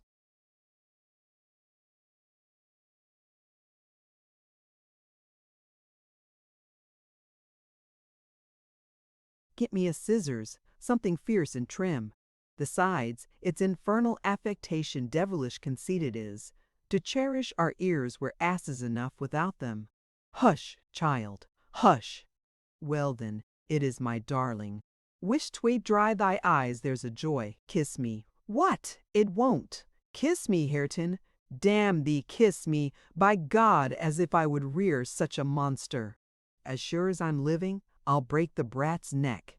Poor Hareton was squalling and kicking in his father's arms with all his might, and redoubled his yells when he carried him upstairs and lifted him over the banister. I cried out that he would frighten the child into fits, and ran to rescue him. As I reached them, Hindley leant forward on the rails to listen to a noise below, almost forgetting what he had in his hands. "Who is that?" he asked, hearing someone approaching the stairs foot. I led forward also, for the purpose of signing to Heathcliff, whose step I recognized, not to come further, and, at the instant when my eye quitted Hareton, he gave a sudden spring, delivered himself from the careless grasp that held him, and fell. There was scarcely time to experience a thrill of horror before we saw that the little wretch was safe. Heathcliff arrived underneath just at the critical moment. By a natural impulse, he arrested his descent, and setting him on his feet, looked up to discover the author of the accident. A miser who has parted with a lucky lottery ticket for 5 shillings and finds next day he has lost in the bargain £5,000 could not show a blanker countenance than he did on beholding the figure of Mr. Earnshaw above. It expressed, plainer than words could do, the intensest anguish at having made himself the instrument of thwarting his own revenge. Had it been dark, I dare say he would have tried to remedy the mistake by smashing Hareton's skull on the steps. But we witnessed his salvation, and I was presently below with my precious charge pressed to my heart. Hindley descended more leisurely, sobered, and abashed. "It is your fault, Ellen," he said. "You should have kept him out of sight. You should have kept him out of sight. You should have taken him from me. Is he injured anywhere?"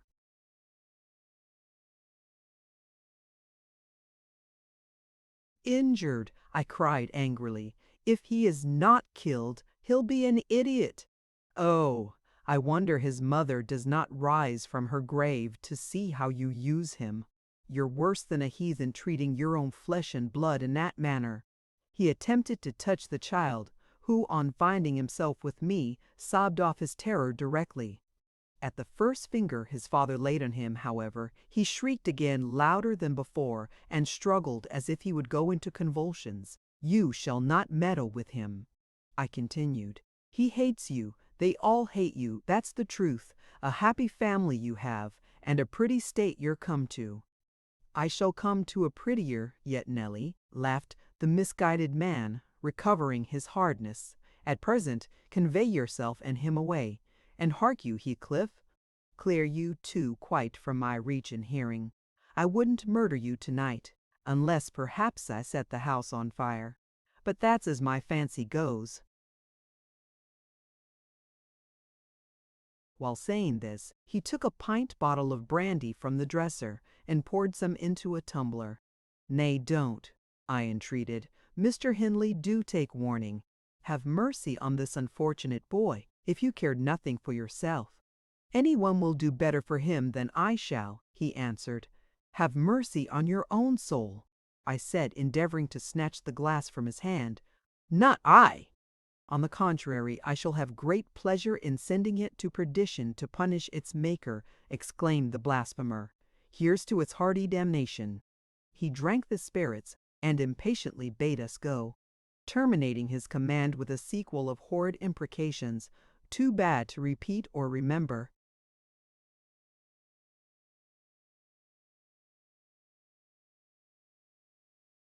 "It's a pity he cannot kill himself with drink," observed Heathcliff, muttering an echo of curses back when the door was shut.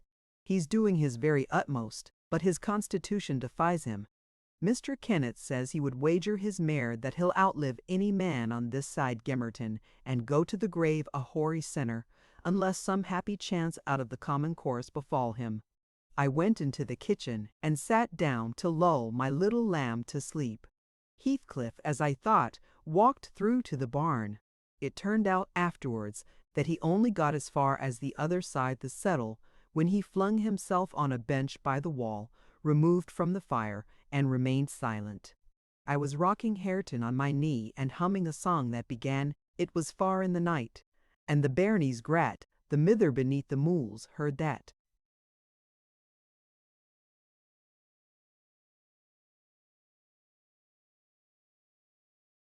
when Miss Cathy, who had listened to the hubbub from her room, put her head in and whispered, "Are you alone, Nellie?" "Yes, miss," I replied. She entered and approached the hearth. I, supposing she was going to say something, looked up.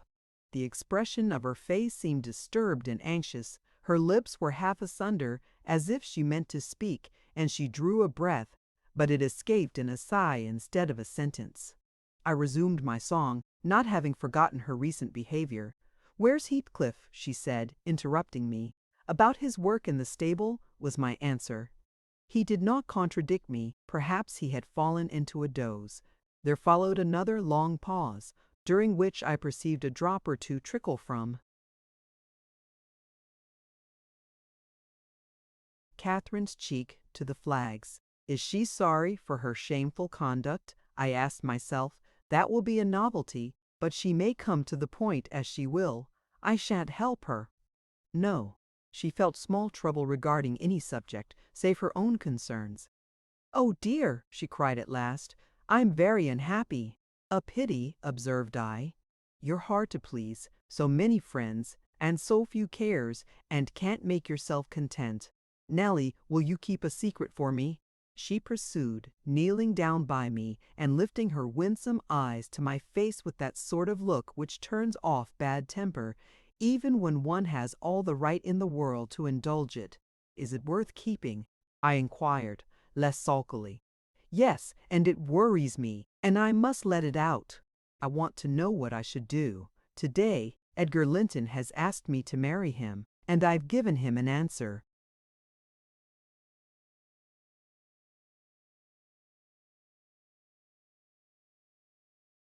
Now, before I tell you whether it was a consent or denial, you tell me which it ought to have been." "Really, Miss Catherine, how can I know?" I replied. "To be sure, considering the exhibition you performed in his presence this afternoon, I might say it would be wise to refuse him. Since he asked you after that, he must either be hopelessly stupid or a venturesome fool." "If you talk so, I won't tell you any more," she returned, peevishly rising to her feet. "I accepted him, Nellie. Be quick and say whether I was wrong. You accepted him. Then what good is it discussing the matter? You have pledged your word and cannot retract.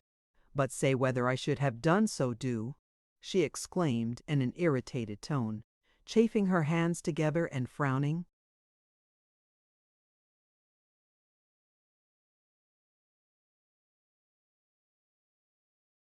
"There are many things to be considered before that question can be answered properly," I said, sententiously.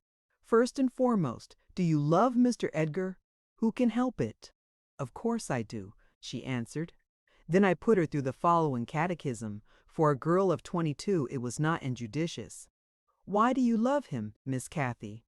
"Nonsense. I do, that's sufficient." "By no means. You must say why." "Well, because he is handsome and pleasant to be with." "Bad," was my commentary.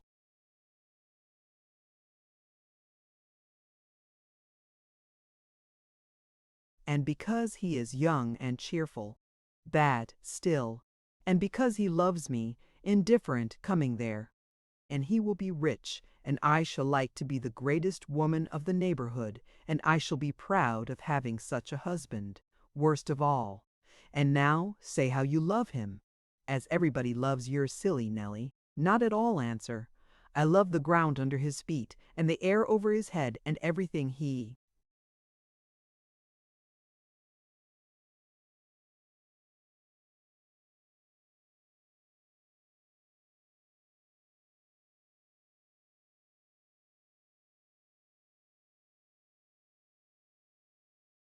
touches and every word he says. I love all his looks and all his actions and him entirely and altogether."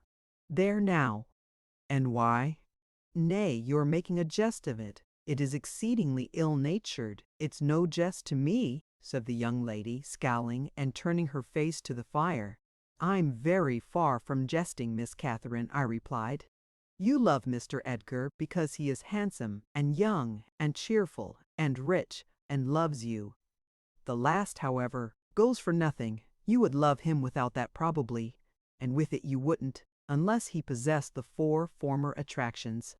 "No, To be sure not, I should only pity him, hate him perhaps, if he were ugly and a clown. But there are several other handsome, rich young men in the world, handsomer possibly, and richer than he is. What should hinder you from loving them?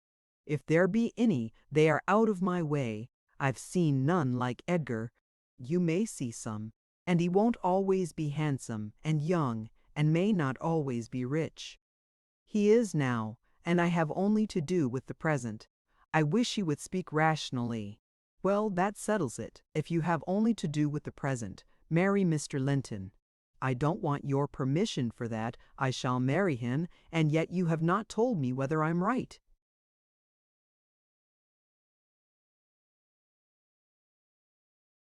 Perfectly right, if people be right to marry only for the present. And now, let us hear what you are unhappy about. Your brother will be pleased. The old lady and gentleman will not object, I think. You will escape from a disorderly, comfortless home into a wealthy, respectable one. And you love Edgar, and Edgar loves you. All seems smooth and easy. Where is the obstacle? Here and here, replied Catherine, striking one hand on her forehead and the other on her breast, in whichever place the soul lives. In my soul and in my heart, I'm convinced I'm wrong. That's very strange. I cannot make it out. It's my secret. But if you will not mock at me, I'll explain it. I can't do it distinctly, but I'll give you a feeling of how I feel. She seated herself by me again. Her countenance grew sadder and graver, and her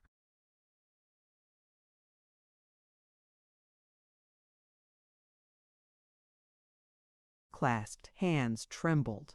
Nellie, do you never dream queer dreams? She said suddenly, after some minutes' reflection. Yes, now and then, I answered, and so do I. I've dreamt in my life dreams that have stayed with me ever after, and changed my ideas. They've gone through and through me, like wine through water, and altered the color of my mind. And this is one. I'm going to tell it, but take care not to smile at any part of it. Oh, don't, Miss Catherine, I cried. We're dismal enough without conjuring up ghosts and visions to perplex us. Come, come, be merry and like yourself. Look at little Hareton, he's dreaming nothing dreary. How sweetly he smiles in his sleep.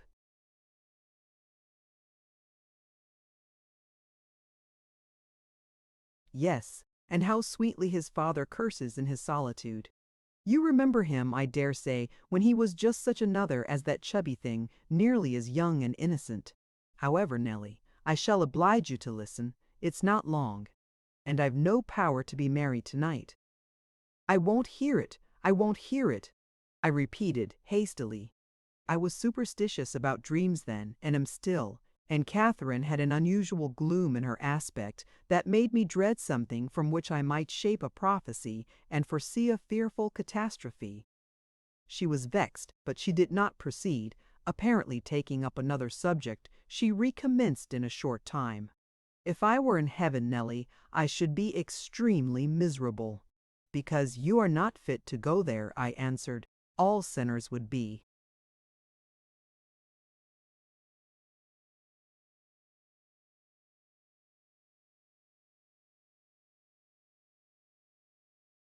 Miserable in heaven, but it is not for that. I dreamt once that I was there. I tell you I won't hearken to your dreams, Miss Catherine. I'll go to bed. I interrupted again. She laughed and held me down, for I made a motion to leave my chair. This is nothing, cried she.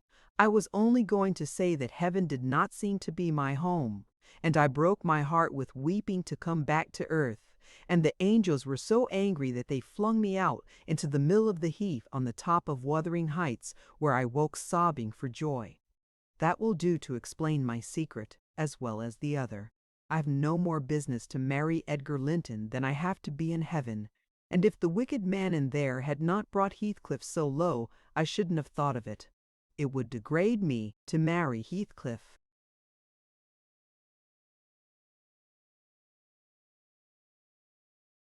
Now, so he shall never know how I love him, and that, not because he's handsome, Nellie, but because he's more myself than I am.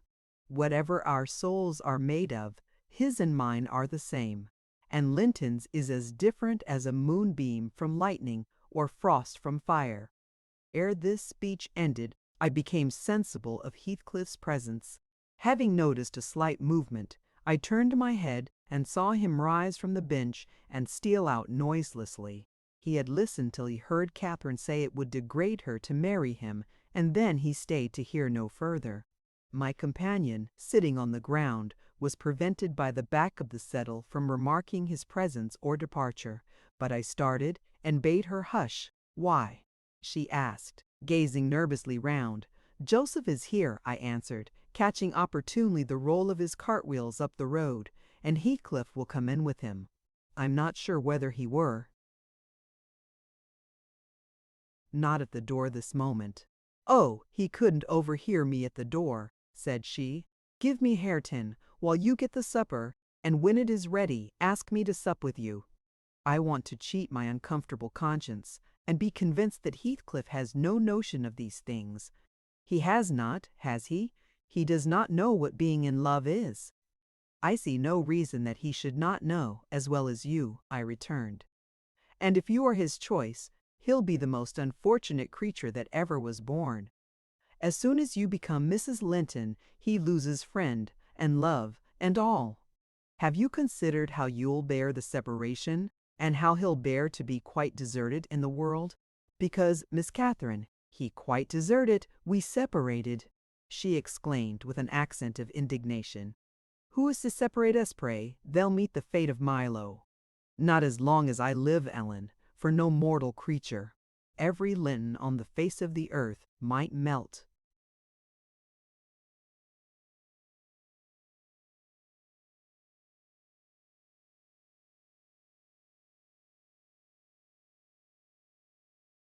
"Into nothing before I could consent to forsake Heathcliff. Oh, that's not what I intend. That's not what I mean. I shouldn't be Mrs. Linton were such a price demanded.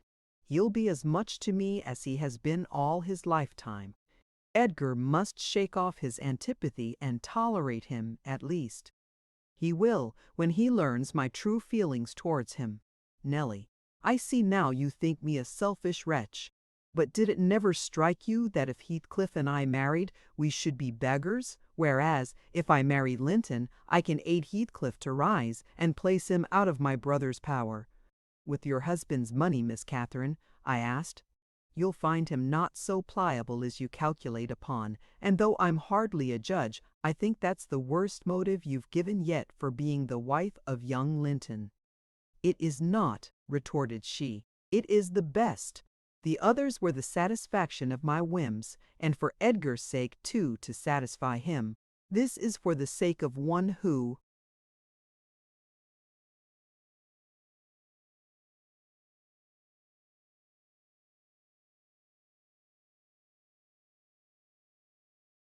comprehends in his person my feelings to Edgar and myself. I cannot express it, but surely you and everybody have a notion that there is or should be an existence of yours beyond you. What were the use of my creation if I were entirely contained here? My great miseries in this world have been Heathcliff's miseries, and I watched and felt each from the beginning. My great thought in living is himself. If all else perished, and he remained, I should still continue to be. And if all else remained, and he were annihilated, the universe would turn to a mighty stranger. I should not seem a part of it. My love for Linton is like the foliage in the woods. Time will change it, I'm well aware, as winter changes the trees. My love for Heathcliff resembles the eternal rocks beneath, a source of little visible delight, but necessary. Nellie, I am Heathcliff. He's always, always in my mind, not as a pleasure, any more than I am always a pleasure to myself, but as my own being. So don't talk of our separation again, it is impracticable, and—"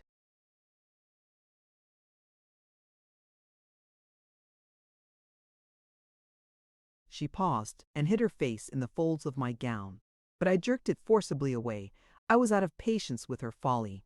"If I can make any sense of your nonsense, miss," I said, "it only goes to convince me that you are ignorant of the duties you undertake in marrying, or else that you are a wicked, unprincipled girl. But trouble me with no more secrets, I'll not promise to keep them." "You'll keep that?" she asked eagerly. "No, I'll not promise," I repeated. She was about to insist when the entrance of Joseph finished our conversation, and Catherine removed her seat to a corner and nursed Hareton while I made the supper. After it was cooked, my fellow servant and I began to quarrel who should carry some to Mr. Hindley, and we didn't settle it till all was nearly cold.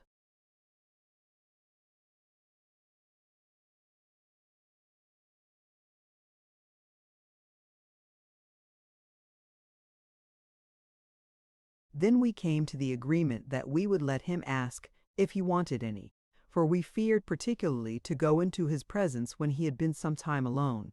"And how isn't that now comet in fra the field be this time? What is he about, Gerd idle sack?" demanded the old man, looking round for Heathcliff.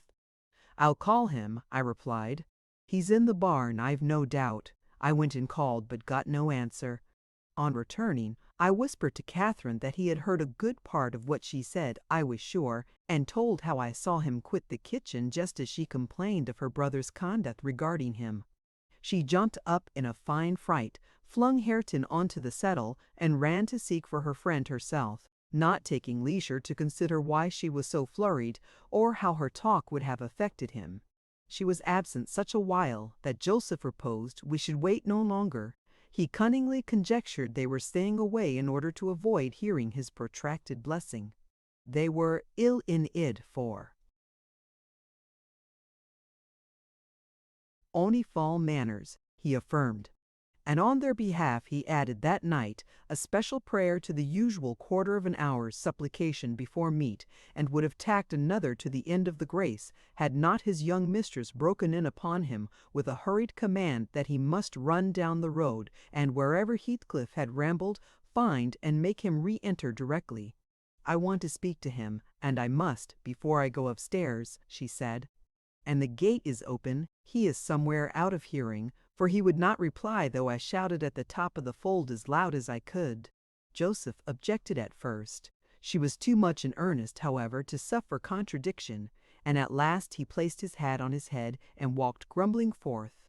Meantime, Catherine paced up and down the floor, exclaiming, "I wonder where he is. I wonder where he can be. What did I say, Nellie? I've forgotten. Was he vexed at my bad humor this afternoon? Dear, tell me what I've said to grieve him. I do wish he'd come. I do wish he would." "What a noise for nothing," I cried, though rather uneasy myself. "What a trifle scares you!" "It's surely no great cause of alarm that Heathcliff should take a moonlight saunter on the moors, or even lie too sulky to speak to us in the hay-loft. I'll engage he's lurking there. See if I don't ferret him out." I departed to renew my search. Its result was disappointment, and Joseph's quest ended in the same. "Yon lad gets war on war," observed he on re-entering. "He's left the gate at Tulswing, and Mrs. Pony has trodden down 2 rigs of corn, and ploddered through right o'er into t' meadow. Hassam diver to maister o' play to devil to morn, and he'll do weel. He's patience itseln wi' sich careless, of all craters, patience itseln he is. But he'll not be so allus, yassy, all on ye. Ya mut drive him out of his haid for na roof."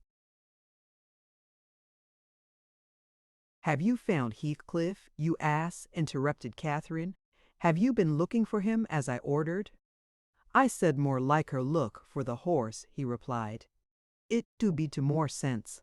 Bud, I can look for norther horse nor man of a neck like this, as black as Timbley, and Heathcliff's knowing top to coom at my whistle happen he'll be less hard a hearing was ye." It was a very dark evening for summer. The clouds appeared inclined to thunder, and I said we had better all sit down. The approaching rain would be certain to bring him home without further trouble. However, Catherine would not be persuaded into tranquillity. She kept wandering to and fro, from the gate to the door, in a state of agitation which permitted no repose, and at length took up a permanent situation on one side of the wall, near the road, where, heedless of my expostulations and the growling thunder and the great drops that began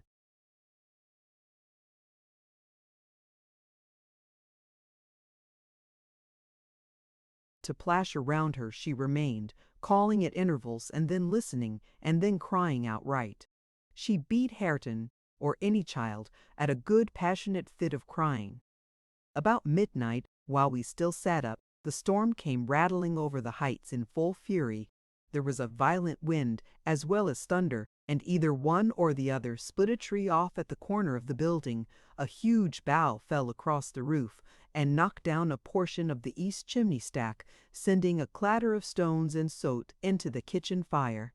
We thought a bolt had fallen in the middle of us, and Joseph swung on to his knees, beseeching the Lord to remember the patriarchs Noah and Lot, and, as in former times, spare the righteous, though he smote the ungodly. I felt some sentiment that it must be a judgment on us also. The Jonah, in my mind, was Mr. Earnshaw, and I shook the handle of his den that I might ascertain if he were yet living. He replied audibly enough, in a fashion which made my companion vociferate more clamorously than before. That a wide distinction might be drawn between saints like himself and sinners like his master. But the uproar passed away in 20 minutes, leaving us all unharmed, excepting Cathy, who got thoroughly drenched for her obstinacy in refusing to take shelter, and standing bonnetless and shawlless to catch as much water as she could with her hair and clothes. She came in and lay down on the settle, all soaked as she was, turning her face to the back and putting her hands before it. "Well, miss," I exclaimed, touching her shoulder, "you are not bent on getting your death, are you? Do you know what o'clock it is? 12:30. Come to bed. There's no use waiting any longer on that foolish boy. He'll be gone to Gimmerton, and he'll stay there now. He guesses we shouldn't wait for him till this late hour. At least, he guesses that only Mr. Hindley would be up, and he'd rather avoid having the door opened by the master." Nay, he's no one at Gimmerton," said Joseph. "I's never wondered but he's at the Fallam of a bog-hoyle." This visitation warned for na tete, and I would have ye to look out Miss T next. Thank heaven for all. All works together for good to them as is chosen and piked out fro the bidgie. You'll not wait to Scripture says. And he began quoting several texts, referring us to chapters and verses where we might find them. I, having vainly begged the wilful girl to rise and remove her wet things, left him preaching and her shivering, and betook myself to bed with little Hareton, who slept as fast as if everyone had been sleeping round him. I heard Joseph read on a while afterwards. Then I distinguished his slow step on the ladder, and then I dropped asleep. Coming down somewhat later than usual, I saw, by the sunbeams piercing the chinks of the shutters, Miss Catherine still seated near the fireplace. The house.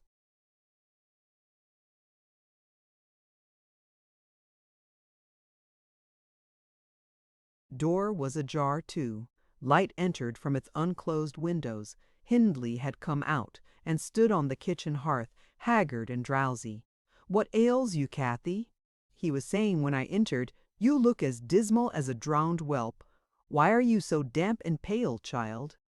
"I've been wet," she answered reluctantly, "and I'm cold, that's all."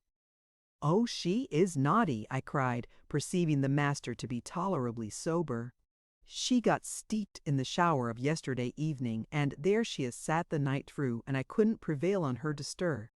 Mr. Earnshaw stared at us in surprise.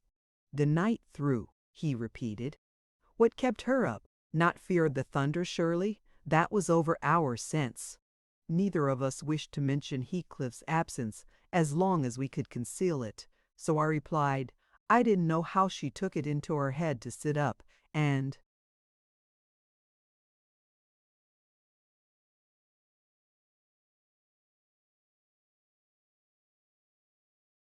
She said nothing. The morning was fresh and cool. I threw back the lattice, and presently the room filled with sweet scents from the garden. But Catherine called peevishly to me, "Ellen, shut the window. I'm starving." and her teeth chattered as she shrank closer to the almost extinguished embers. "She's ill," said Henley, taking her wrist. "I suppose that's the reason she would not go to bed. Damn it! I don't want to be troubled with more sickness here. What took you into the rain?" "Running after t' lads, as usual," croaked Joseph, catching an opportunity from our hesitation to thrust in his evil tongue.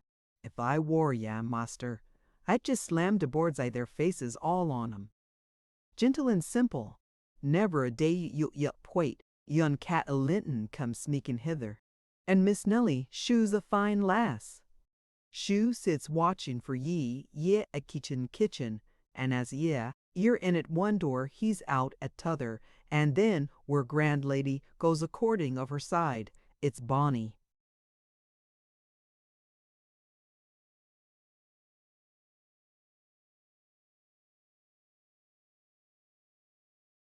Behavior lurking among our fields after 12 o' tonight with that fall flaysome divil of a gypsy Heathcliff. They think I'm blind, but I'm no wan you wet, ut's tort. I seed young Linton both coming and going, and I seed directing his discourse to me. You good for not slatternly witch. Nip up and bolt into the house. To many I heard to maester's horse fit clatter up to mar. "Silence! Eavesdropper!" cried Catherine. "None of your insolence before me. Edgar Linton came yesterday by chance, Hindley, and it was I who told him to be off, because I knew you would not like to have met him as you were." "You lie, Cappy, no doubt," answered her brother, "and you are a confounded simpleton. But never mind Linton at present. Tell me, were you not with Heathcliff last night? Speak the truth now. You need not be afraid of harming him, though I hate him as much as ever. He did me a good turn a short time since that will make my conscience tender of breaking his neck. To prevent it, I shall."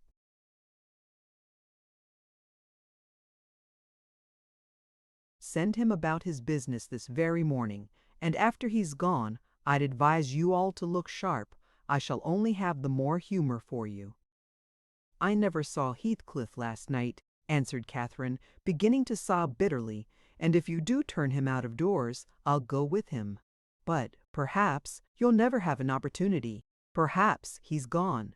Here she burst into uncontrollable grief, and the remainder of her words were inarticulate. Hindley lavished on her a torrent of scornful abuse, and bade her get to her room immediately, or she shouldn't cry for nothing. I obliged her to obey, and I shall never forget what a scene she acted when we reached her chamber. It terrified me. I thought she was going mad, and I begged Joseph to run for the doctor. It proved the commencement of delirium. Mr. Kenneth, as soon as he saw her, pronounced her dangerously ill. She had a fever.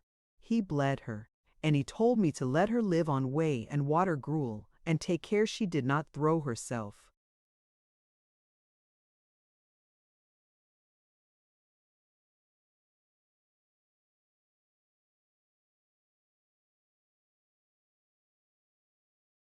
Downstairs or out of the window. And then he left, for he had enough to do in the parish, where 2 or 3 miles was the ordinary distance between cottage and cottage. Though I cannot say I made a gentle nurse, and Joseph and the master were no better, and though our patient was as wearisome and headstrong as a patient could be, she weathered it through. Old Mrs. Linton paid us several visits, to be sure, and set things to rights, and scolded and ordered us all. And when Catherine was convalescent, she insisted on conveying her to Thrushcross Grange, for which deliverance we were very grateful. But the poor dame had reason to repent of her kindness. She and her husband both took the fever, and died within a few days of each other. Our young lady returned to us, saucier and more passionate and haughtier than ever. Heathcliff had never been heard of since the evening of the thunderstorm.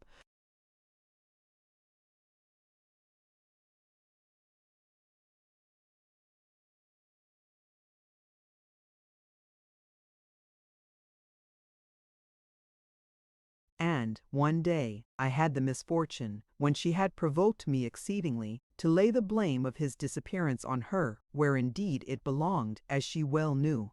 From that period, For several months she ceased to hold any communication with me, save in the relation of a mere servant. Joseph fell under a ban also. He would speak his mind, and lecture her all the same as if she were a little girl, and she esteemed herself a woman, and our mistress, and thought that her recent illness gave her a claim to be treated with consideration. Then the doctor had said that she would not bear crossing much, she ought to have her own way, and it was nothing less than murder in her eyes for anyone to presume to stand up and contradict her. From Mr. Earnshaw and his companions she kept aloof, and tutored by Kenneth and serious threats of a fit that often attended her rages, her brother allowed her whatever she pleased to demand, and generally avoided aggravating her fiery temper. He was rather too indulgent in humoring her caprices, not from affection, but from pride. He wished earnestly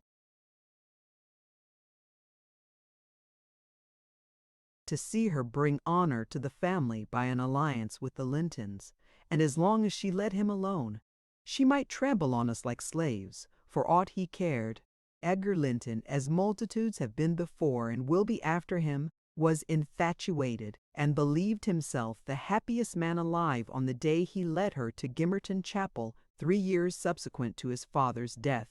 Much against my inclination, I was persuaded to leave Wuthering Heights and accompany her here. Little Hareton was nearly 5 years old, and I had just begun to teach him his letters. We made a sad parting, but Catherine's tears were more powerful than ours.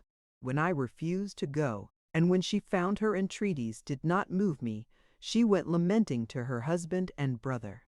The former offered me munificent wages, the latter ordered me to pack up. He wanted no women in the house, he said, now that there was no mistress, and as to Hareton, the curate should take him in hand by and by. And so I had but one choice left, to do as I was ordered.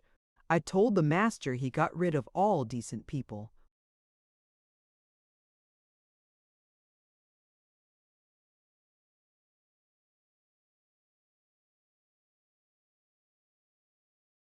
Only to run to ruin a little faster.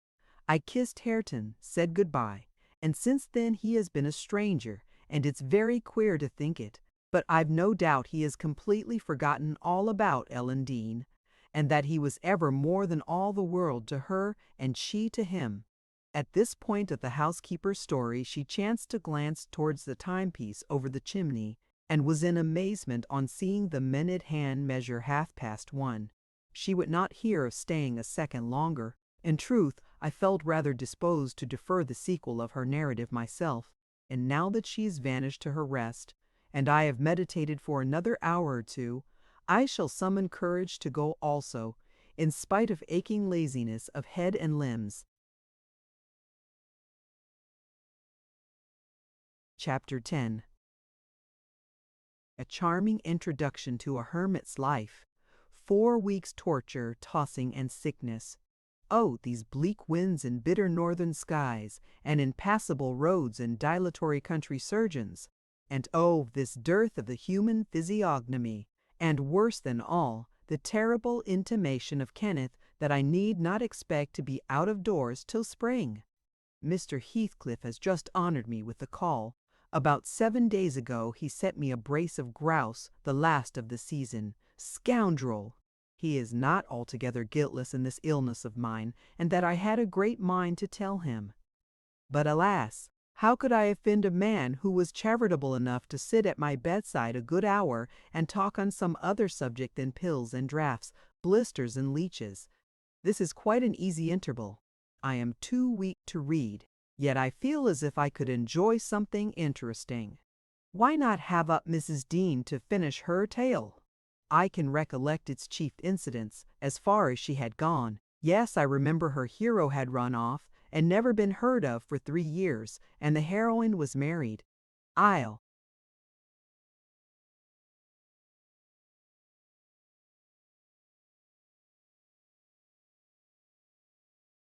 ring. She'll be delighted to find me capable of talking cheerfully. Mrs. Dean came. It wants 20 minutes, sir, to taking the medicine, she commenced. Away, away with it, I replied. I desire to have The doctor says you must drop the powders. With all my heart, don't interrupt me. Come and take your seat here. Keep your fingers from that bitter phalanx of vials. Draw your knitting out of your pocket. That will do now. Continue the history of Mr. Heathcliff from where you left off to the present day. Did he finish his education on the continent and come back a gentleman? Or did he get a scissors place at college, or escape to America and earn honors by drawing blood from his foster country, or make a fortune more properly on the English highways? He may have done a little in all these vocations, Mr. Lockwood, but I couldn't give my word for any. I stated before that I didn't know how he gained his money, neither am I aware of the means he took to raise his mind from the savage ignorance into which it was sunk. But with your leave, I'll proceed in my own fashion, if you think it will amuse and not weary you. Are you feeling better this morning? Much. That's good news. I got Miss Catherine and myself to Thrushcross Grange, and to my agreeable disappointment she behaved infinitely better than I dared to expect. She seemed almost over fond of Mr. Linton, and even to his sisters she showed plenty of affection. They were both very attentive to her comfort, certainly. It was not the thorn bending to the honeysuckles, but the honeysuckles embracing the thorn. There were no mutual concessions. One stood erect, and the others yielded, and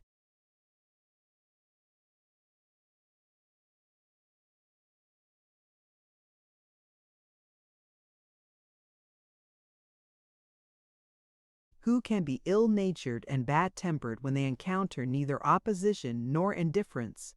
I observed that Mr. Edgar had a deep-rooted fear of ruffling her humor.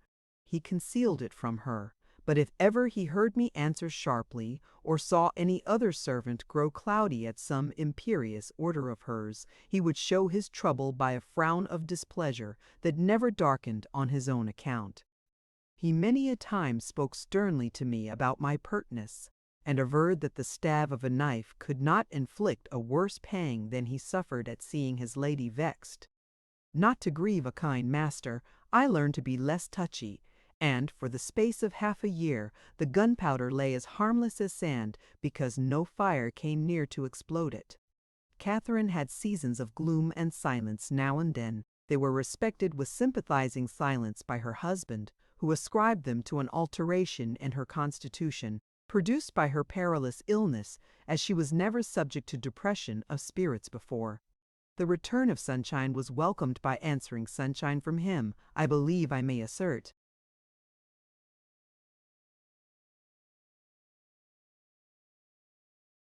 That they were really in possession of deep and growing happiness. It ended, well, we must be for ourselves in the long run. The mild and generous are only more justly selfish than the domineering, and it ended when circumstances caused each to feel that the one's interest was not the chief consideration in the other's thoughts. On a mellow evening in September, I was coming from the garden with a heavy basket of apples which I had been gathering. It had got dusk, and the moon looked over the high wall of the court, causing undefined shadows to lurk in the corners of the numerous projecting portions of the building. I set my burden on the house steps by the kitchen door, and lingered to rest, and drew in a few more breaths of the soft, sweet air. My eyes were on the moon, and my back to the entrance, when I heard a voice behind me say, "Nellie, is that you?" It was a deep voice, and foreign in tone, yet there was something in the manner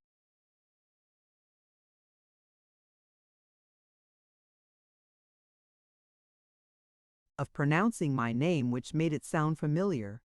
I turned about to discover who spoke, fearfully, for the doors were shut, and I had seen nobody on approaching the steps. Something stirred in the porch, and, moving nearer, I distinguished a tall man dressed in dark clothes, with dark face and hair. He leant against the side and held his fingers on the latch, as if intending to open for himself. Who can it be, I thought? Mr. Earnshaw. Oh, no! The voice has no resemblance to his. "I have waited here an hour," he resumed, while I continued staring, "and the whole of that time all round has been as still as death. I dared not enter. You do not know me? Look, I'm not a stranger." A ray fell on his features. The cheeks were sallow and half covered with black whiskers, the brows lowering, the eyes deep-set and singular. I remember the eyes.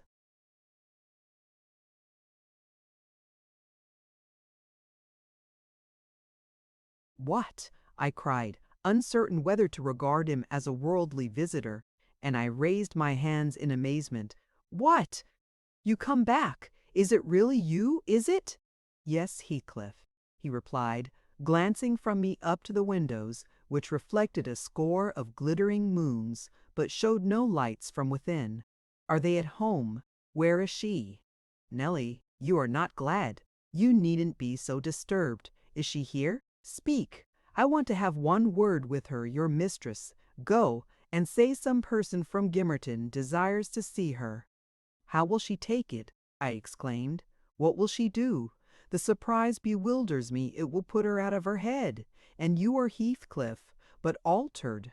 "Nay, there's no comprehending it. Have you been for a soldier?" "Go and carry my message," he interrupted impatiently. "I'm in hell till you do." He lifted the latch, and I entered. But when I got to the parlor where Mr. and Mrs. Linton were, I could not persuade myself to proceed. At length I resolved on making an excuse to ask if they would have the candles lighted, and I opened the door. They sat together in a window whose lattice lay back against the wall, and displayed beyond the garden trees and the wild green park the valley of Gimmerton, with a long line of mist winding nearly to its top, for very soon after you pass the chapel, as you may have noticed, the sow that runs from the marshes joins a beck which follows the bend of the glen. Wuthering Heights rose above this silvery vapor, but our old house was invisible. It rather dips down on the other side. Both the room and its occupants, and the scene they gazed on, looked wondrously peaceful. I shrank reluctantly from performing my errand, and was actually going away, leaving it unsaid, after having put my question about the candles, when a sense of my folly compelled me to return, and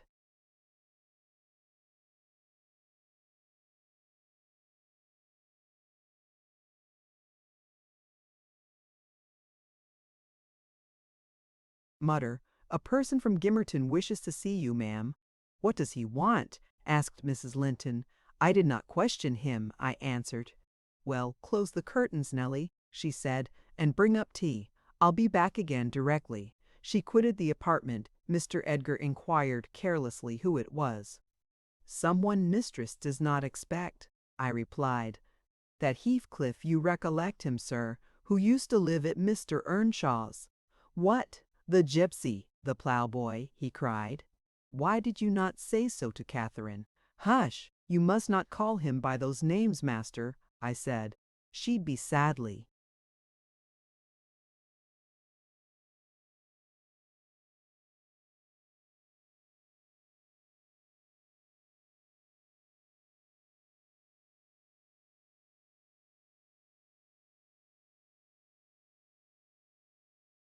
"Grieved to hear you. She was nearly heartbroken when he ran off.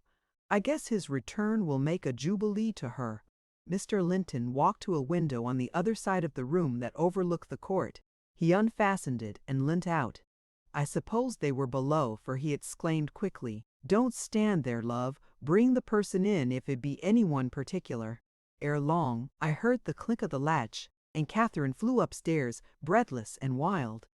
Too excited to show gladness, indeed. By her face you would rather have surmised an awful calamity. "Oh, Edgar, Edgar," she panted, flinging her arms round his neck. "Oh, Edgar, darling, Heathcliff's come back, he is." And she tightened her embrace to a squeeze.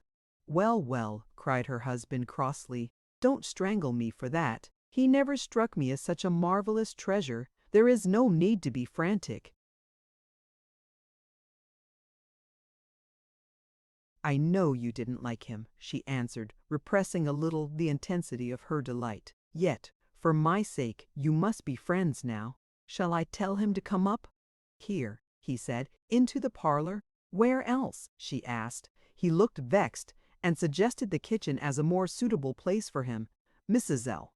Linton eyed him with a droll expression, half angry, half laughing at his fastidiousness. "No," she added after a while, "I cannot sit in the kitchen.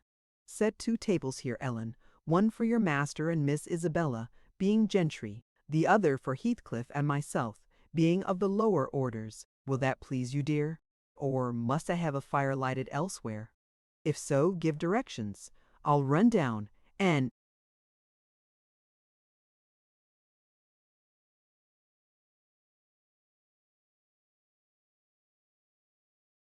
secure my guest. I'm afraid the joy is too great to be real." She was about to dart off again, but Edgar arrested her. "You bid him step up," he said, addressing me, "and, Catherine, try to be glad without being absurd. The whole household need not witness the sight of your welcoming a runaway servant as a brother." I descended and found Heathcliff waiting under the porch, evidently anticipating an invitation to enter.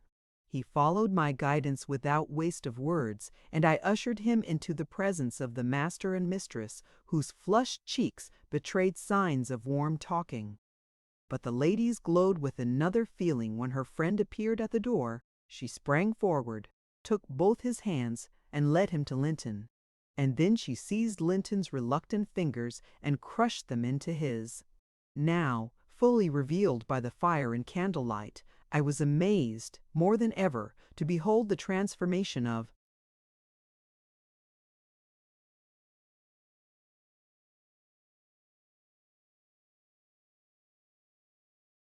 Heathcliff. He had grown a tall, athletic, well-formed man, beside whom my master seemed quite slender and youth-like.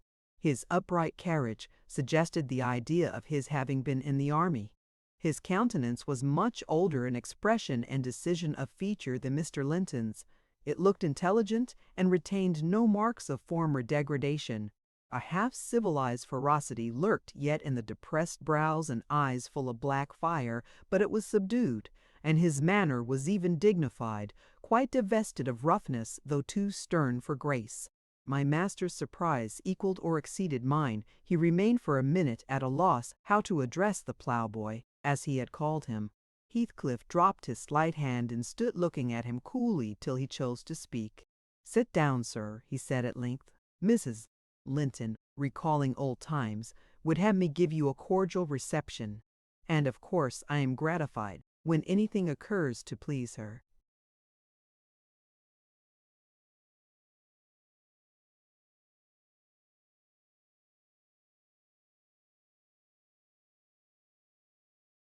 "And I also," answered Heathcliff, "especially if it be anything in which I have a part. I shall stay an hour or 2 willingly." He took a seat opposite Catherine, who kept her gaze fixed on him as if she feared he would vanish were she to remove it. He did not raise his to her often. A quick glance now and then sufficed, but it flashed back each time more confidently the undisguised delight he drank from hers. They were too much absorbed in their mutual joy to suffer embarrassment. Not so Mr. Edgar. He grew pale with pure annoyance, a feeling that reached its climax when his lady rose, and stepping across the rug, seized Heathcliff's hands again, and laughed like one beside herself. "I shall think it a dream tomorrow," she cried. "I shall not be able to believe that I have seen and touched and spoken to you once more. And yet, cruel Heathcliff, you don't deserve this welcome, to be absent and silent for 3 years, and never to think of me." "A little more than you have thought of me," he murmured. "I heard of your marriage, Cathy, not long since, and while waiting in the yard below, I meditated this plan just to have one glimpse of your face, a stare of surprise, perhaps, and pretended pleasure. Afterwards settle my score with Hindley, and then prevent the law by doing execution on myself. Your welcome has put these ideas out of my mind, but beware of meeting me with another aspect next time. Nay, you'll not drive me off again. You were really sorry for me, were you? Well, there was cause. I fought through a bitter life since I last heard your voice, and you must forgive me, for I struggled only for you. Catherine, unless we are to have cold tea, please to come to the table, interrupted Linton, striving to preserve his ordinary tone and a due measure of politeness. "Mr. Rafter, Heathcliff will have a long walk wherever he may lodge to."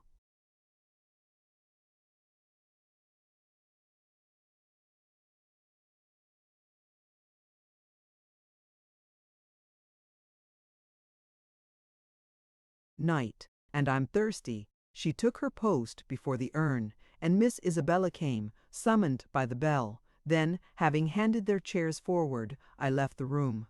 The meal hardly endured 10 minutes. Catherine's cup was never filled. She could neither eat nor drink. Edgar had made a slop in his saucer, and scarcely swallowed a mouthful. Their guest did not protract his stay that evening above an hour longer. I asked as he departed if he went to Gimmerton. "No, to Wuthering Heights," he answered. "Mr. Earnshaw invited me when I called this morning." Mr. Earnshaw invited him, and he called on Mr. Earnshaw. I pondered this sentence painfully after he was gone. Is he turning out a bit of a hypocrite and coming into the country to work mischief under a cloak? I mused. I had a presentiment in the bottom of my heart that he had better have remained away.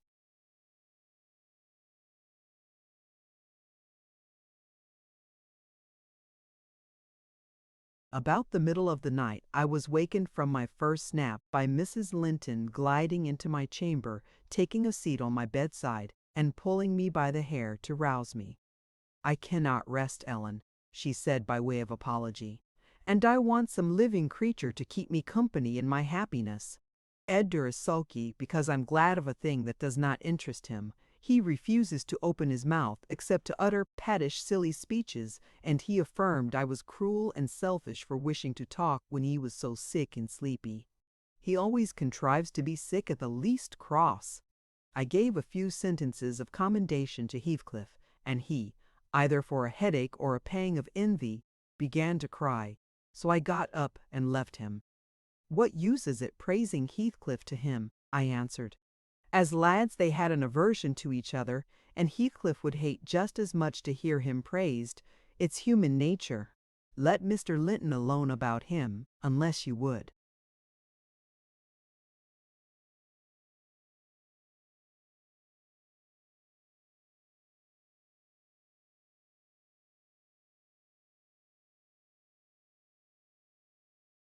Like an open quarrel between them. "But does it not show great weakness?" pursued she. "I'm not envious. I never feel hurt at the brightness of Isabella's yellow hair and the whiteness of her skin, at her dainty elegance, and the fondness all the family exhibit for her. Even you, Nellie, if we have a dispute sometimes, you back Isabella at once, and I yield like a foolish mother. I call her a darling and flatter her into a good temper. It pleases her brother to see us cordial, and that pleases me. But they are very much alike. They are spoiled children, and fancy the world was made for their accommodation. And though I humor both, I think a smart chastisement might improve them all the same." "You're mistaken, Mrs. Linton," said I. "They humor you. I know what there would be to do if they did not. You can well afford to indulge their passing whims as long as their business is to anticipate all your desires. You may, however, fall out at last over something of equal consequence to both sides, and then those you term weak are very capable of being as obstinate as you. And then we shall fight to the death, shan't we, Nellie?" she returned, laughing. "No, I tell you, I have such faith in Linton's love that I believe I might kill him, and he wouldn't wish to retaliate. I advised her to value him the more for his affection."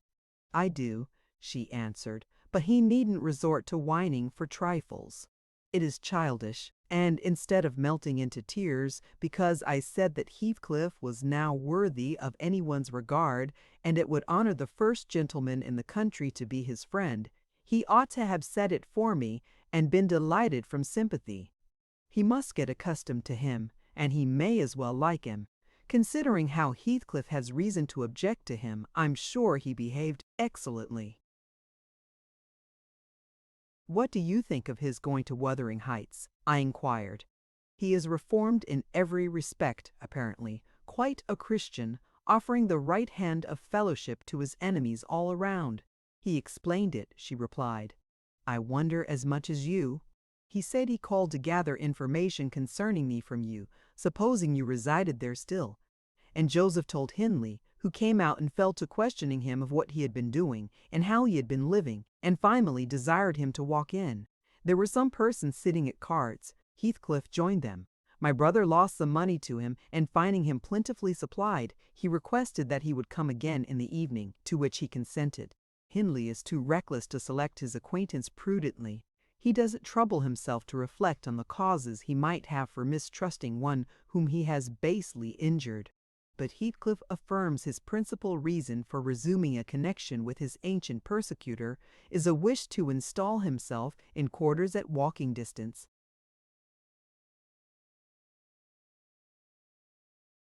from the Grange, and an attachment to the house where we live together, and likewise a hope that I shall have more opportunities of seeing him there than I could have if he settled in Gimmerton. He means to offer liberal payment for permission to lodge at the Heights, and doubtless my brother's covetousness will prompt him to accept the terms. He was always greedy, though what he grasps with one hand he flings away with the other.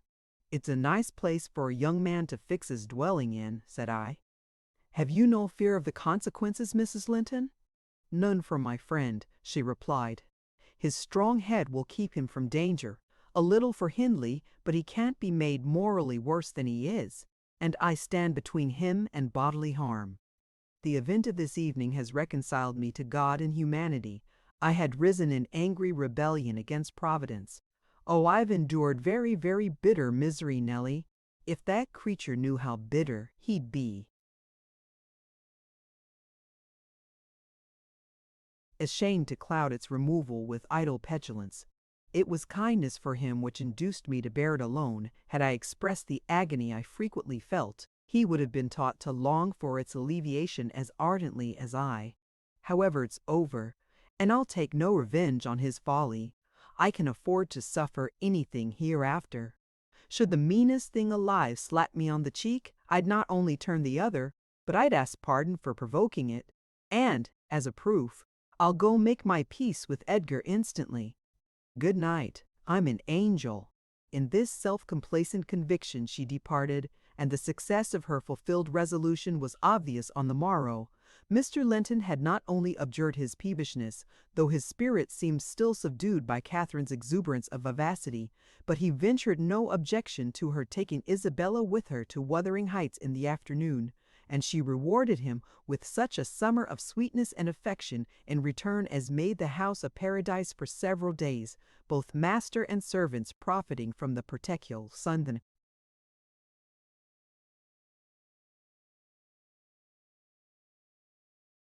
Heathcliff, Mr. Heathcliff, I should say in future use the liberty of visiting at Thrushcross Grange cautiously. At first he seemed estimating how far its owner would bear his intrusion. Catherine also deemed it judicious to moderate her expressions of pleasure in receiving him, and he gradually established his right to be expected. He retained a great deal of the reserve for which his boyhood was remarkable, and that served to repress all startling demonstrations of feeling. My master's uneasiness experienced a lull, and further circumstances diverted it into another channel for a space. His new source of trouble sprang from the not anticipated misfortune of Isabella Linton evincing a sudden and irresistible attraction towards the tolerated guest.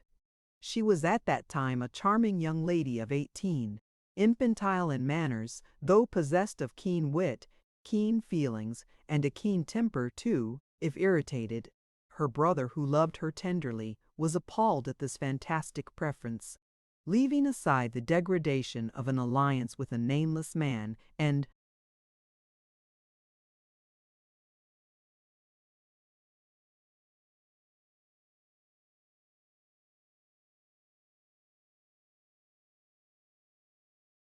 the possible fact that his property, in default of heirs male, might pass into such a one's power, he had sense to comprehend Heathcliff's disposition, to know that, though his exterior was altered, his mind was unchangeable and unchanged.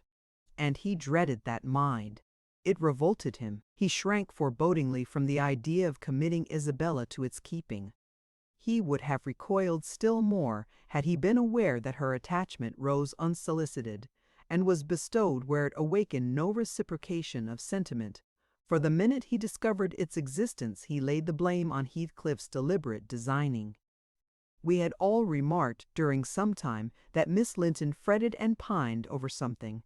She grew cross and wearisome, snapping at and teasing Catherine continually, at the imminent risk of exhausting her limited patience. We excused her, to a certain extent, on the plea of ill health. She was dwindling and fading before our eyes. But one day, when she had been peculiarly wayward, rejecting her breakfast, complaining that the servants did not do what she told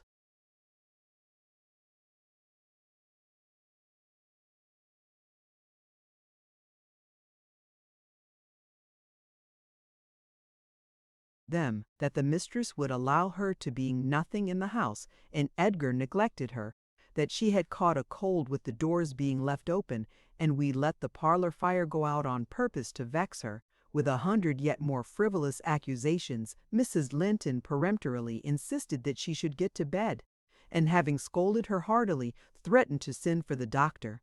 Mention of Kenneth caused her to exclaim instantly that her health was perfect, and it was only Catherine's harshness which made her unhappy. "How can you say I am harsh, you naughty fondling?" cried the mistress, amazed at the unreasonable assertion. "You are surely losing your reason. When have I been harsh, tell me?" "Yesterday," sobbed Isabella. "And now?" "Yesterday," said her sister-in-law. "On what occasion?"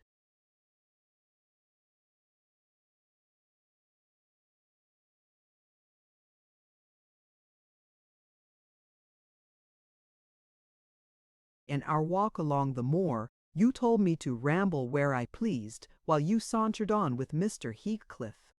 "And that's your notion of harshness?" said Catherine, laughing.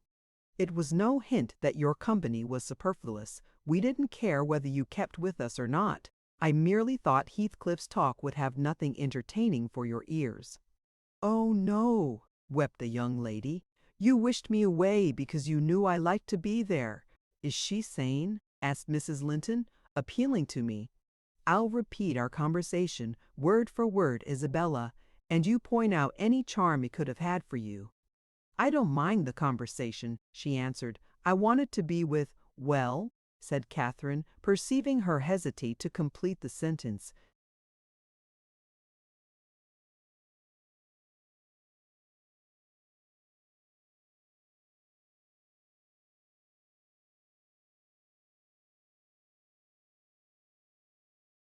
"With him, and I won't be always sent off," she continued, kindling up. "You are a dog in the manger, Cathy, and desire no one to be loved but yourself." "You are an impertinent little monkey," exclaimed Mrs. Linton in surprise. "But I'll not believe this idiocy. It is impossible that you can covet the admiration of Heathcliff, that you consider him an agreeable person. I hope I have misunderstood you, Isabella." "No, you have not," said the infatuated girl. "I love him more than ever you loved Edgar, and he might love me if you would let him. I wouldn't be you for a kingdom then," Catherine declared emphatically, and she seemed to speak sincerely. "Nellie, help me to convince her of her madness. Tell her what Heathcliff is, an unreclaimed creature, without refinement, without cultivation, an arid wilderness of furze and whinstone. I'd as soon put that little canary into the park on a winter's day as recommend you to bestow."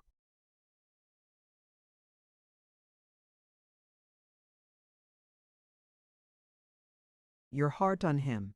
It is deplorable ignorance of his character, child, and nothing else, which makes that dream enter your head. Pray don't imagine that he conceals depths of benevolence and affection beneath a stern exterior. He's not a rough diamond, a pearl-containing oyster of a rustic. He's a fierce, pitiless, wolfish man. I never say to him, 'Let this or that enemy alone,' because it would be ungenerous or cruel to harm them. I say, 'Let them alone,' because I should hate them to be wronged. And he'd crush you like a sparrow's egg, Isabella, if he found you a troublesome charge. I know he couldn't love a Linton, and yet he'd be quite capable of marrying your fortune and expectations. Avarice is growing with him, a besetting sin. There's my picture, and I'm his friend, so much so that had he thought seriously to catch you, I should, perhaps, have held my tongue and let you fall into his trap." Miss Linton regarded her sister-in-law with indignation. "For shame! For shame!" she repeated angrily. "You are worse than 20 foes, you poisonous friend."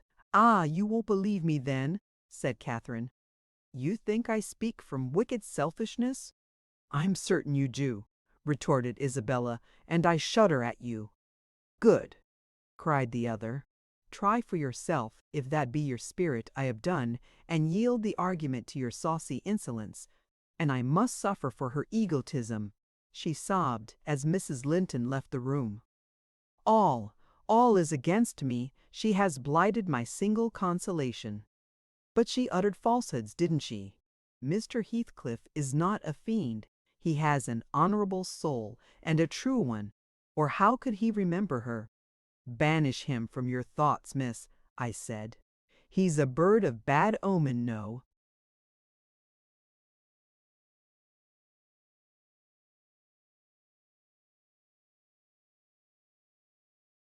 "Mate for you."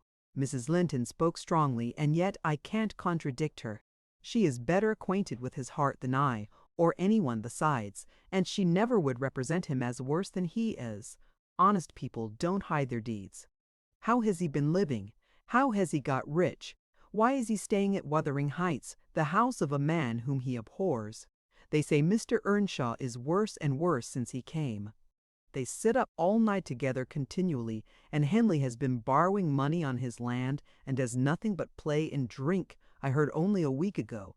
It was Joseph who told me I met him at Gimmerton. "Nelly," he said, "we's hae a crowners quasti no at a folks. One, on em's a mosquetin his finger cut off, why hadden tooten tea, other for well stick in histle like a cough. That's master, ya no hadden sewa up a goin, 'twas kit grand sizes." He's known a fair to Tench, a judges, norther Paul, nor Peter, nor John, nor Matthew, nor known on him, not he. He fair likes he langs to set his brazen face a John him.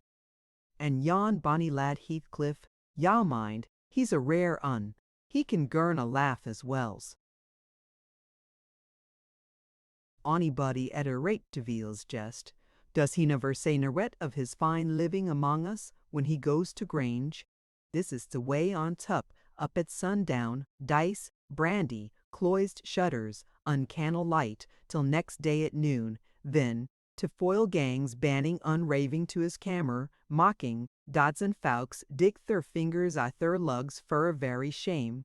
The knave, why he can taint his brass, unate, unsleep, unoff to his neighbours to gossip wife. I course, he tells Dame Catherine how her father's goold runs into his pocket, and her father's son gallops down Trod Road, while he flees afore to Oppen Tykes. Now, Miss Linton, Joseph is an old rascal, but no liar, and if his account of Heathcliff's conduct be true, you would never think of desiring such a husband, would you? "You are leagued with the rest, Ellen," she replied. "I'll not listen to your slanders. What malevolence you must have to wish to convince me that there is no happiness in the world."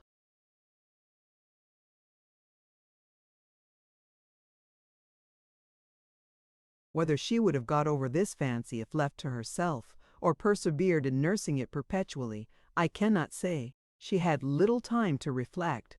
The day after, there was a justice meeting at the next town. My master was obliged to attend, and Mr. Heathcliff, aware of his absence, called rather earlier than usual. Catherine and Isabella were sitting in the library, on hostile terms, but silent, the latter alarmed at her recent indiscretion, and the disclosure she had made of her secret feelings in a transient fit of passion. The former, on mature consideration, really offended with her companion, and if she laughed again at her pertinence, inclined to make she did laugh, as she saw Heathcliff pass the window. I was sweeping the hearth, and I noticed a mischievous smile on her lips. Isabella, absorbed in her meditations, or a book, remain till the door opened, and it was too late to attempt an escape, which she would gladly have done had it been practicable. "Come in, that's right," exclaimed the mistress gaily, pulling a chair to the fire.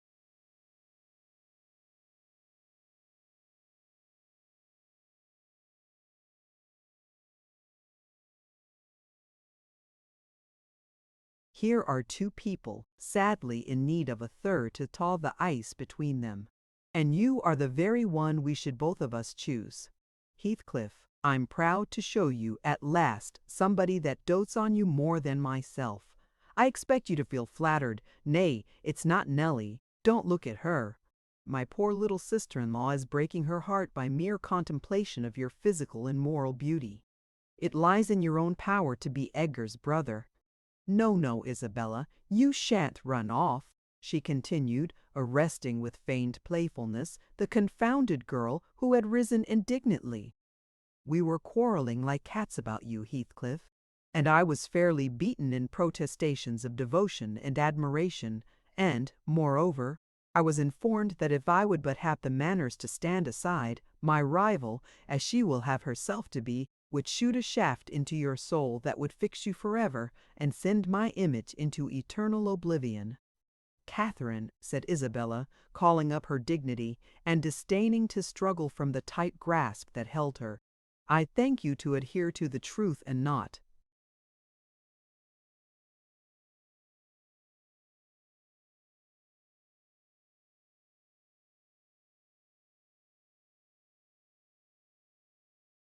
"Slander me, even in joke. Mr. Heathcliff, be kind enough to bid this friend of yours release me. She forgets that you and I are not intimate acquaintances, and what amuses her is painful to me beyond expression." As the guest answered nothing, but took his seat and looked thoroughly indifferent what sentiments she cherished concerning him, she turned and whispered an earnest appeal for liberty to her tormentor. "By no means," cried Mrs. Linton in answer. "I won't be named a dog in the manger again. You shall stay now then. Heathcliff, why don't you evince satisfaction at my pleasant news? Isabella swears that the love Edgar has for me is nothing to that she entertains for you. I'm sure she made some speech of the kind. Did she not, Ellen? And she has fasted ever since the day before yesterday's walk, from sorrow and rage that I dispatched her out of your society under the idea of its being unacceptable."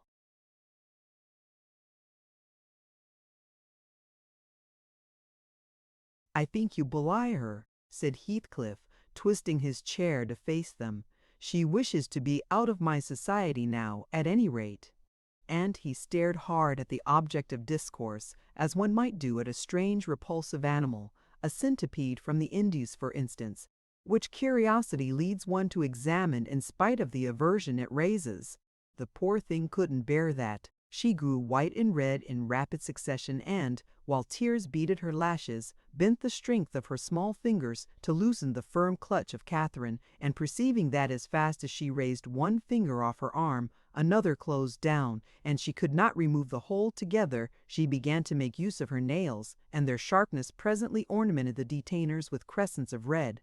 "There's a tigress," exclaimed Mrs. Linton, setting her free, and shaking her hand with pain. "Begone, for God's sake, and hide your vixen face. How foolish!"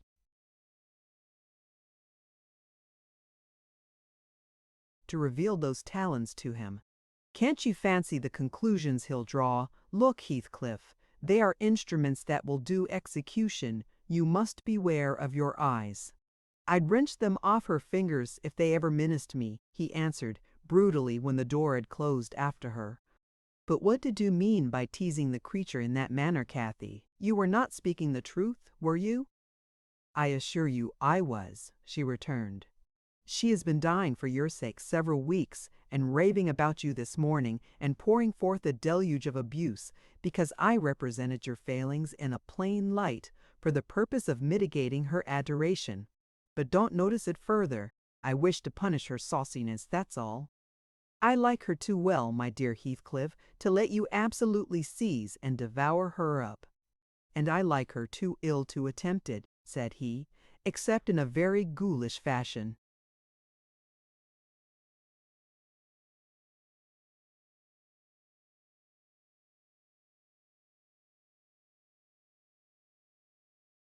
you'd hear of odd things if I lived alone with that mawkish waxen face. The most ordinary would be painting on its white the colors of the rainbow and turning the blue eyes black. Every day or two they detestably resemble Linton's. Delectably, observed Catherine. They are Dove's eyes angels. She's her brother's heir, is she not? He asked after a brief silence. I should be sorry to think so, returned his companion. Half a dozen nephews shall erase her title, please heaven. Abstract your mind from the subject at present. You are too prone to covet your neighbor's goods. Remember, this neighbor's goods are mine. If they were mine, they would be none the less that, said Heathcliff. But though Isabella Linton may be silly, she is scarcely mad, and in short, will dismiss the matter as you advise.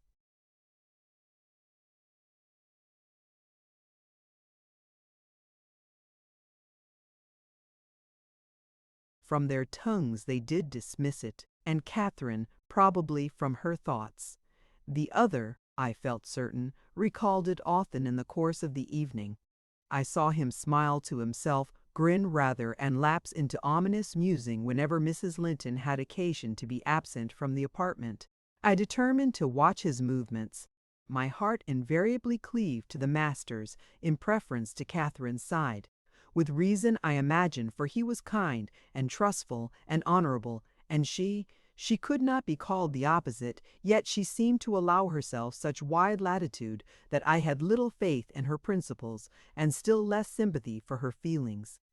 I wanted something to happen which might have the effect of freeing both Wuthering Heights and the Grange of Mr. Heathcliff quietly, leaving us as we had been prior to his advent. His visits were a continual nightmare to me, and, I suspected, to my master also. His abode at the Heights was an oppression past explaining. I felt that God had forsaken the stray sheep there to its own wicked wanderings.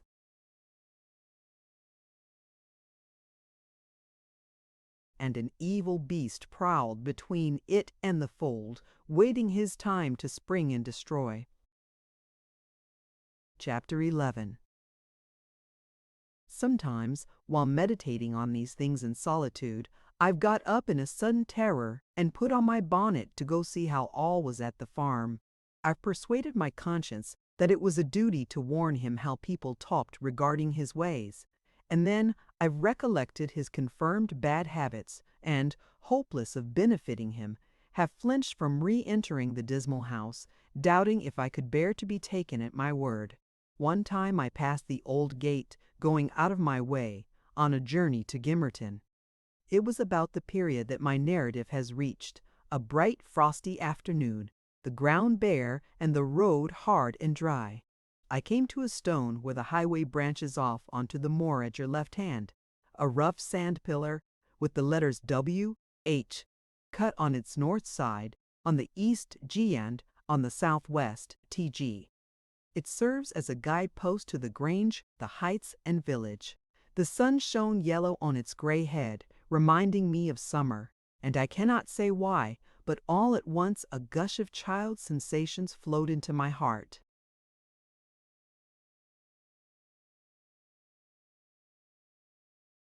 Hindley and I held at a favorite spot 20 years before. I gazed long at the weather-worn block, and, stooping down, perceived a hole near the bottom still full of snail shells and pebbles, which we were fond of storing there with more perishable things. And, as fresh as reality, it appeared that I beheld my early playmate seated on the withered turf, his dark, square head bent forward, and his little hand scooping out the earth with a piece of slate. "Poor Hindley!" I exclaimed, involuntarily. I started. My bodily eye was cheated into a momentary belief that the child lifted its face and stared straight into mine. It vanished in a twinkling, but immediately I felt an irresistible yearning to be at the Heights. Superstition urged me to comply with this impulse, supposing he should be dead. I thought or should die soon. Supposing it were a sign of death, the nearer I got to the house the more agitated I grew, and on catching sight of it I trembled in every limb. The apparition had outstripped me. It stood looking through the gate. That was my first idea on observing an elf locked, brown-eyed boy setting.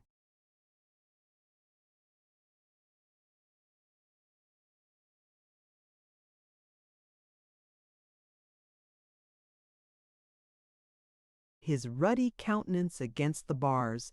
Further reflection suggested this must be Hareton, my Hareton, not altered greatly since I left him 10 months since. God bless thee, darling, I cried, forgetting instantaneously my foolish fears. Hareton, it's Nellie. Nellie, thy nurse. He retreated out of arm's length and picked up a large flint. I am come to see thy father, Hareton, I added, guessing from the action that Nellie, if she lived in his memory at all, was not recognized as one with me. He raised his missile to hurl it. I commenced a soothing speech, but could not stay his hand. The stone struck my bonnet, and then ensued from the stammering lips of the little fellow a string of curses, which, whether he comprehended them or not, were delivered with practiced emphasis and distorted his baby features into a shocking expression of malignity. You may be.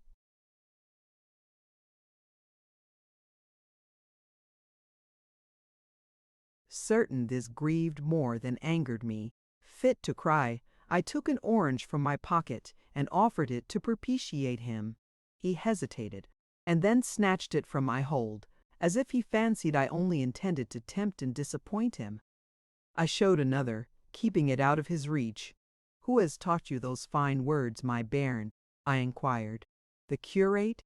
Damn the curate and thee! Gee me that," he replied. "Tell us where you got your lessons, and you shall have it," said I. "Who's your master?" "Devil Daddy," was his answer. "And what do you learn from Daddy?" I continued. He junked at the fruit. I raised it higher. "What does he teach you?" I asked.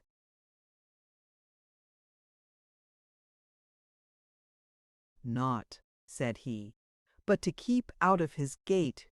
Daddy cannot bide me because I swear at him." "Ah, and the devil teaches you to swear at Daddy?" I observed. "Ay nay," he drawled. "Who then? Heathcliff." I asked if he liked Mr. Heathcliff. "Ay," he answered again. Desiring to have his reasons for liking him, I could only gather the sentences. "I know't he pays Dad back what he gies to me. He curses Daddy for cursing me. He says I mun do as I will."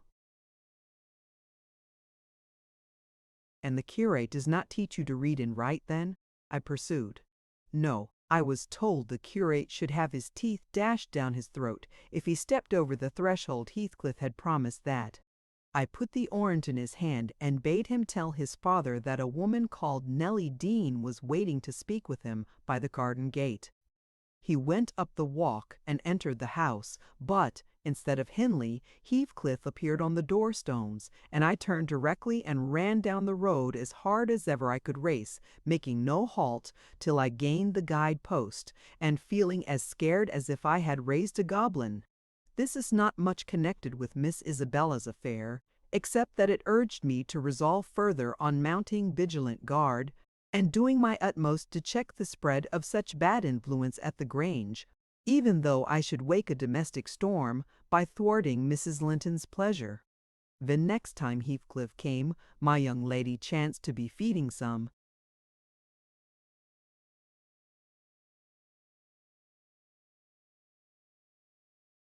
pigeons in the court. She had never spoken a word to her sister-in-law for 3 days, but she had likewise dropped her fretful complaining, and we found it a great comfort.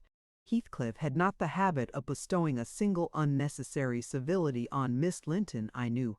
Now, as soon as he beheld her, his first precaution was to take a sweeping survey of the house front. I was standing by the kitchen window, but I drew out of sight. He then stepped across the pavement to her and said something. She seemed embarrassed and desirous of getting away. To prevent it, he laid his hand on her arm. She averted her face. He apparently put some question which she had no mind to answer. There was another rapid glance at the house, and supposing himself unseen, the scoundrel had the impudence to embrace her. "Judas, traitor!" I ejaculated. "You are a hypocrite too, are you? A deliberate deceiver."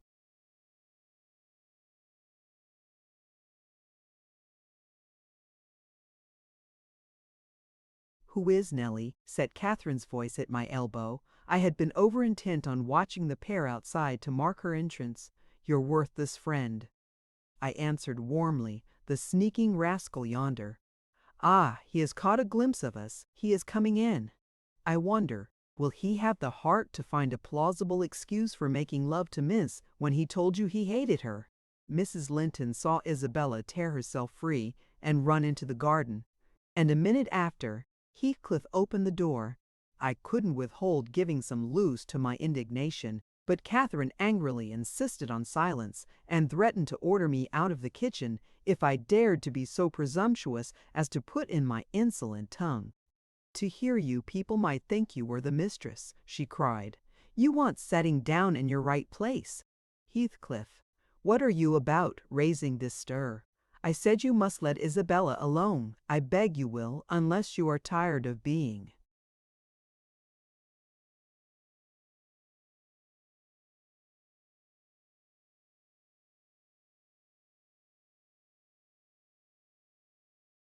"Received here, and wished Linton to draw the bolts against you." "God forbid that he should try," answered the black villain. I detested him just then. God keep him meek and patient. Every day I grow madder after sending him to heaven. "Hush," said Catherine, shutting the inner door. "Don't vex me. Why have you disregarded my request? Did she come across you on purpose? What is it to you?" he growled. "I have a right to kiss her, if she chooses, and you have no right to object. I am not your husband. You needn't be jealous of me." "I'm not jealous of you," replied the mistress. "I'm jealous for you. Clear your face, you shan't scowl at me. If you like Isabella, you shall marry her. But do you like her? Tell the truth, Heathcliff. There, you won't answer, I'm certain you don't." "And would Mr. Linton approve of his sister marrying that man?" I inquired. "Mr. Linton should approve," returned my lady decisively. "He might spare himself the trouble," said Heathcliff. "I could do as well without his approbation. And as to you, Catherine, I have a mind to speak a few words now, while we are at it. I want you to be aware that I know you have treated me infernally. Do you hear? And if you flatter yourself that I don't perceive it, you are a fool. And if you think I can be consoled by sweet words, you are an idiot. And if you fancy I'll suffer unrevenged, I'll convince you of the contrary in a very little while. Meantime, thank you for telling me your sister-in-law's secret. I swear I'll make the most of it and stand you aside." "What new phase of his character is this?" exclaimed Mrs. Linton in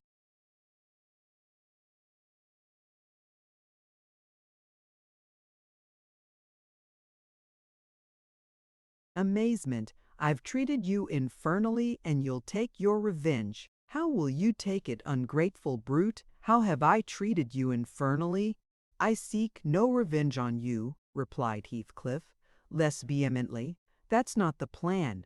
The tyrant grinds down his slaves, and they don't turn against him. They crush those beneath them. You are welcome to torture me to death for your amusement. Only allow me to amuse myself a little in the same style, and refrain from insult as much as you are able. Having leveled my palace, don't erect a hovel and complacently admire your own charity in giving me that for a home. If I imagined you really wished me to marry Isabel, I'd cut my throat. Oh, the evil is that I am not jealous, is it?" cried Catherine. "Well, I won't repeat my offer of a wife. It is as bad as offering Satan a lost soul. Your bliss lies, like his, in inflicting misery. You prove it. Edgar is restored from the ill temper he gave way to at your coming. I begin to be secure and tranquil, and you restless. To know us at peace, appear resolved on exciting a quarrel. Quarrel with Edgar, if you please, Heathcliff, and deceive his sister, you'll hit on exactly the most efficient method of revenging yourself on me." The conversation ceased. Mrs. Linton sat down by the fire, flushed and gloomy. The spirit which served her was growing intractable. She could neither lay nor control it. He stood on the hearth with folded arms, brooding on his evil thoughts, and in this position I left them to seek the master, who was wondering what kept Catherine below so long. "Ellen," said he, when I entered, "have you seen your mistress?" "Yes, she's in the kitchen, sir," I answered. She's sadly put out by Mr. Heathcliff's behavior, and indeed, I do think it's time to arrange his visits on another footing. There's harm in being too soft, and now it's come to this. And I related the scene in the court, and as near as I dared, the whole subsequent.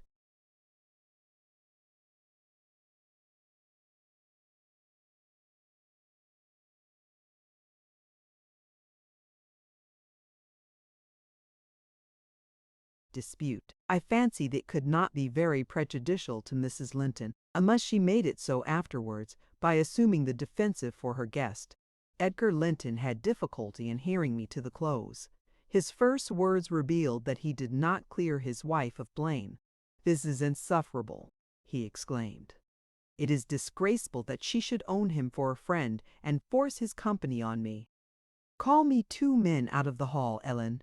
Catherine shall linger no longer to argue with the low ruffian. I have humored her enough."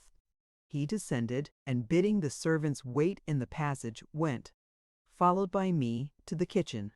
Its occupants had recommenced their angry discussion. Mrs. Linton, at least, was scolding with renewed vigor.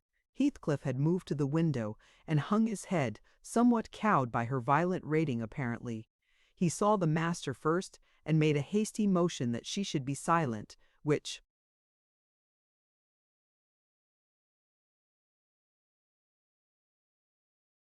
she obeyed abruptly, on discovering the reason of his intimation. "How is this?" said Linton, addressing her. "What notion of propriety must you have to remain here, after the language which has been held to you by that blackguard? I suppose because it is his ordinary talk you think nothing of it. You are habituated to his baseness, and, perhaps, imagine I can get used to it too." "Have you been listening at the door, Edgar?" asked the mistress in a tone particularly calculated to provoke her husband, implying both carelessness and contempt of his irritation. Heathcliff, who had raised his eyes at the former speech, gave a sneering laugh at the latter, on purpose, it seemed, to draw Mr. Linton's attention to him. He succeeded, but Edgar did not mean to entertain him with any high flights of passion. "I've been so far forbearing with you, sir," he said quietly, "not that I was ignorant of your miserable, degraded character, but I felt you were only partly."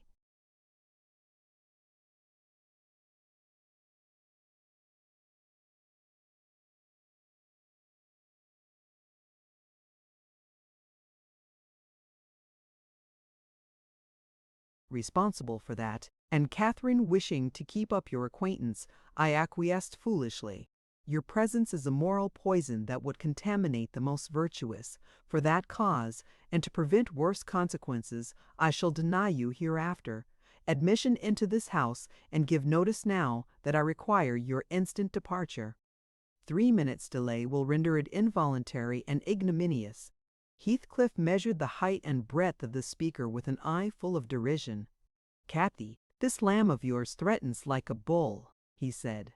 "It is in danger of splitting its skull against my knuckles. By God! Mr. Linton, I'm mortally sorry that you are not worth knocking down."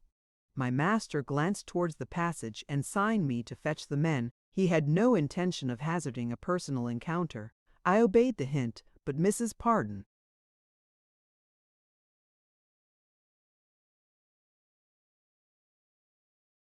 Linton, suspecting something, followed, and when I attempted to call them, she pulled me back, slammed the door to, and locked it. "Fair means," she said in answer to her husband's look of angry surprise. "If you have not courage to attack him, make an apology, or allow yourself to be beaten. It will correct you of feigning more valor than you possess. No, I'll swallow the key before you shall get it. I'm delightfully rewarded for my kindness to each. After constant indulgence of one's weak nature and the other's bad one, I earn for thanks 2 samples of blind ingratitude, stupid to absurdity. Edgar, I was defending you and yours, and I wish Heathcliff may flog you sick for daring to think an evil thought of me." It did not need the medium of a flogging to produce that effect on the master. He tried to wrest the key from Catherine's grasp, and for safety she flung it into the hottest part of the fire, whereupon Mr. Edgar was taken with a nervous,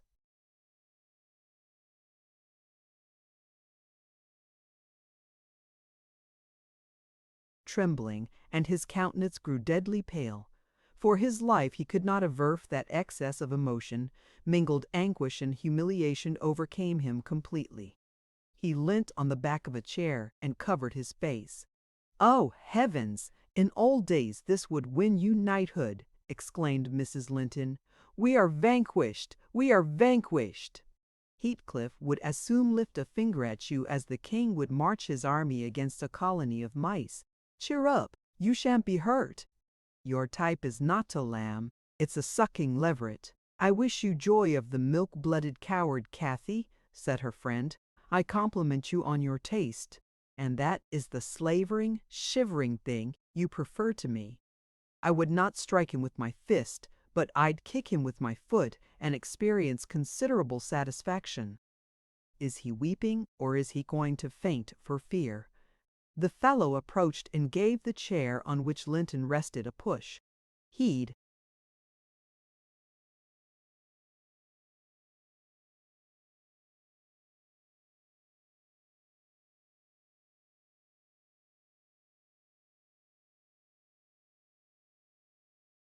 better have kept his distance. My master quickly sprang erect and struck him full on the throat, a blow that would have leveled a slighter man. It took his breath for a minute, and while he choked, Mr. Linton walked out by the back door into the yard, and from thence to the front entrance. "There! You've done with coming here," cried Catherine. "Get away now. He'll return with a brace of pistols and half a dozen assistants. If he did overhear us, of course he'd never forgive you. You've played me an ill turn, Heathcliff, but go make haste. I'd rather see Edgar at bay than you." "Do you suppose I'm going with that blow burning in my gullet?" he thundered. "By hell, no! I'll crush his ribs in like a rotten hazelnut before I cross the threshold. If I don't floor him now, I shall murder him some time. So, as you value his existence, let me get at him." "He is not coming," I interposed, framing a bit of a lie. "There's the coachman."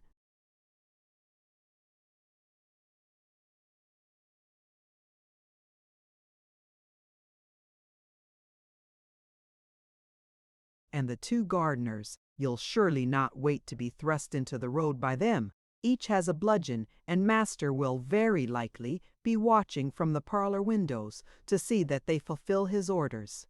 The gardeners and coachman were there, but Linton was with them. They had already entered the court. Heathcliff, on the second thoughts, resolved to avoid a struggle against three underlings. He seized the poker, smashed the lock from the inner door, and made his escape as they tramped in. Mrs. Linton, who was very much excited, bade me accompany her upstairs. She did not know my share in contributing to the disturbance, and I was anxious to keep her in ignorance. "I'm nearly distracted, Nellie," she exclaimed, throwing herself on the sofa. "1,000 smith's hammers are beating in my head. Tell Isabella to shun me. This uproar is owing to her, and should she or anyone else aggravate my anger at present, I shall get wild. And, Nellie, say to Edgar, if you see him again tonight, that I'm in danger of being seriously ill. I wish it may prove true. He has startled and distressed me shockingly. I want to frighten him. Besides, he might come and begin a string of abuse or complainings. I'm certain I should recriminate, and God knows where we should end. Will you do so, my good Nellie? You are aware that I am no way blamable in this matter. What possessed him to turn listener? Heathcliff's talk was outrageous after you left us, but I could soon have diverted him from Isabella, and the rest meant nothing. Now all is dashed wrong, by the fool's craving to hear evil of self that haunts some people like a demon. Had Edgar never gathered our conversation, he would never have been the worse for it. Really, when he opened on me in that unreasonable tone of displeasure after I had scolded Heathcliff till I was hoarse for him, I did not care hardly what they did to each other, especially as I felt that, however the scene closed, we should all be driven asunder for nobody knows how long. Well, if I cannot keep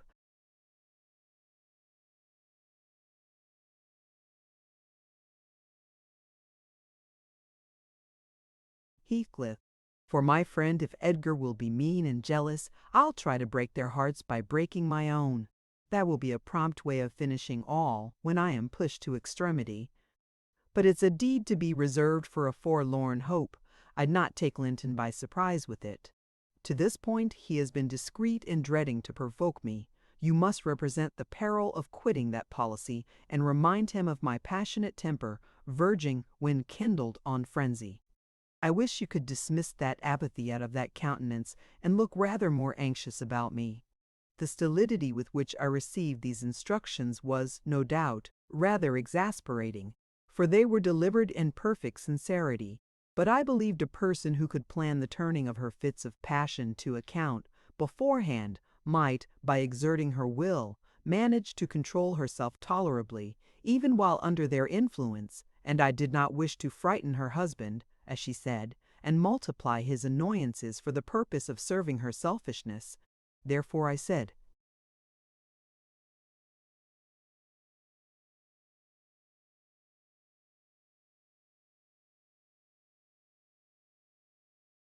nothing when I met the master coming towards the parlor, but I took the liberty of turning back to listen whether they would resume their quarrel together. He began to speak first. "Remain where you are, Catherine," he said, without any anger in his voice, but with much sorrowful despondency. "I shall not stay. I am neither come to wrangle nor be reconciled. But I wish just to learn whether, after this evening's events, you intend to continue your intimacy with—" "Oh, for mercy's sake," interrupted the mistress, stamping her foot, "for mercy's sake, let us hear no more of it now. Your cold blood cannot be worked into a fever, your veins are full of ice water. But mine are boiling, and the sight of such chillness makes them dance. To get rid of me, answer my question," persevered Mr. Linton. "You must answer it, and that violence does not alarm me. I have found that you can be as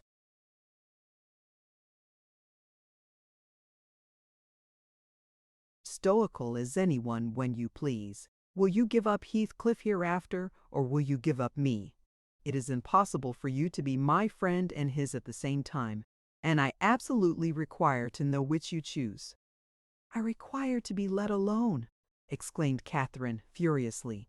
"I demand it. Don't you see I can scarcely stand? Edgar, you leave me!" She rang the bell till it broke with a twang. I entered leisurely. It was enough to try the temper of a saint, such senseless, wicked rages. There she lay dashing her head against the arm of the sofa and grinding her teeth so that you might fancy she would crash them to splinters. Mr. Linton stood looking at her in sudden compunction and fear. He told me to fetch some water.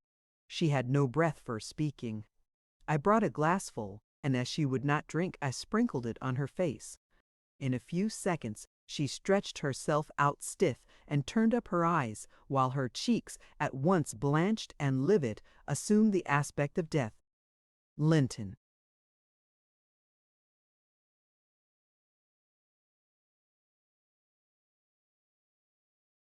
looked terrified. "There is nothing in the world the matter," I whispered.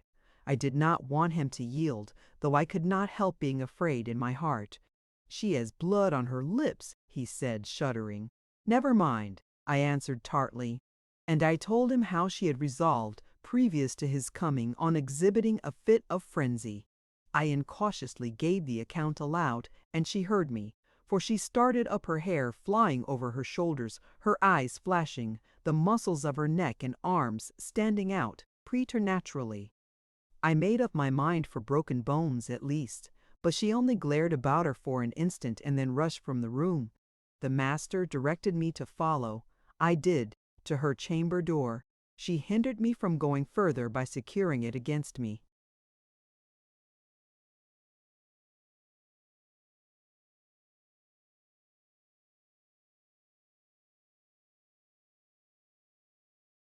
As she never offered to descend to breakfast next morning, I went to ask whether she would have some carried up. No, she replied peremptorily. The same question was repeated at dinner and tea, and again on the morrow after, and received the same answer. Mr. Linton, on his part, spent his time in the library and did not inquire concerning his wife's occupations.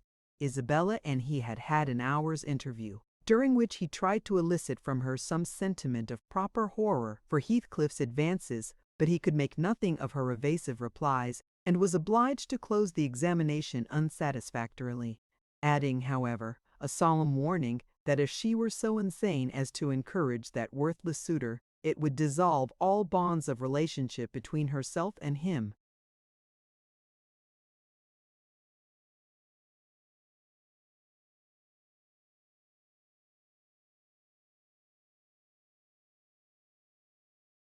Chapter 12. While Miss Linton moped about the park and garden, always silent and almost always in tears, and her brother shut himself up among books that he never opened, wearying, I guessed, with the continual vague expectation that Catherine, repenting her conduct, would come of her own accord to ask pardon, and seek a reconciliation, and she fasted pertinaciously, under the idea, probably, that at every meal Edgar was ready to choke for her absence, and pride alone held him from running to cast himself at her head. I've heard her wail. I wasted no condolences on Miss, nor any expostulations on my mistress, nor did I pay much attention to the sighs of my master, who yearned to hear his lady's name, since he might not hear her voice. I determined they should come about as they pleased for me, and though it was a tiresomely slow process, I began to rejoice at length in a faint dawn of its progress, as I thought at first. Mrs. Linton, on the third day, unbarred her door, and having finished the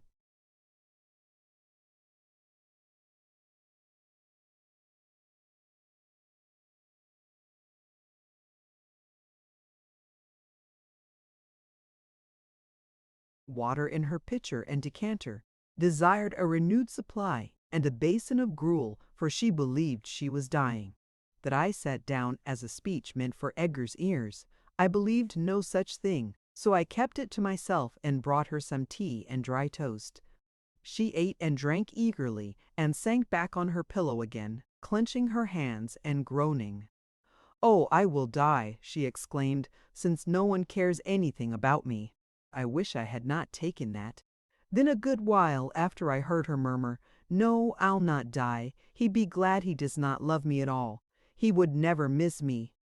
"Did you want anything, ma'am?" I inquired, still preserving my external composure, in spite of her ghastly countenance and strange, exaggerated manner. "What is that apathetic being doing?" she demanded, pushing the thick and tangled locks from her wasted face. "Has he fallen into a lethargy, or is he dead?"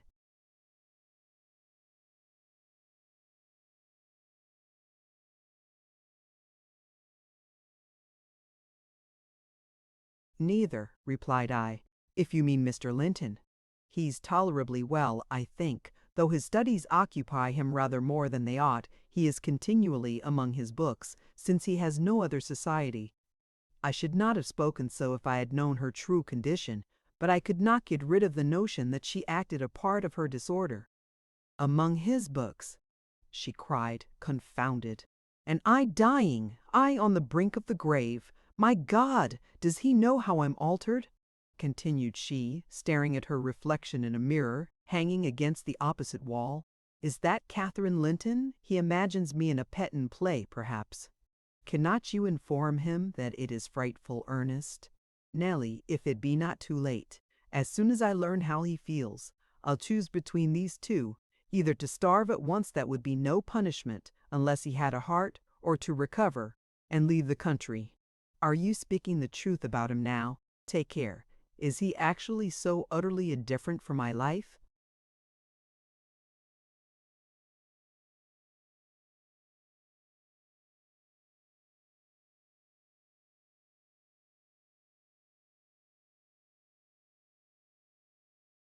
"Why, ma'am," I answered, "the master has no idea of your being deranged, and of course he does not fear that you will let yourself die of hunger." "You think not?" "Cannot you tell him I will?" she returned. "Persuade him. Speak of your own mind. Say you are certain I will." "No, you forget, Mrs. Linton," I suggested, "that you have eaten some food with a relish this evening, and tomorrow you will perceive its good effects." "If I were only sure it would kill him," she interrupted, "I'd kill myself directly. These 3 awful nights I've never closed my lids, and oh, I've been tormented, I've been haunted, Nellie. But I begin to fancy you don't like me. How strange. I thought though everybody hated and despised each other, they could not avoid loving me. And they have all turned to enemies in a few hours. They have, I'm positive, the people here. How dreary to meet death, surrounded by their cold faces." Isabella, terrified and repelled, afraid to enter the room, it would be so.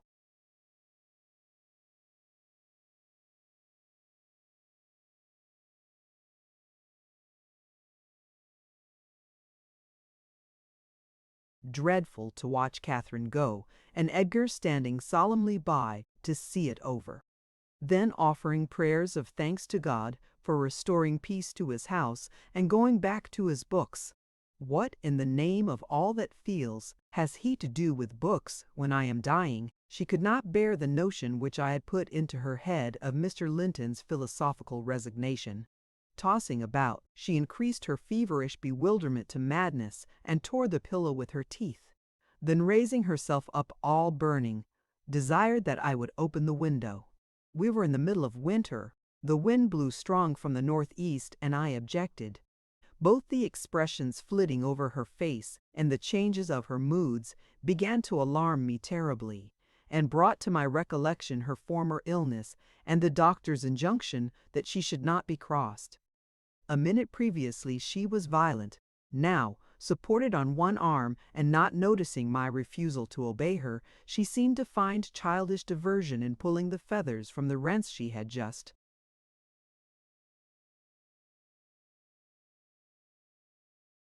made, and ranging them on the sheet according to their different species. Her mind had strayed to other associations. "That's a turkey's," she murmured to herself, "and this is a wild duck's, and this is a pigeon's. Ah, they put pigeons' feathers in the pillows. No wonder I couldn't die. Let me take care to throw it on the floor when I lie down. And here is a moorcock's, and this I should know it among 1,000. It's a lapwing's. Bonny bird, wheeling over our heads in the middle of the moor. It wanted to get to its nest, for the clouds had touched the swells, and it felt rain coming. This feather was picked up from the heath. The bird was not shot. We saw its nest in the winter, full of little skeletons. Heathcliff set a trap over it, and the old ones dared not come. I made him promise he'd never shoot a lapwing after that, and he didn't. Yes, here are more." "Did he shoot my lapwings, Nellie? Are they red, any of them? Let me look."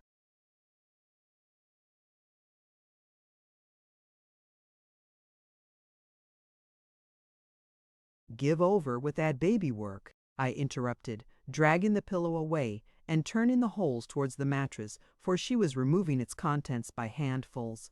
"Lie down and shut your eyes. You're wandering. There's a mess. The down is flying about like snow." I went here and there collecting it. "I see in you, Nellie," she continued dreamily. "An aged woman, you have gray hair and bent shoulders. This bed is the fairy cave under Penistone Crags, and you are gathering elf bolts to hurt our heifers, pretending while I am near that they are only locks of wool. That's what you'll come to 50 years hence. I know you are not so now. I'm not wandering. You're mistaken, or else I should believe you really were that withered hag, and I should think I was under Penistone Crags, and I'm conscious it's night, and there are 2 candles on the table, making the black press shine like jet."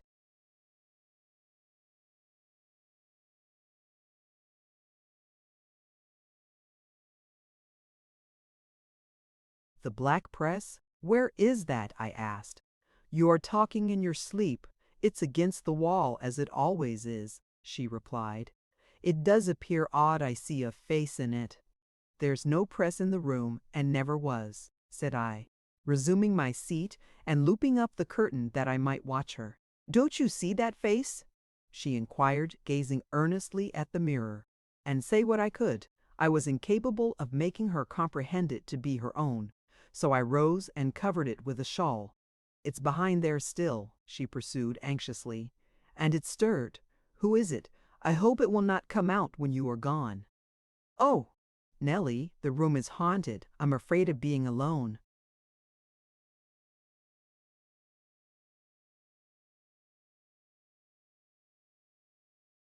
I took her hand in mine and bid her be composed, for a succession of shudders convulsed her frame, and she would keep straining her gaze towards the glass. "There's nobody here," I insisted. "It was yourself, Mrs. Linton. You knew it a while since." "Myself," she gasped. "And the clock is striking 12. It's true then, that's dreadful." Her fingers clutched the clothes and gathered them over her eyes.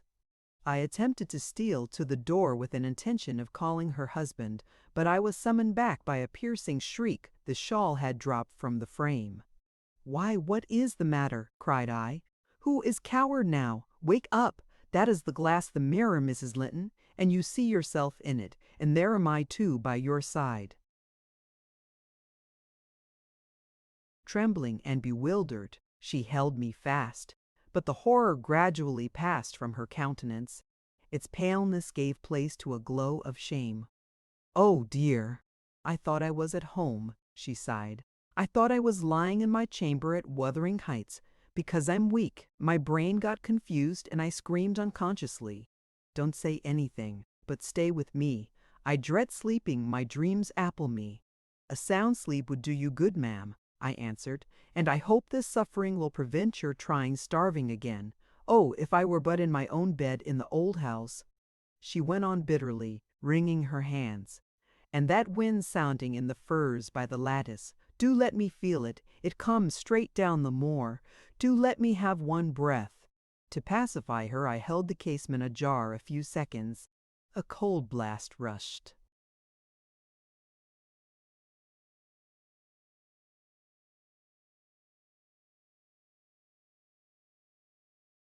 Through, I closed it and returned to my post. She lay still now, her face bathed in tears. Exhaustion of body had entirely subdued her spirit. Our fiery Catherine was no better than a wailing child. "How long is it since I shut myself in here?" she asked, suddenly reviving. "It was Monday evening," I replied, "and this is Thursday night, or rather Friday morning at present." "What, of the same week?" she exclaimed. "Only that brief time? Long enough to live on nothing but cold water and ill temper," observed I. "Well, it seems a weary number of hours," she muttered doubtfully. "It must be more." I remember being in the parlor after they had quarreled, and Edgar being cruelly provoking, and me running into this room desperate. As soon as ever I had barred the door, utter blackness overwhelmed me, and I fell on the floor. I couldn't explain to Edgar how certain I felt of having a fit or going raging mad if he persisted in teasing me. I had no command of tongue or brain, and he did not guess my agony. Perhaps it barely left me sense to try to escape from him and his voice. Before I recovered sufficiently to see and hear, it began to be dawn, and Nellie, I'll tell you what I thought, and what has kept recurring and recurring till I feared for my reason. I thought as I lay there, with my head against that table leg, and my eyes dimly discerning the gray square of the window, that I was enclosed in the oak-paneled bed at home, and my heart ached with some great grief, which, just waking, I could not recollect. I pondered and worried myself to discover what it could be, and most strangely, the whole last 7 years of my life grew a blank. I did not recall that they had been at all. I was a child, my father was just buried, and my misery arose from the separation that Hindley had ordered between me and Heathcliff. I was laid alone for the first time, and, rousing from a dismal doze after a night of weeping, I lifted my hand to push the panels aside. It struck the tabletop. I swept it along the carpet, and then memory burst in. My late anguish was swallowed in a paroxysm of despair. I cannot say why I felt so wildly wretched. It must have been temporary derangement, for there is scarcely cause. But supposing at 12 years old I had been wrenched from the heights, and every early association, and my all in all, as Heathcliff was at that time, and been converted at a stroke into Mrs. Linton, the lady of Thrushcross Grange, and the wife of a stranger, an exile and outcast, thenceforth from what had been my world, you may fancy a glimpse of the abyss where I grovelled. Shake your head as you will, Nellie, you have helped to unsettle me. You should have spoken to Edgar, indeed you should, and compelled him to leave me quiet. Oh, I'm burning, I wish I were out of doors. I wish I were a girl again, half savage and hardy and free, and laughing at injuries, not maddening under them. Why am I so changed? Why does my blood rush into a hell of tumult at a few words? I'm sure I should be myself were I once among the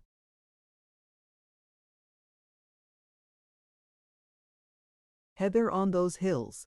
Open the window again wide, fasten it open, quick, why don't you move? Because I won't give you your death of cold, I answered. You won't give me a chance of life, you mean, she said sullenly. However, I'm not helpless yet, I'll open it myself. And sliding from the bed before I could hinder her, she crossed the room, walking very uncertainly, threw it back, and bent out, careless of the frosty air that cut about her shoulders as keen as a knife. I entreated and finally attempted to force her to retire, but I soon found her delirious strength much surpassed mine. She was delirious, I became convinced by her subsequent actions and ravings. There was no moon, and everything beneath lay in misty darkness, not a light gleamed from any house, far or near. All had been extinguished long ago, and those at Wuthering Heights were never visible. Still, she asserted she caught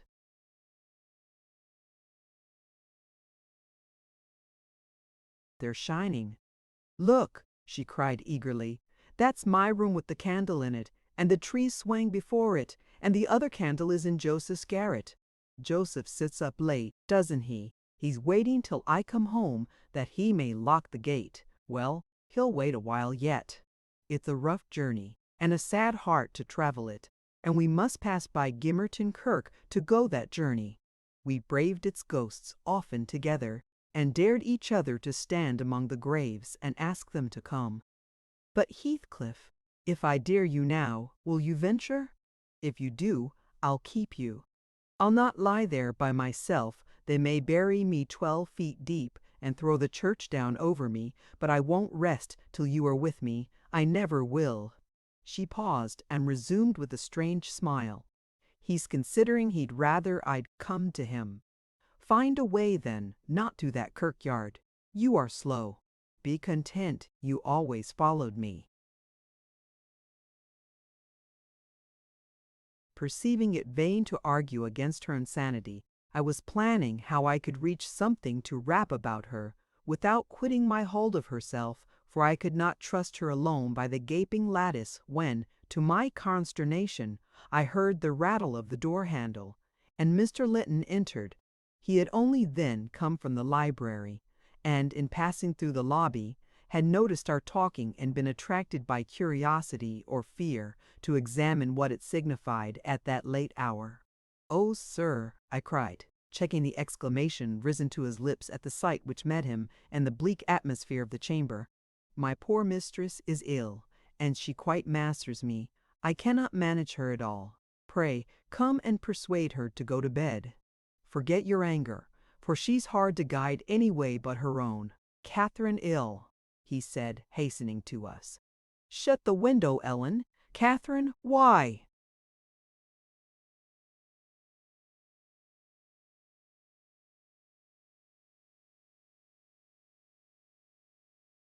He was silent. The haggardness of Mrs. Linton's appearance smote him speechless, and he could only glance from her to me in horrified astonishment. "She's been fretting here," I continued, "and eating scarcely anything, and never complaining. She would admit none of us till this evening, and so we couldn't inform you of her state, as we were not aware of it ourselves, but it is nothing." I felt I uttered my explanations awkwardly. The master frowned. "It is nothing, is it, Ellen Dean?" he said sternly.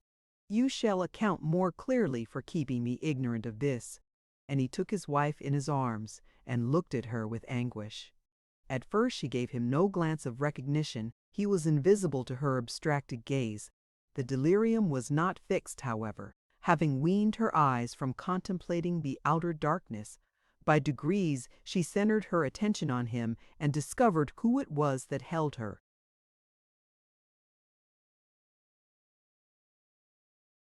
"Ah, you are come, are you, Edgar Linton?" she said with angry animation. "You are one of those things that are ever found when least wanted, and when you are wanted, never. I suppose we shall have plenty of lamentations. Now I see we shall, but they can't keep me from my narrow home out yonder, my resting place, where I'm bound before spring is over. There it is, not among the Lintons, mind, under the chapel roof, but in the open air, with a headstone. And you may please yourself whether you go to them or come to me." "Catherine, what have you done?" commenced the master. "Am I nothing to you any more? Do you love that wretch Heath?" "Hush!" cried Mrs. Linton. "Hush!" cried Mrs. Linton. "Hush this moment. You mention that name, and I end the matter instantly by a spring from the window. What you touch at present, you may have, but my soul will be on that hilltop before you lay hands on me again. I don't want you, Edgar. I'm past wanting you. Return to your—"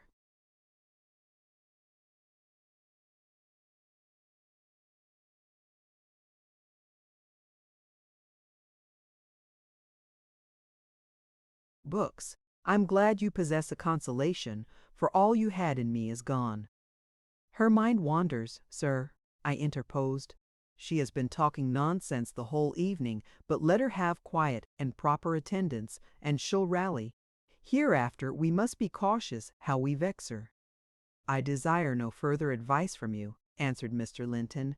"You knew your mistress's nature, and you encouraged me to harass her. And not to give me one hint of how she has been these 3 days. It was heartless. Months of sickness could not cause such a change." I began to defend myself, thinking it too bad to be blamed for another's wicked waywardness. "I knew Mrs. Linton's nature to be headstrong and domineering," cried I, "but I didn't know that you wished to foster her fierce temper. I didn't know that, to humor her, I should wink at Mr. Heathcliff. I performed the duty of a faithful servant in telling you, and I have got a faithful servant's wages. Well,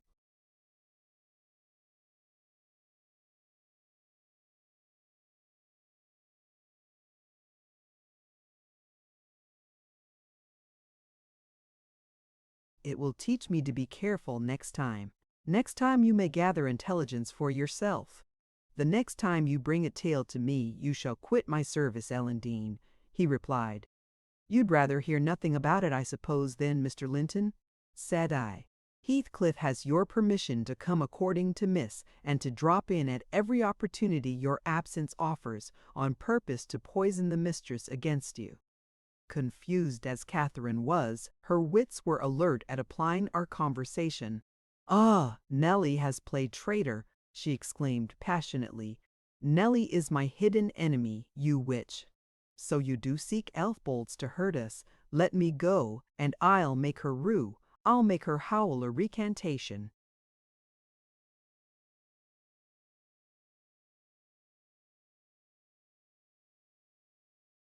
A maniac's fury kindled under her brows. She struggled desperately to disengage herself from Linton's arms. I felt no inclination to tarry the event, and, resolving to seek medical aid on my own responsibility, I quitted the chamber. In passing the garden to reach the road, at a place where a bridle hook is driven into the wall, I saw something white moved irregularly, evidently by another agent in the wind. Notwithstanding my hurry, I stayed to examine it, lest ever after I should have the conviction impressed on my imagination that it was a creature of the other world. My surprise and perplexity were great on discovering, by touch more than vision, Miss Isabella Springer Fanny suspended by a handkerchief and nearly at its last gasp. I quickly released the animal and lifted it into the garden. I had seen it follow its mistress upstairs when she went to bed, and wondered much how it could have got out there, and what mischievous person had treated it so. While untying the knot round the hook, it seemed to me that I repeatedly caught the beat of horses' feet galloping.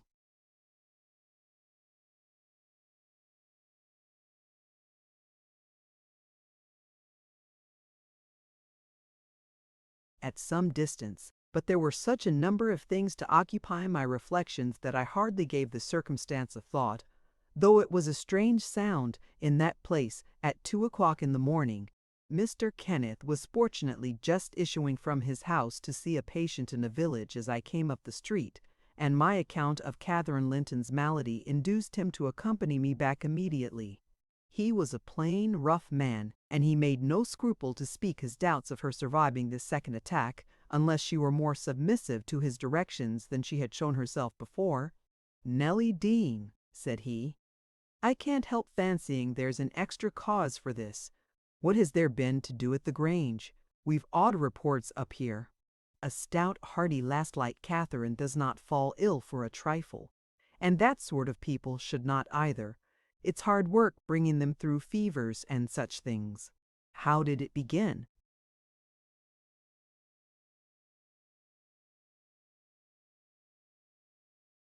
"The master will inform you," I answered, "but you are acquainted with the Earnshaws' violent dispositions, and Mrs. Linton caps them all.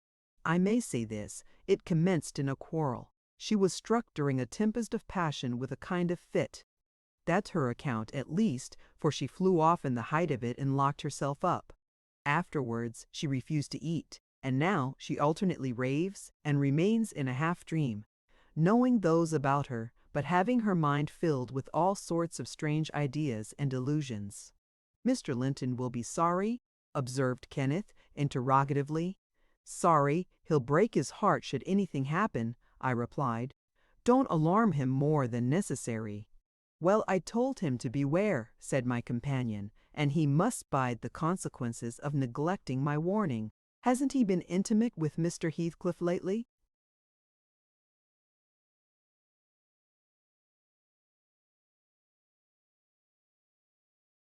"Heathcliff frequently visits at the Grange," answered I, "though more on the strength of the mistress having known him when a boy, than because the master likes his company. At present he's discharged from the trouble of calling, owing to some presumptuous aspirations after Miss Linton, which he manifested. I hardly think he'll be taken in again." "And does Miss Linton turn a cold shoulder on him?" was the doctor's next question. "I'm not in her confidence," returned I, reluctant to continue the subject. "No, she's a sly one," he remarked, shaking his head. "She keeps her own counsel, but she's a real little fool. I have it from good authority that last night, and a pretty night it was, she and Heathcliff were walking in the plantation at the back of your house above 2 hours, and he pressed her not to go in again, but just mount his horse and away with him. My informant said she could only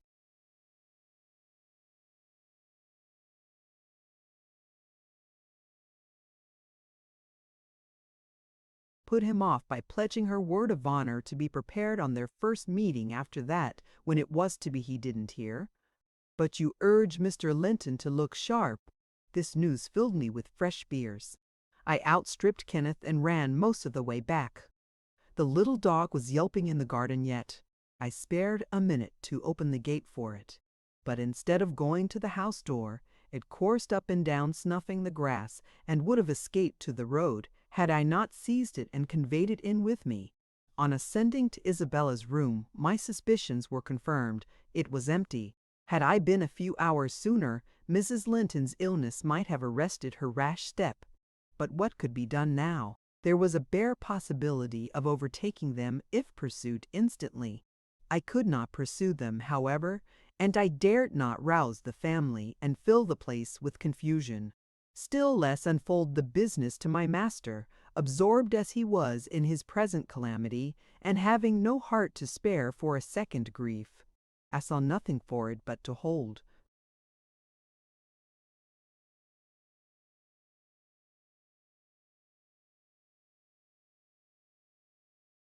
My tongue, and suffer matters to take their course, and Kenneth being arrived, I went with a badly composed countenance to announce him.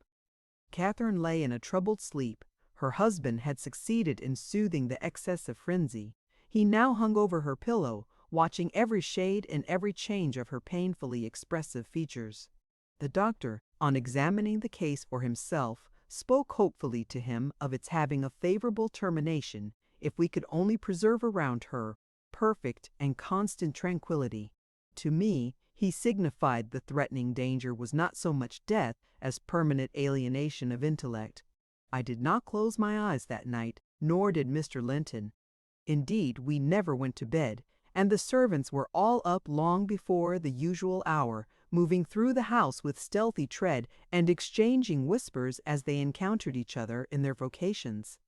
Everyone was active but Miss Isabella, and they began to remark how sound she slept. Her brother, too, asked if she had risen, and seemed impatient for her presence, and hurt that she showed so little anxiety for her sister-in-law. I trembled lest he should send me to call her, but I was spared the pain of being the first proclamant of her flight. One of the maids, a thoughtless girl, who had been on an early errand to Gimmerton, came panting upstairs, open-mouthed, and dashed into the chamber, crying, "Oh dear, dear! What mun we have next?" "Master, master, our young lady, hold your noise," cried I hastily, enraged at her clamorous manner. "Speak lower, Mary. What is the matter?" said Mr. Linton. "What ails your young lady? She's gone, she's gone. Yon Heathcliff's run off wi' her," gasped the girl. "That is not true," exclaimed Linton, rising in agitation. "It cannot be. How has?"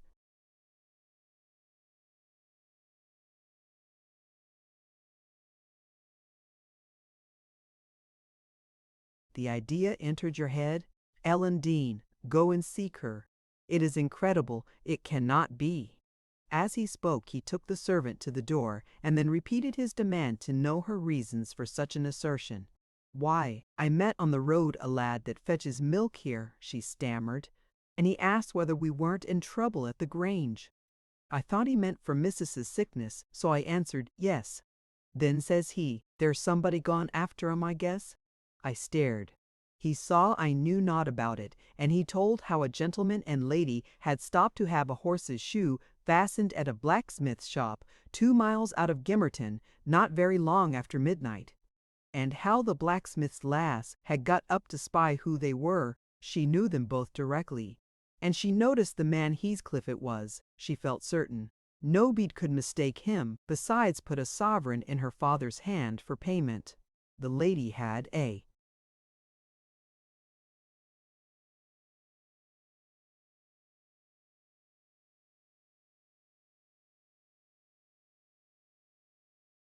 cloak about her face, but having desired a sip of water while she drank it fell back, and she saw her very plain. Heathcliff held both bridles as they rode on, and they set their faces from the village, and went as fast as the rough roads would let them. The lass said nothing to her father, but she told it all over Gimmerton this morning. I ran and peeped, for form's sake, into Isabella's room, confirming, when I returned, the servant's statement. Mr. Linton had resumed his seat by the bed. On my re-entrance, he raised his eyes, read the meaning of my blank aspect, and dropped them without giving an order, or uttering a word. "Are we to try any measures for overtaking and bringing her back?" I inquired. "How should we do?" "She went of her own accord," answered the master. "She had a right to go if she pleased. Trouble me no more about her. Hereafter she is only my sister in name."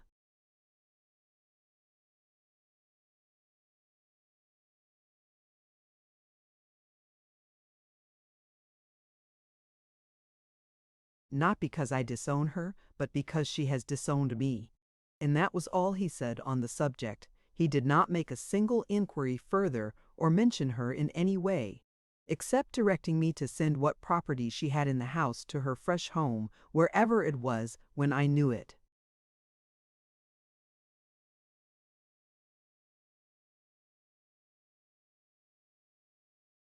Chapter 13. For 2 months the fugitives remained absent. In those 2 months, Mrs. Linton encountered and conquered the worst shock of what was denominated a brain fever. No mother could have nursed an only child more devotedly than Edgar tended her. Day and night he was watching and patiently enduring all the annoyances that irritable nerves and a shaken reason could inflict. And, though Kenneth remarked that what he saved from the grave would only recompense his care by forming the source of constant future anxiety, in fact, that his health and strength were being sacrificed to preserve a mere ruin of humanity, he knew no limits in gratitude and joy when Catherine's life was declared out of danger. And hour after hour he would sit beside her, Tracy Trayson e Grick Graggle. The first time she left her chamber was at the commencement of the following.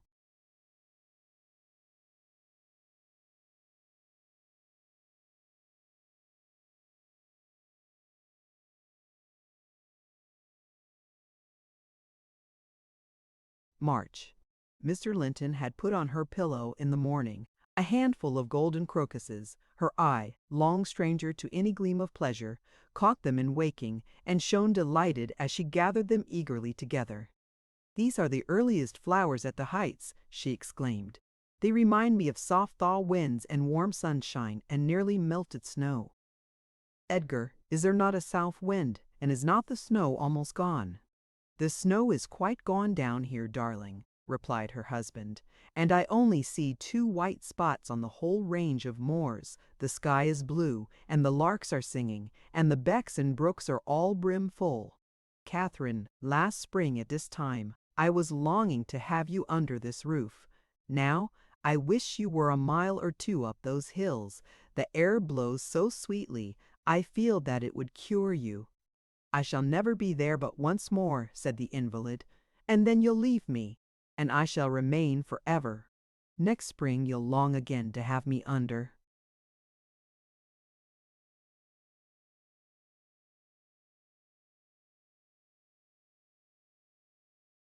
"This roof, and you'll look back and think you were happy today."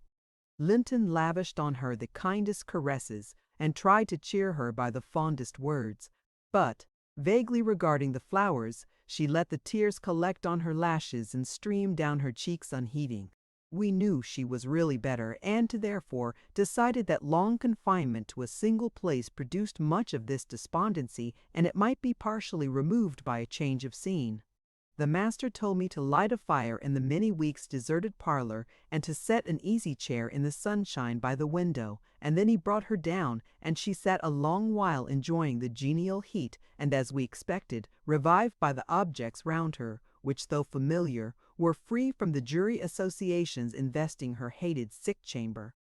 By evening she seemed greatly exhausted. Yet no arguments could persuade her to return to that apartment, and I had to arrange the parlor sofa for her bed till another room could be prepared. To obviate the fatigue of mounting and descending the stairs, we fitted up this.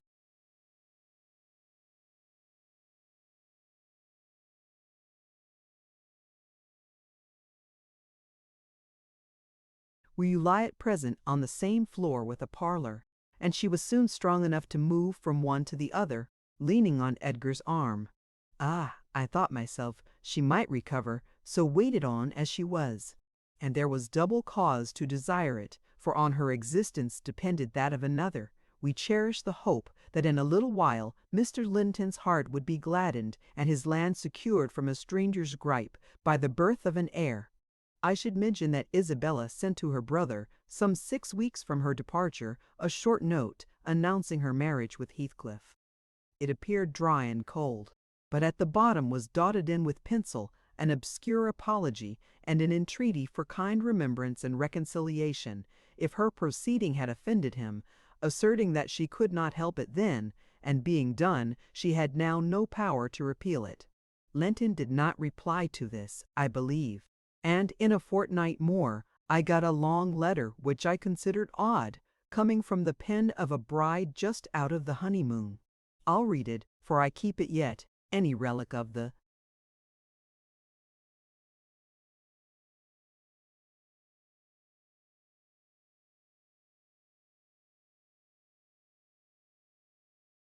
dead is precious, if they were valued living. Dear Ellen, it begins, I came last night to Wuthering Heights and heard, for the first time, that Catherine has been and is yet very ill. I must not write to her, I suppose, and my brother is either too angry or too distressed to answer what I sent him. Still, I must write to somebody, and the only choice left me is you.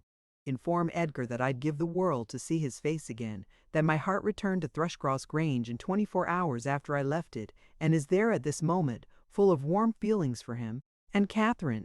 I can't follow it, though. These words are underlined. They need not expect me, and they may draw what conclusions they please. Taking care, however, to lay nothing at the door of my weak will or deficient affection. The remainder of the letter is for yourself alone. I want to ask you, too.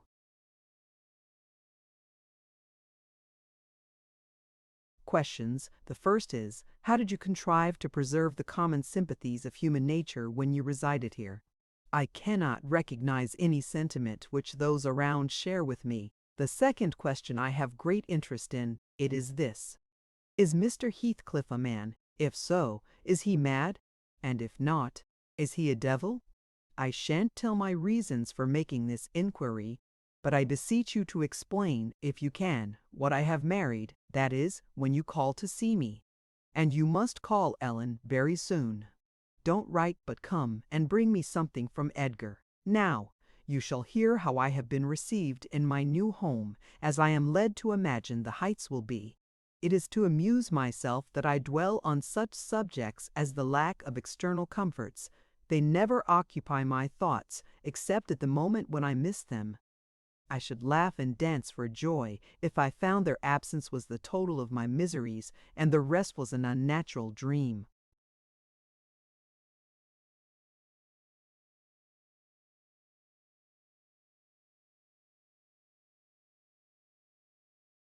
The sun set behind the grange as we turned on to the moors.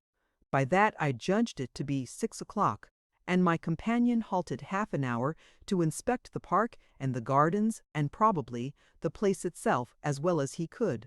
So it was dark when we dismounted in the paved yard of the farmhouse, and your old fellow servant Joseph issued out to receive us by the light of a dip candle. He did it with a courtesy that redounded to his credit. His first act was to elevate his torch to a level with my face, squint malignantly, project his under lip, and turn away. Then he took the 2 horses and led them into the stables, reappearing for the purpose of locking the outer gate, as if we lived in an ancient castle. Heathcliff stayed to speak to him, and I entered the kitchen, a dingy, untidy hole. I dare say you would not know it, it is so changed since it was in your charge.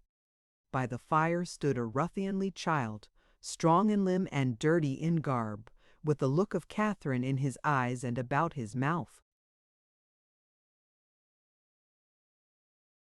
This is Edgar's legal nephew. I reflected mine in a manner. I must shake hands, and yes, I must kiss him. It is right to establish a good understanding at the beginning. I approached, and, attempting to take his chubby fist, said, "How do you do, my dear?" He replied in a jargon I did not comprehend. "Shall you and I be friends, Hareton?" was my next essay at conversation, an oath and a threat to set Throttler on me if I did not frame off rewarded my perseverance. "Hey, Throttler, lad," whispered the little wretch, rousing a half-bred bulldog from its lair in a corner. "Now, wilt thou be ganging?" he asked authoritatively.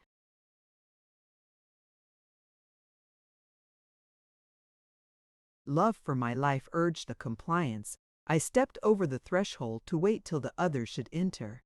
Mr. Heathcliff was nowhere visible, and Joseph, whom I followed to the stables and requested to accompany me in, after staring and muttering to himself, screwed up his nose and replied, "Mim, mim, mim. Did iver Christian body hear aught like it? Mincing unmunching. How can I tell what ye say?" "I say, I wish you to come with me into the house," I cried, thinking him deaf, yet highly disgusted at his rudeness. "None o' me. I gettin somewhat else to do," he answered, and continued his work, moving his lantern jaws meanwhile, and surveying my dress and countenance. The the former a great deal too fine, but the latter, I'm sure, as sad as he could desire with sovereign contempt. I walked round the yard and through a wicket to another door, at which I took.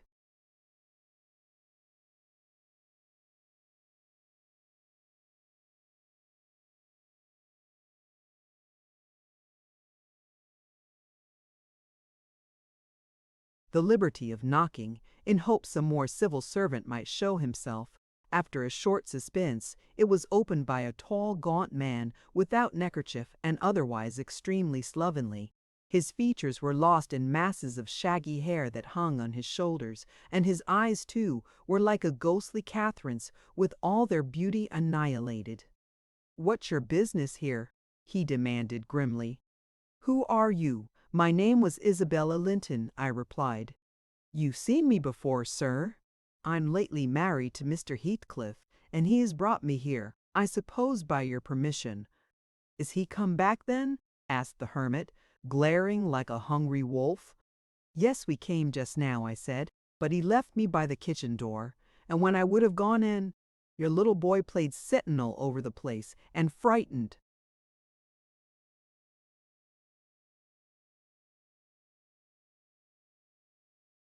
me off by the help of a bulldog. It's well the hellish villain has kept his word," growled my future host, searching the darkness beyond me in expectation of discovering Heathcliff.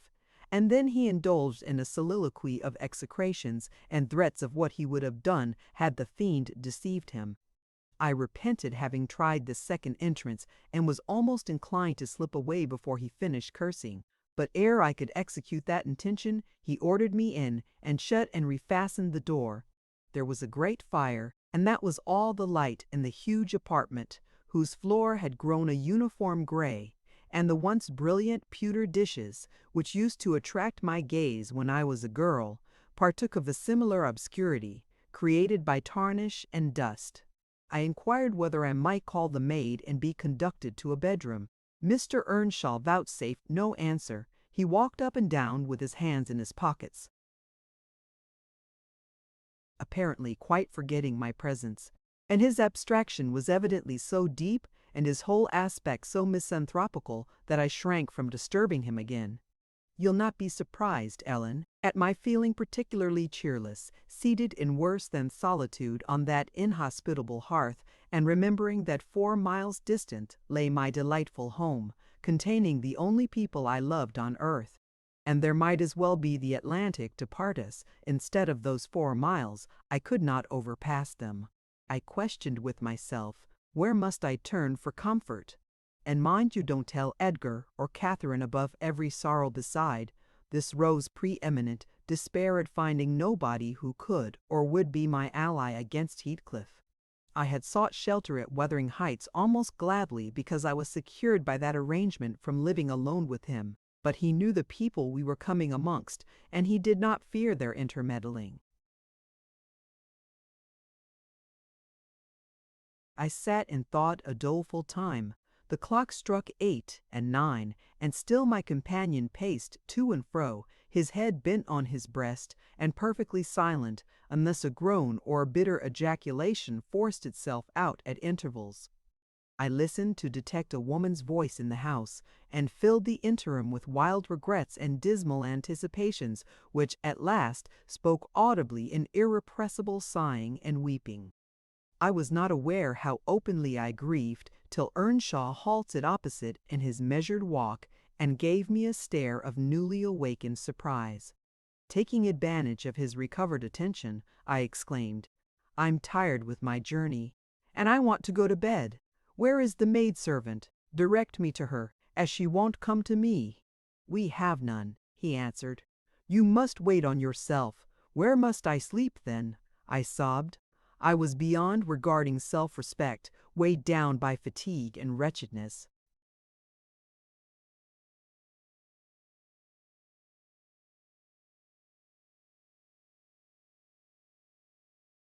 "Joseph will show you Heathcliff's chamber," said he. "Open that door, he's in there." I was going to obey, but he suddenly arrested me, and added in the strangest tone, "Be so good as to turn your lock and draw your bolt. Don't omit it." Well, I said. But why, Mr. Earnshaw? I did not relish the notion of deliberately fastening myself in with Heathcliff. Look here, he replied, pulling from his waistcoat a curiously constructed pistol having a double-edged spring knife attached to the barrel. That's a great tempter to a desperate man, is it not? I cannot resist going up with this every night and trying his door. If once I find it open, he's done for. I do it invariably, even though the minute before I have been recalling 100 reasons that should make me refrain. It is some devil that urges me to thwart my own schemes by killing him. You fight against that devil for love as long as you may. When the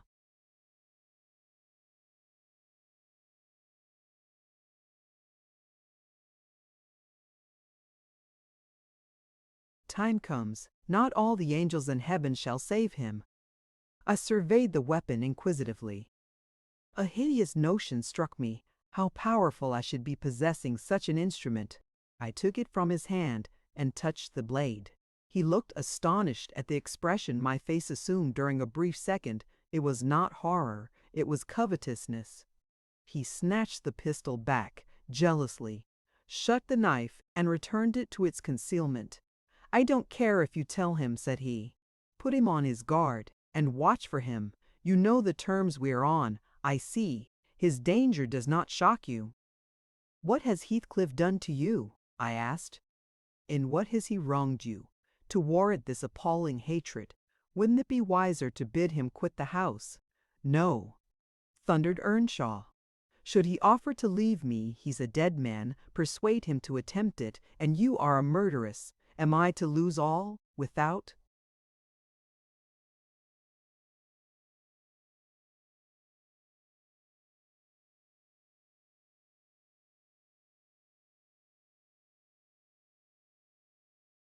A chance of retrieval? Is Hareton to be a beggar?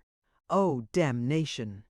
I will have it back, and I'll have his gold too, and then his blood, and hell shall have his soul. It will be 10 times blacker with that guest than ever it was before. You've acquainted me, Ellen, with your old master's habits. He is clearly on the verge of madness. He was so last night at least. I shuddered to be near him, and thought on the servant's ill-bred moroseness as comparatively agreeable. He now recommenced his moody walk, and I raised the latch and escaped into the kitchen. Joseph was bending over the fire, peering into a large pan that swung above it, and a wooden bowl of oatmeal stood on the settle close by. The contents of the pan began to boil, and he turned to plunge his hand into the bowl. I conjectured that this preparation was probably for our supper, and, being hungry, I resolved it should be eatable. So, crying out sharply, "I'll make the porridge," I removed the vessel out of his reach, and proceeded to take off my hat and riding habit. Mr. Earnshaw, I continued, directs me to wait on myself. I will. I'm not going to act the lady among you for fear I should starve. Good Lord, he muttered, sitting down, and stroking his ribbed stockings from the knee to the ankle. If there's to be fresh ortherings, just when I get 10 used to 2 mine Easters, if I mund have a Mr. set o'er my head, it's like time to be flitting. I knew or did think to see today that I mud lay the old place, but I doubt it's nigh at hand. This lamentation drew no notice from me. I went briskly to work, sighing to remember a period when it would have been all merry fun, but compelled speedily to drive off the remembrance. It racked me to recall past happiness, and the greater peril there was of conjuring up its apparition, the quicker the thebble ran round, and the faster the handfuls of meal fell into the water. Joseph beheld my style of cookery with growing indignation. "Fear!" he ejaculated. "Hareton, thou willed sup thy porridge to neat."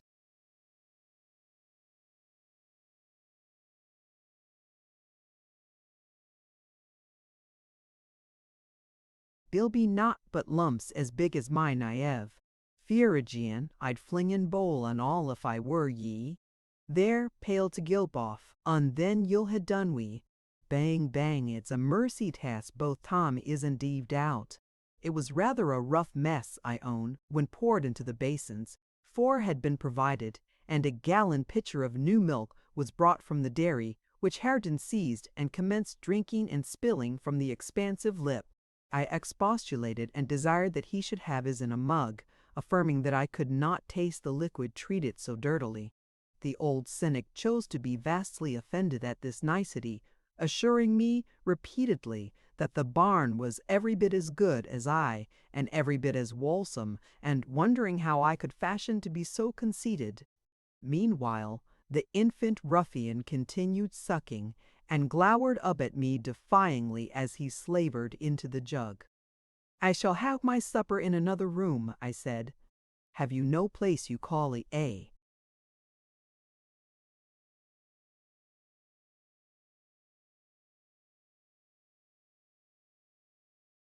"Parlour, parlour," he echoed sneeringly. "Parlour. Nay, we've noa parlours. If yaw done not like recompany, there's maisters. An' if yaw done not like maister, there's us." "Then I shall go upstairs," I answered. "Show me a chamber." I put my basin on a tray and wed myself to fetch some more milk. With great grumblings, the fellow rose and preceded me in my ascent. We mounted to the garrets. He opened a door now and then to look into the apartments we passed.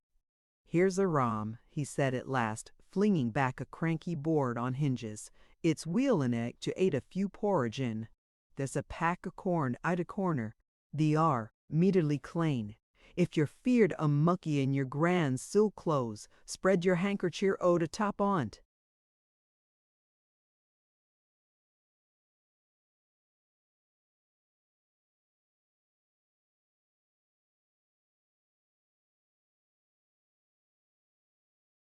The rom was a kind of lumber hole smelling strong of malt and grain, various sacks of which articles were piled around, leaving a wide bare space in the middle.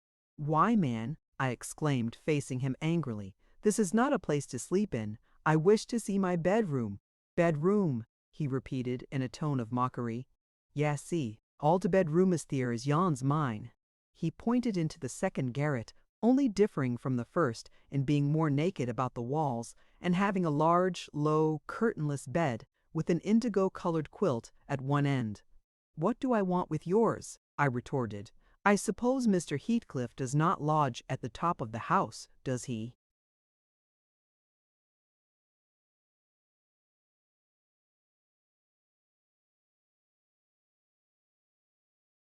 "Oh, it's Maester Heathcliff's you're wanting?"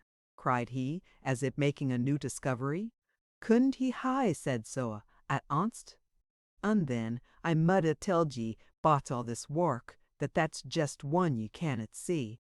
He allus keeps it locked, and nobody iver mells on't but hissoon.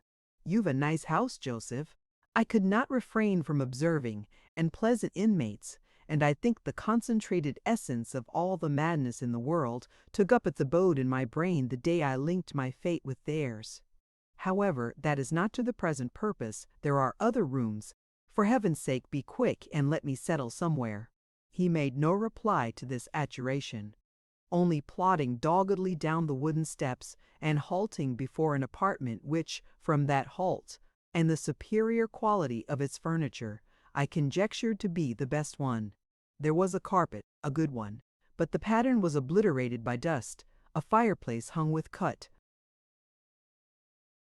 paper dropping to pieces, a handsome oak bedstead with ample crimson curtains of rather expensive material and modern make, but they had evidently experienced rough usage. The valances hung in festoons, wrenched from their rings, and the iron rod supporting them was bent in an arc on one side, causing the drapery to trail upon the floor. The chairs were also damaged, many of them severely, and deep indentations deformed the panels of the walls. I was endeavoring to gather resolution for entering and taking possession, when my fool of a guide announced, "This here is to maisters." My supper by this time was cold, my appetite gone, and my patience exhausted. I insisted on being provided instantly with a place of refuge and means of repose. "We're the devil," began the religious elder.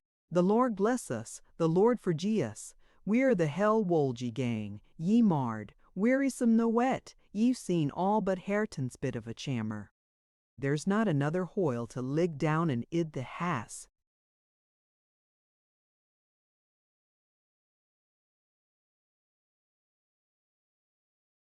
I was so vexed, I flung my tray and its contents on the ground, and then seated myself at the stair's head, hid my face in my hands, and cried. "Eck, eck," exclaimed Joseph. "Weel done, Miss Cathy, weel done, Miss Cathy. Howsiver, to Monister Saul just tumble o'er them brocken pots, then we's hear summat, we's hear how it's to be. Good for not maddling, ye decide the pining fro this to Kersmas, flinging the precious gifts o' God under footy year flaysome rages. But I mistin if ye shoe your spirit lang, will Heathcliff biddy sish bonny ways, think ye? I nobbut wish he may catch ye, I that plisky, I nobbut wish he may."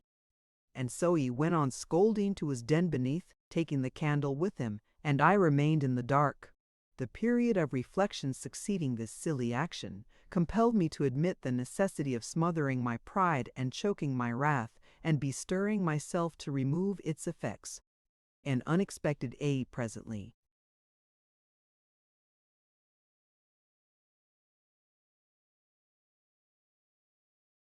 appeared in the shape of Throttler, whom I now recognized as the son of our old skulker. It had spent its whelphood at the Grange, and was given by my father to Mr. Hindley.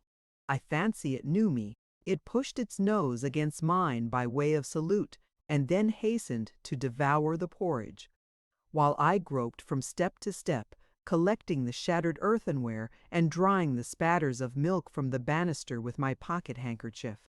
Our labors were scarcely over when I heard Earnshaw's tread in the passage. My assistant tucked in his tail and pressed to the wall. I stole into the nearest doorway.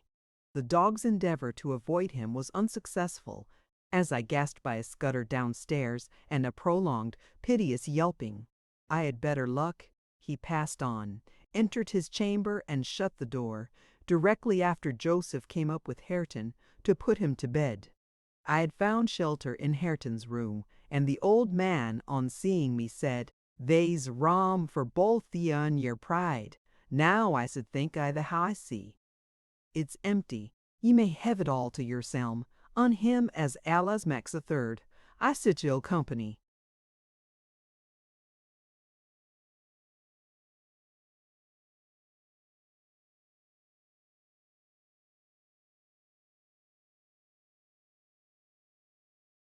Gladly did I take advantage of this intimation, and the minute I flung myself into a chair by the fire I nodded and slept.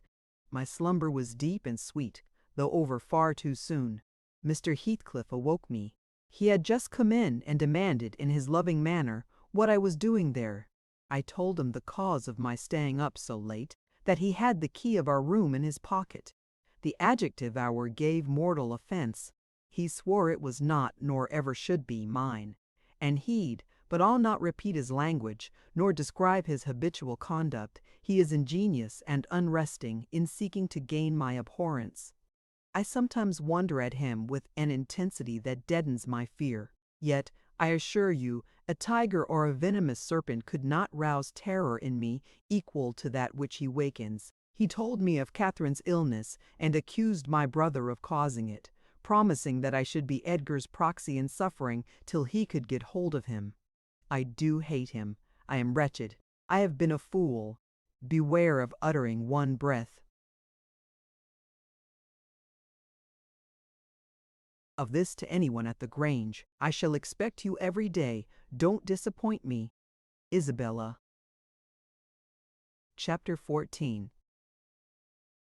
As soon as I had perused this epistle, I went to the master and informed him that his sister had arrived at the Heights and sent me a letter expressing her sorrow for Mrs. Linton's situation and her ardent desire to see him, with a wish that he would transmit to her, as early as possible, some token of forgiveness by me. "Forgiveness," said Linton. "I have nothing to forgive her, Ellen. You may call at Wuthering Heights this afternoon if you like, and say that I am not angry, but I'm sorry to have lost her, especially as I can never think she'll be happy. It is out of the question my going to see her, however. We are eternally divided. and should she really wish to oblige me, let her persuade the villain she has married to leave the country." "And you won't write her a little note, sir?" I asked imploringly. "No," he answered. "It is needless. My communication with Heathcliff's family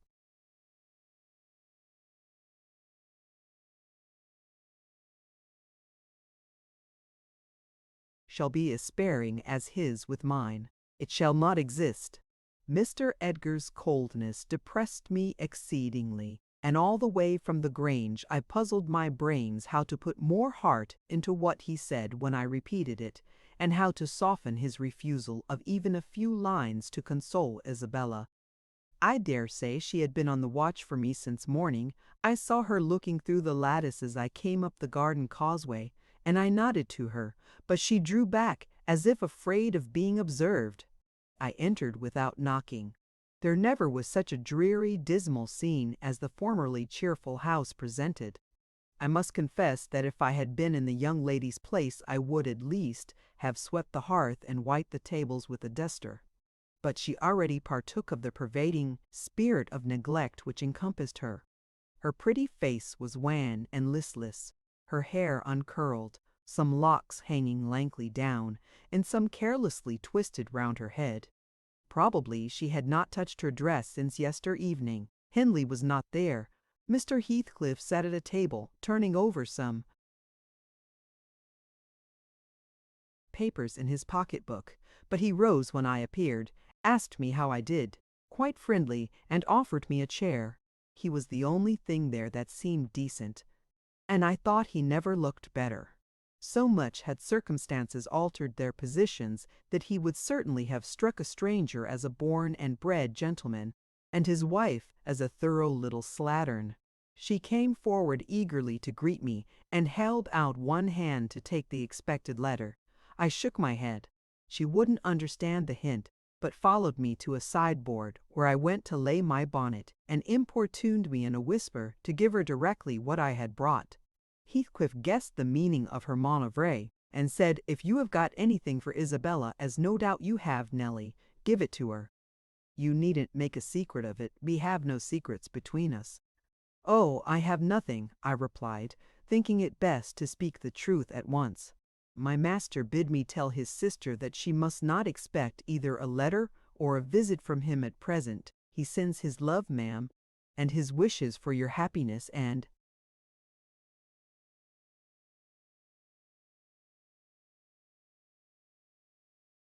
his pardon for the grief you have occasioned. But he thinks that after this time his household and the household here should drop into communication, as nothing could come of keeping it up." Mrs. Heathcliff's lip quivered slightly, and she returned to her seat in the window. Her husband took his stand on the hearthstone near me, and began to put questions concerning Catherine. I told him as much as I thought proper of her illness, and he extorted from me, by cross-examination, most of the facts connected with its origin. I blamed her, as she deserved, for bringing it all on herself, and ended by hoping that he would follow Mr. Linton's example and avoid future interference with his family, for good or evil. "Mrs. Winate Linton is now just recovering," I said. "She'll never be like she was, but her life is spared, and if you really have a regard for her, you'll shun crossing her way again. Nay, you'll move out of this country entirely, and that you may not regret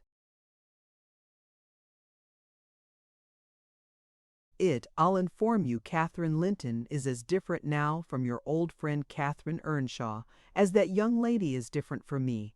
Her appearance is changed greatly, her character much more so, and the person who is compelled, of necessity, to be her companion will only sustain his affection hereafter by the remembrance of what she once was, by common humanity, and a sense of duty." "That is quite possible," remarked Heathcliff, forcing himself to seem calm. "Quite possible that your master should have nothing but common humanity and a sense of duty to fall back upon. But do you imagine that I shall leave Catherine to his duty and humanity? And can you compare my feelings respecting Catherine to his? Before you leave this house, I must exact a promise from you that you'll get me an interview with her. Consent or refuse, I will see her. What do you say?" I say, Mr. Heathcliff, I replied, you must not, you never shall, through my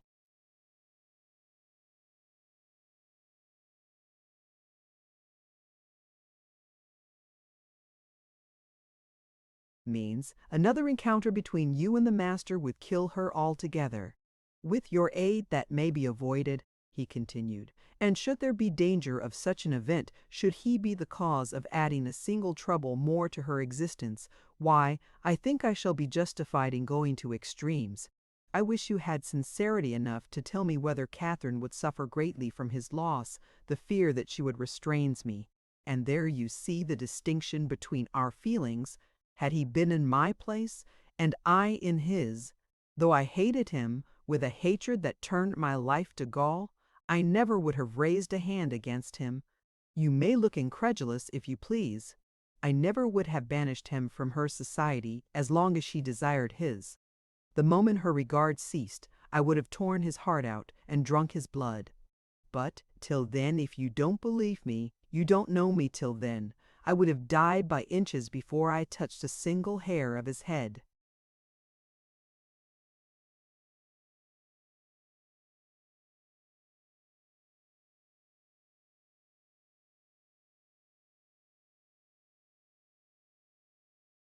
And yet, I interrupted, you have no scruples in completely ruining all hopes of her perfect restoration by thrusting yourself into her remembrance now, when she has nearly forgotten you, and involving her in a new tumult of discord and distress. You suppose she has nearly forgotten me, he said. Oh, Nelly, you know she has not. You know as well as I do that for every thought she spends on Linton she spends 1,000 on me. At a most miserable period of my life, I had a notion of the kind. It haunted me on my return to the neighborhood last summer, but only her own assurance could make me admit the horrible idea again. And then Linton would be nothing, nor Hindley, nor all the dreams that ever I dreamt. 2 words would comprehend my future death and hell. Existence, after losing her, would be hell. Yet I was a fool to fancy for a moment that she valued Edgar Linton's attachment more than mine. If he loved with all the powers of his puny being, he couldn't love as much in 80 years as I could.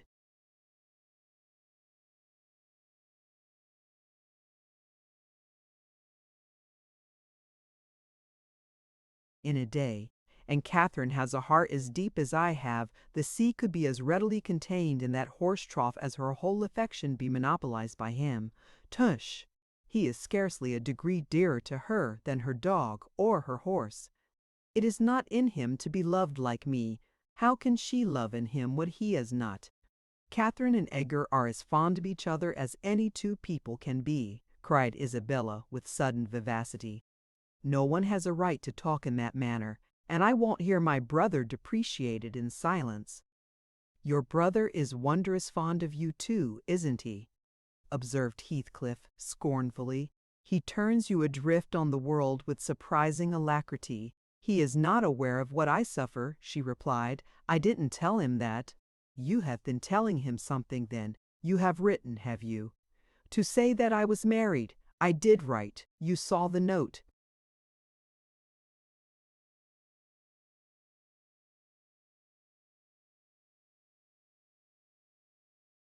And nothing since? No. My young lady is looking sadly the worse for her change of condition, I remarked. Somebody's love comes short in her case, obviously. Whose I may guess, but perhaps I shouldn't say. I should guess it was her own, said Heathcliff. She degenerates into a mere slut. She is tired of trying to please me uncommonly early. You'd hardly credit it, but the very morrow of our wedding she was weeping to go home. However, she'll suit this house so much the better for not being over nice, and I'll take care she does not disgrace me by rambling abroad. Well, sir, returned I hope you'll consider that Mrs. Heathcliff is accustomed to be looked after and waited on, and that she has been brought up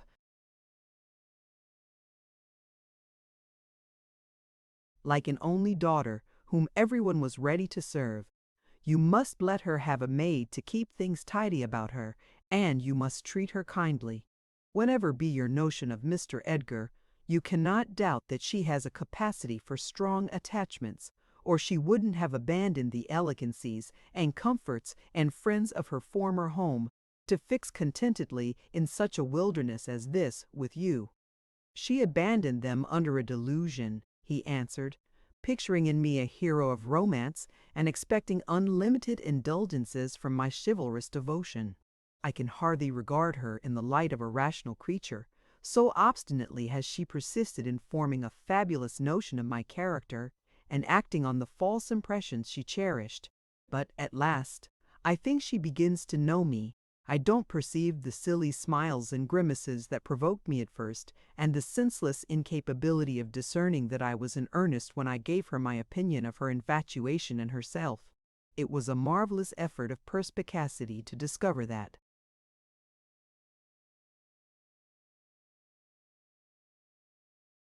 I did not love her.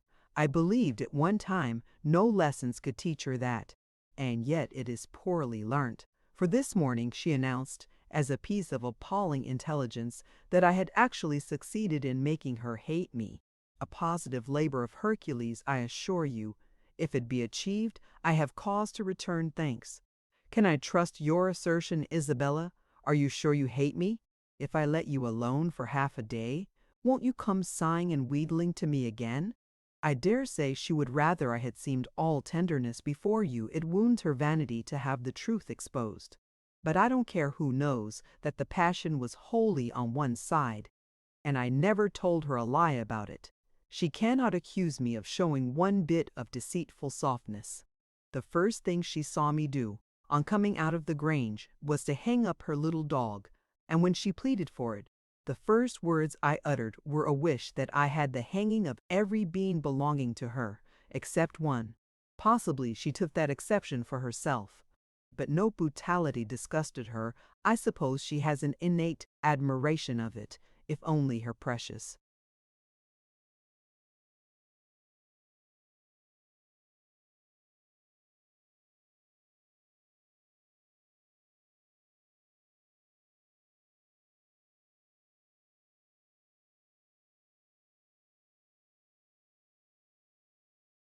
Person were secure from injury.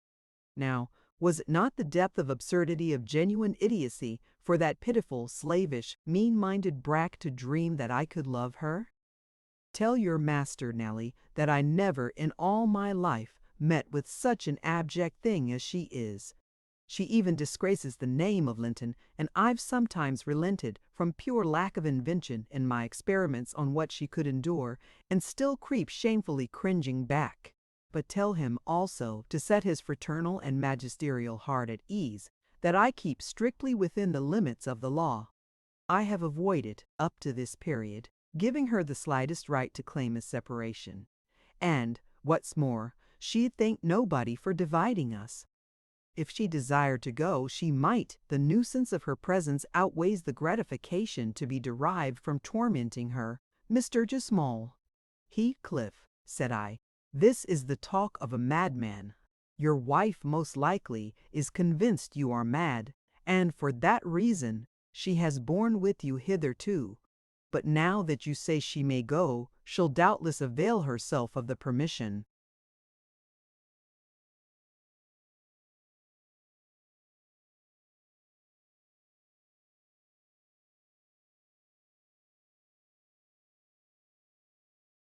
You are not so bewitched, ma'am, are you, as to remain with him of your own accord? Take care, Ellen, answered Isabella, her eyes sparkling irefully. There was no misdoubting by their expression the full success of her partner's endeavors to make himself detested. Don't put faith in a single word he speaks. He's a lying fiend, a monster, and not a human being. I've been told I might leave him before, and I've made the attempt, but I dare not repeat it. Only, Ellen, promise you'll not mention a syllable of his infamous conversation to my brother or Catherine. Whatever he may pretend, he wishes to provoke Edgar to desperation. He says he has married me on purpose to obtain power over him, and he shan't obtain it. I'll die first. I just hope, I pray, that he may forget his diabolical prudence and kill me. The single pleasure I can imagine is to die, or to see him dead. There, that will do for the present, said Heathcliff. If you are called upon in a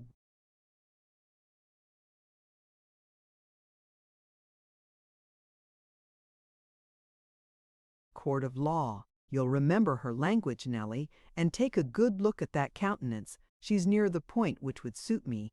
Now, you're not fit to be your own guardian, Isabella, now, and I, being your legal protector, must retain you in my custody, however distasteful the obligation may be. Go upstairs. I have something to say to Ellen Dean in private. That's not the way. Upstairs, I tell you. Why, this is the road upstairs, child. He seized and thrust her from the room, and returned muttering, I have no pity. I have no pity. The more the worms writhe, the more I yearn to crush out their entrails. It is a moral teething, and I grind with greater energy in proportion to the increase of pain. Do you understand what the word pity means? I said, hastening to resume my bonnet. Did you ever feel a touch of it in your life? Put that down, he interrupted, perceiving my intention to depart. You are not going yet.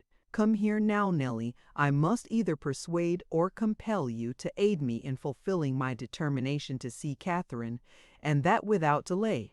I swear that I meditate no harm. I don't desire to cause any disturbance, or to exasperate or insult Mr. Linton. I only wish to hear from herself how she is, and why she has been ill, and to ask if anything that I could do would be of use to her. Last night I was in the Grange garden 6 hours, and I'll return there tonight, and every night I'll haunt the place, and every day till I find an opportunity of entering. If Edgar Linton meets me, I shall not hesitate to knock him down, and give him enough to ensure his quiescence while I stay. If his servants oppose me, I shall threaten them off with these pistols. But wouldn't it be better to prevent my coming in contact with them, or their master? And you could do it so easily. I'd warn you when I came, and then you might let me in unobserved as soon as she was alone, and watch till I departed, your conscience quite calm. You would be hindering mischief.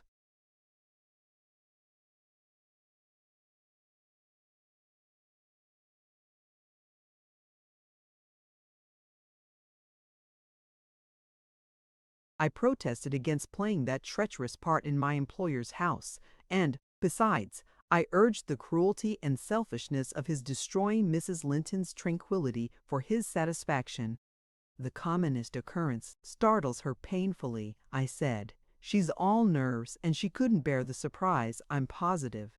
Don't persist, sir, or else I shall be obliged to inform my master of your designs, and he'll take measures to secure his house and its inmates from any such unwarrantable intrusions. In that case, I'll take measures to secure you, woman, exclaimed Heathcliff. You shall not leave Wuthering Heights till tomorrow morning. It is a foolish story to assert that Catherine could not bear to see me. And as to surprising her, I don't desire it. You must prepare her, ask her if I may come. You say she never mentions my name, and that I am never mentioned to her. To whom should she mention me if I am a forbidden topic in the house? She thinks you are all spies for her husband. Oh, I've no doubt she's in hell among you. I guess by her silence, as much as anything, what she feels. You say she is often restless and anxious-looking. Is that a proof of tranquility? You talk of her mind being unsettled. How the devil could it be otherwise in her frightful isolation, and that insipid, paltry creature attending her from duty and humanity, from pity and charity? He might as well plant an oak in a flower-pot and expect it to thrive, as imagine he can restore her to vigor in the soil of his shallow cares. Let us settle it at once. Will you stay here, and am I to fight my way to Catherine over Linton and his footmen? Or will you be my friend as you have been hitherto, and do what I request? Decide, because there is no reason for my lingering another minute, if you persist in your stubborn ill nature. Well, Mr. Lockwood, I argued and complained, and flatly refused him 50 times. But in the long run he forced me to an agreement. I engaged to carry a letter from him to my mistress, and should she consent, I promised to let him have intelligence of Linton's next absence from home, when he might come and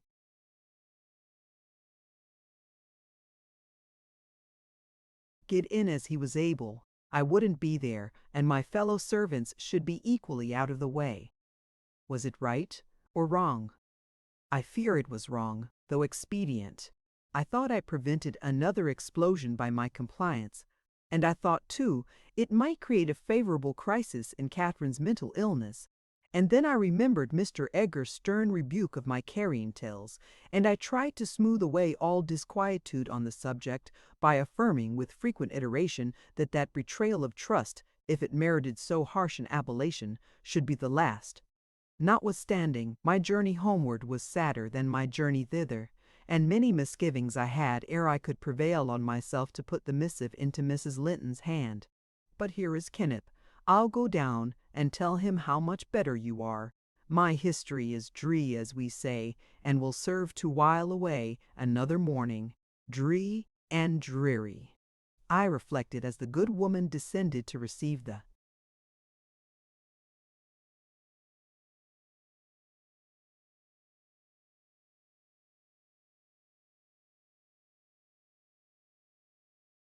doctor, and not exactly of the kind which I should have chosen to amuse me, but never mind.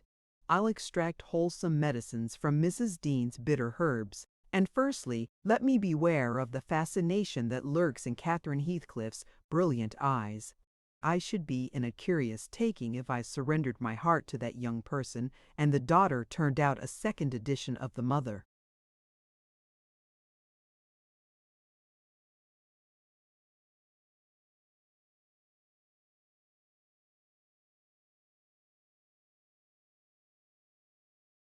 Chapter 15.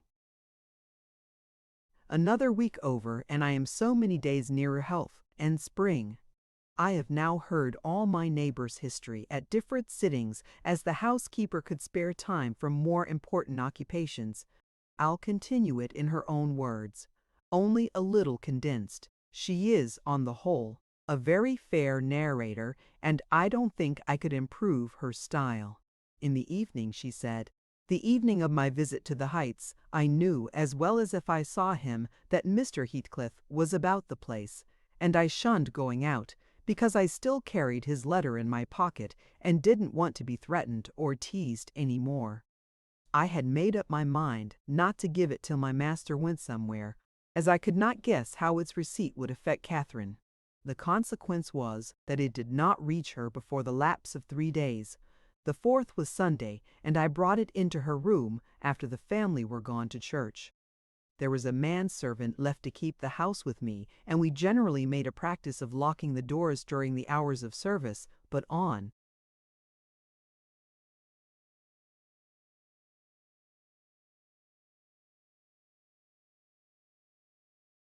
that occasion the weather was so warm and pleasant that I set them wide open, and to fulfill my engagement, as I knew who would be coming, I told my companion that the mistress wished very much for some oranges, and he must run over to the village and get a few, to be paid for on the morrow. He departed, and I went upstairs. Mrs. Linton sat in a loose white dress with a light shawl over her shoulders, in the recess of the open window as usual. Her thick, long hair had been partly removed at the beginning of her illness, and now she wore it simply combed in its natural tresses over her temples and neck. Her appearance was altered, as I had told Heathcliff, but when she was calm, there seemed unearthly beauty in the change. The flash of her eyes had been succeeded by a dreamy and melancholy softness. They no longer gave the impression of looking at the objects around her. They appeared always to gaze beyond, and far beyond, you would have said out of this world. Then the paleness of her face, its haggard aspect having vanished as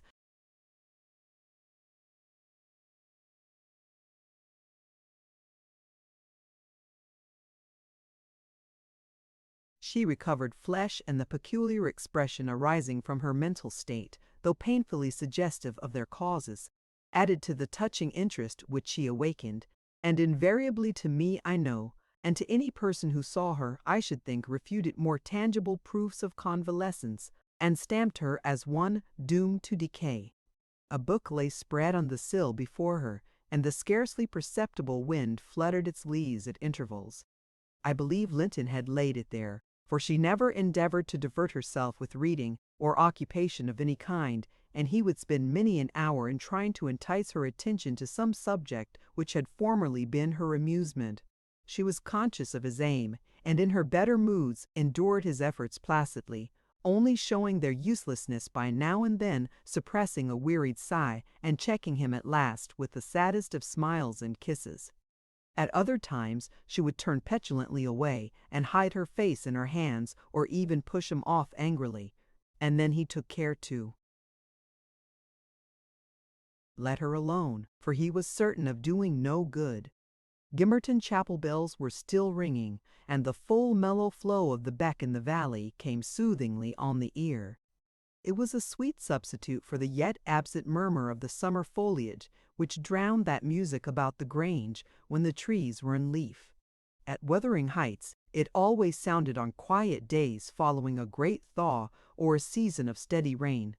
And of Wuthering Heights Catherine was thinking as she listened, that is, if she thought or listened at all, but she had the vague, distant look I mentioned before, which expressed no recognition of material things either by ear or eye. "There's a letter for you, Mrs. Linton," I said, gently inserting it in one hand that rested on her knee. "You must read it immediately because it wants an answer." "Shall I break the seal?" "Yes," she answered, without altering the direction of her eyes. I opened it. It was very short. "Now," I continued, "read it."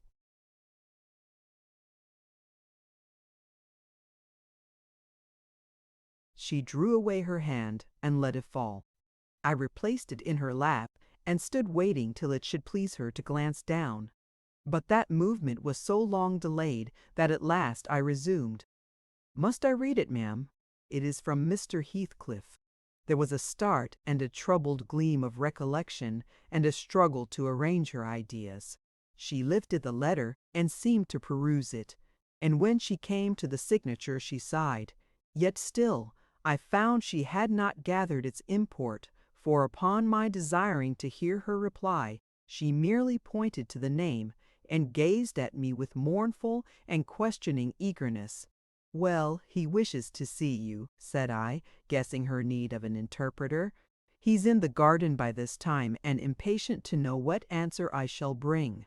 As I spoke, I observed a large dog lying on the sunny grass beneath raise its ears as if about to bark, and then smoothing them back, announce, by a wag of the tail, that someone approached whom it did not consider a stranger.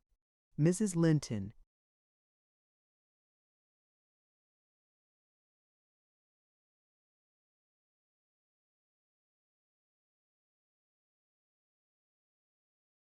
Bent forward and listened breathlessly. The minute after a step traversed the hall, the open house was too tempting for Heathcliff to resist walking in. Most likely he supposed that I was inclined to shirk my promise, and so resolved to trust to his own audacity. With straining eagerness Catherine gazed towards the entrance of her chamber. He did not hit the right room directly. She motioned me to admit him, but he found it out ere I could reach the door, and in a stride or two was at her side and had her grasped in his arms. He neither spoke nor loosed his hold for some 5 minutes, during which period he bestowed more kisses than ever he gave in his life before, I dare say, but then my mistress had kissed him first, and I plainly saw that he could hardly bear, for downright agony, to look into her face. The same conviction has stricken him as me, from the instant he beheld her, that there was no prospect of ultimate recovery. There she was fated, sure to die.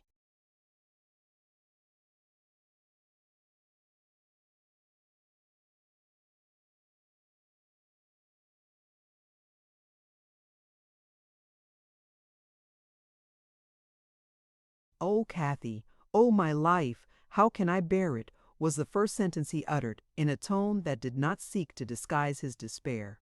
And now he stared at her so earnestly that I thought the very intensity of his gaze would bring tears into his eyes, but they burned with anguish, they did not melt. "What now?" said Catherine, leaning back and returning his look with a suddenly clouded brow. Her humor was a mere vein for constantly varying caprices. You and Edgar have broken my heart, Heathcliff, and you both come to bewail the deed to me, as if you were the people to be pitied. I shall not pity you, not I. You have killed me and thriven on it, I think. How strong you are! How many years do you mean to live after I am gone?" Heathcliff had knelt on one knee to embrace her. He attempted to rise, but she seized his hair and kept him down. "I wish I could hold you," she continued bitterly, "till we were both dead. I shouldn't care what you suffered. I care nothing for your sufferings. Why shouldn't you suffer? I do. Will you forget me? Will you be happy when I am in the earth? Will you say 20 years hence, 'That's the grave of Catherine Earnshaw'? I loved her long ago and was wretched to lose her, but it is past. I've loved many others since. My children are dearer to me than she was, and, at death, I shall not rejoice that I am going to her. I shall be sorry that I must leave them. Will you say so, Heathcliff? Don't torture me till I'm as mad as yourself," cried he, wrenching his head free and grinding his teeth. The two, to a cool spectator, made a strange and fearful picture. Well might Catherine deem that heaven would be a land of exile to her, unless with her mortal body she cast away her moral character also. Her present countenance had a wild vindictiveness in its white cheek and a bloodless lip and scintillating eye.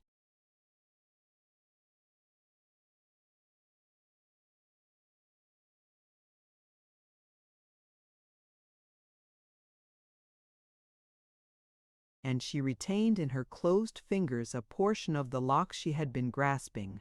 As to her companion, while raising himself with one hand, he had taken her arm with the other, and so inadequate was his stock of gentleness to the requirements of her condition that on his letting go I saw 4 distinct impressions left, blue in the colorless skin. "Are you possessed with a devil?" he pursued, savagely, "to talk in that manner to me when you are dying? Do you reflect that all those words will be branded in my memory, and eating deeper eternally after you have left me? You know you lie to say I have killed you, and, Catherine, you know that I could as soon forget you as my existence. Is it not sufficient for your infernal selfishness that while you are at peace I shall writhe in the torments of hell?"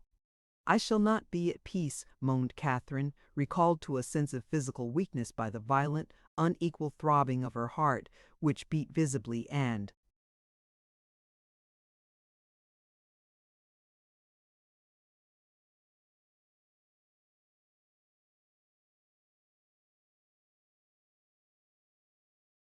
audibly under this excess of agitation. She said nothing further till the paroxysm was over.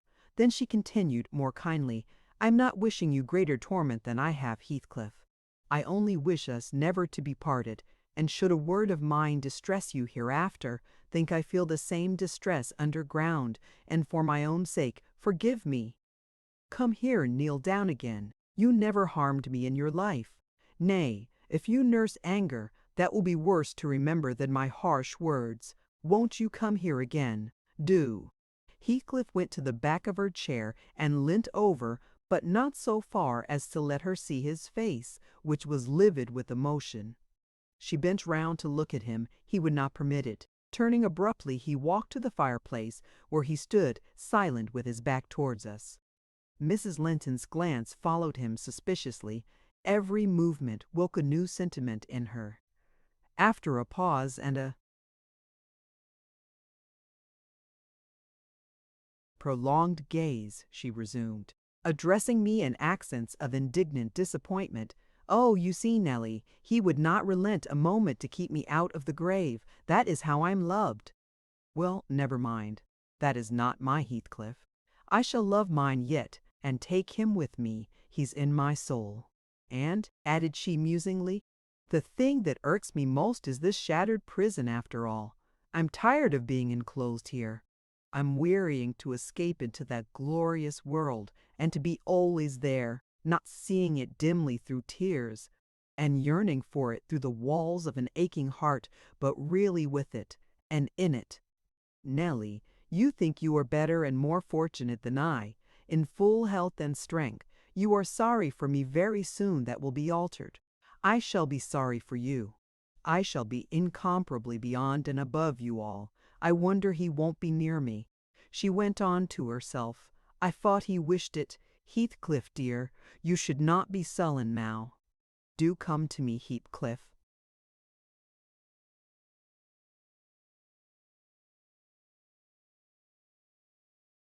In her eagerness, she rose and supported herself on the arm of the chair.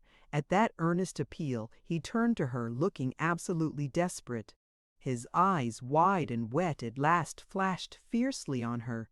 His breast heaved convulsively. An instant they held asunder, and then how they met, I hardly saw, but Catherine made a spring, and he caught her, and they were locked in an embrace from which I thought my mistress would never be released alive. In fact, to my eyes, she seemed directly insensible. He flung himself into the nearest seat, and on my approaching hurriedly to ascertain if she had fainted, he gnashed at me, and foamed like a mad dog, and gathered her to him with greedy jealousy. I did not feel as if I were in the company of a creature of my own species. It appeared that he would not understand, though I spoke to him, so I stood off and held my tongue, in great perplexity.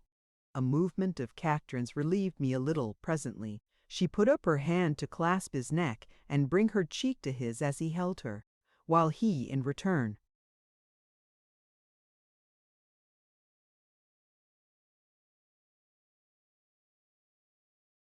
covering her with frantic caresses, said wildly, "You teach me now how cruel you've been, cruel and false.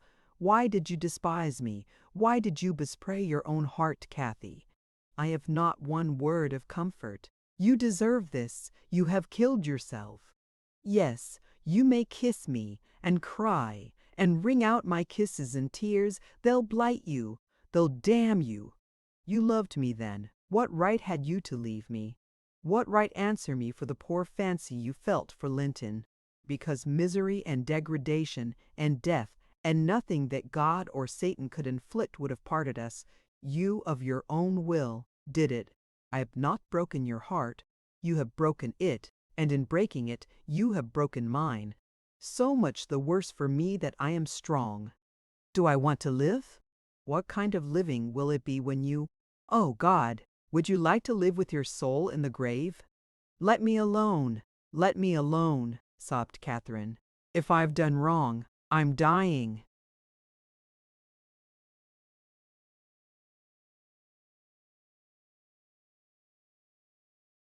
For it. It is enough. You left me too, but I won't upbraid you. I forgive you. Forgive me. It is hard to forgive, and to look at those eyes and feel those wasted hands, he answered. Kiss me again, and don't let me see your eyes. I forgive what you have done to me. I love my murderer, but yours. How can I? They were silent, their faces hid against each other and washed by each other's tears.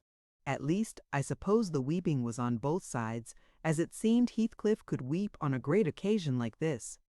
I grew very uncomfortable meanwhile, for the afternoon wore fast away. The man whom I had sent off returned from his errand, and I could distinguish, by the shine of the western sun up the valley, a concourse thickening outside Gimmerton Chapel porch.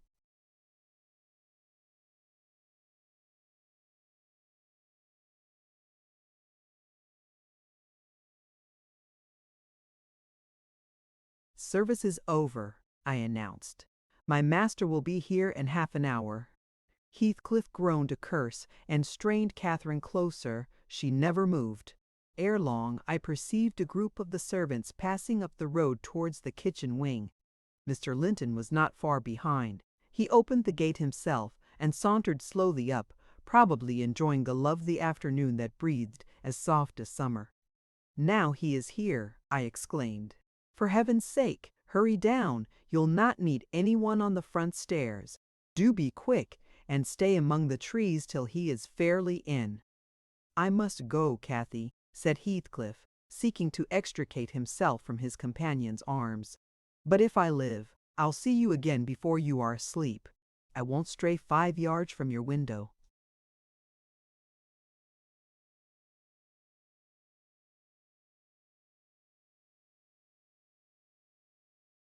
"You must not go," she answered, holding him as firmly as her strength allowed.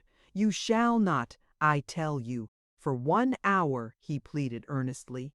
"Not for 1 minute," she replied.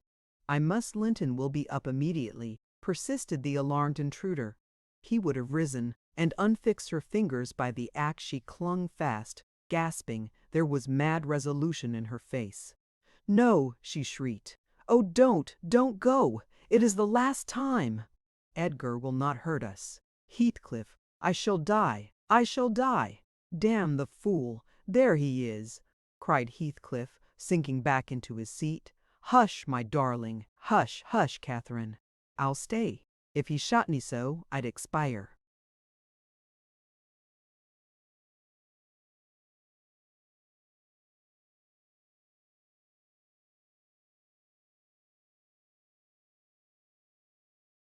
With a blessing on my lips, and there they were fast again. I heard my master mounting the stairs. The cold sweat ran from my forehead. I was horrified. "Are you going to listen to her ravings?" I said passionately. "She does not know what she says. Will you ruin her because she has not wit to help herself? Get up. You could be free instantly. That is the most diabolical deed that ever you did. We are all done, for master, mistress, and servant." I wrung my hands and cried out, and Mr. Linton hastened his step at the noise. In the midst of my agitation, I was sincerely glad to observe that Catherine's arms had fallen relaxed and her head hung down. "She's fainted or dead," I thought. "So much the better. Far better that she should be dead than lingering a burden and a misery maker to all about her."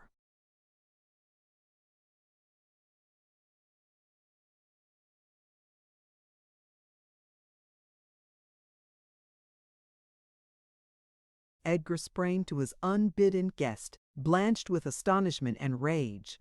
What he meant to do I cannot tell. However, the others stopped all demonstrations at once by placing the lifeless-looking form in his arms. "Look there," he said. "Unless you be a fiend, help her first, then you shall speak to me." He walked into the parlor and sat down.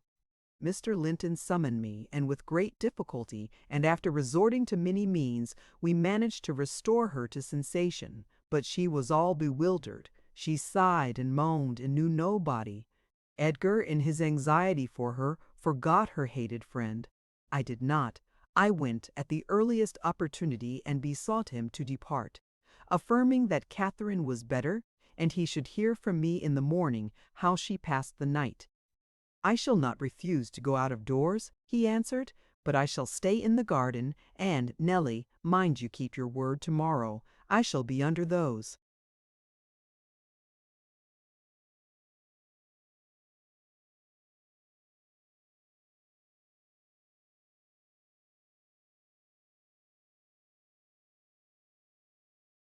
Larch trees. "Mind, or I pay another visit, whether Linton be in or not."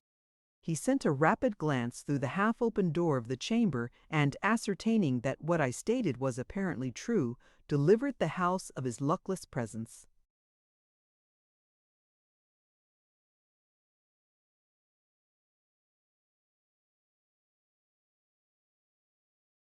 Chapter 16. About 12 o'clock that night was born the Catherine you saw at Wuthering Heights, a puny 7 months' child, and 2 hours after the mother died, having never recovered sufficient consciousness to miss Heathcliff or know Edgar. The latter's distraction at his bereavement is a subject too painful to be dwelt on. Its after-effects showed how deep the sorrow sunk. A great addition, in my eyes, was his being left without an heir. I bemoaned that, as I gazed on the feeble orphan, and I mentally abused old Linton for what was only natural partiality, the securing his estate to his own daughter, instead of his son's. An unwelcomed infant it was, poor thing. It might have wailed out of life, and nobody cared a morsel during those first hours of existence. We redeemed the neglect afterwards, but its beginning was as friendless as its end is likely to be. Next morning, bright and cheerful out of doors, stole softened in through the blinds of the silent room and suffused the couch and its occupant with a mellow, tender glow. Edgar Linton had his head laid on the pillow and his eyes shut. His young and fair features were almost as deathlike as those of the form beside him and almost as fixed, but his was the hush of exhausted anguish and hers of perfect peace. Her brow smooth, her lids closed, her lips wearing the expression of a smile. No angel in heaven could be more beautiful than she appeared, and I partook of the infinite calm in which she lay. My mind was never in a holier frame than while I gazed on that untroubled image of divine rest. I instinctively echoed the words she had uttered a few hours before. Incomparably beyond and above us all, whether still on earth or now in heaven, her spirit is at home with God. I don't know if it be a peculiarity in me, but I am seldom otherwise than happy while watching in the chamber of death, should no frenzied or despairing mourner share the duty with me. I see a repose that neither earth nor hell can break, and I feel an assurance of the endless and shadowless hereafter, the eternity they have entered where life is boundless in its duration and love in its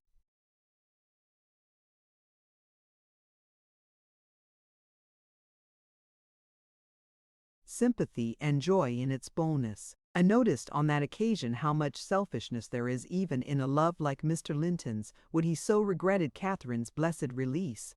To be sure, one might have doubted after the wayward and impatient existence she had led, whether she merited a haven of peace at last. One might doubt in seasons of cold reflection, but not then in the presence of her corpse. It asserted its own tranquillity, which seemed a pledge of equal quiet to its former inhabitant. Do you believe such people are happy in the other world, sir? I'd give a great deal to know. I declined answering Mrs. Dean's question, which struck me as something heterodox. She proceeded, retracing the course of Catherine Linton. I fear we have no right to think she is, but will leave her with her Maker.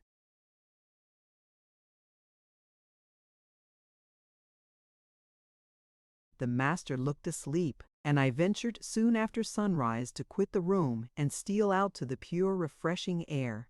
The servants thought me gone to shake off the drowsiness of my protracted watch. In reality, my chief motive was seeing Mr. Heathcliff. If he had remained among the larches all night, he would have heard nothing of the stir at the Grange, unless, perhaps, he might catch the gallop of the messenger going to Gimmerton. If he had come nearer, he would probably be aware, from the lights flitting to and fro, and the opening and shutting of the outer doors, that all was not right within. I wished, yet feared, to find him. I felt the terrible news must be told, and I longed to get it over, but how to do it I did not know. He was there at least, a few yards further in the park, leant against an old ash tree, his hat off, and his hair soaked with the dew that had gathered on the budded branches and fell pattering round him. He had been standing a long time in that position, for I saw a pair of owls passing and repassing scarcely 3 feet from him, busy in building their nest, and regarding.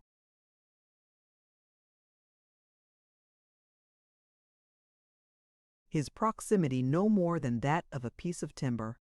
They flew off at my approach, and he raised his eyes and spoke. "She's dead," he said. "I've not waited for you to learn that. Put your handkerchief away. Don't snivel before me. Damn you all, she wants none of your tears." I was weeping as much for him as her. We do sometimes pity creatures that have none of the feeling either for themselves or others. When I first looked into his face, I perceived that he had got intelligence of the catastrophe, and a foolish notion struck me that his heart was quelled and he prayed, because his lips moved and his gaze was bent on the ground. "Yes, she's dead," I answered, checking my sobs and drying my cheeks. "Gone to heaven, I hope, where we may, every one, join her if we take due warning and leave our evil ways to follow good." "Did she take due warning, then?" asked Heathcliff, attempting a sneer. "Did she die like a saint? Come, give me a true history of the event." "How dead?" He endeavored to pronounce the name, but could not manage it, and compressing his mouth, he held a silent combat with his inward agony, defying meanwhile my sympathy with an unflinching, ferocious stare. "How did she die?" he resumed at last, fain, notwithstanding his hardihood, to have a support behind him, for after the struggle he trembled in spite of himself to his very finger ends. "Poor wretch," I thought. "You have a heart and nerves the same as your brother men. Why should you be anxious to conceal them? Your pride cannot blind God. You tempt him to wring them till he forces a cry of humiliation, quietly as a lamb," I answered aloud. She drew a sigh and stretched herself, like a child reviving and sinking again to sleep, and 5 minutes after I felt one little pulse at her heart, and nothing more.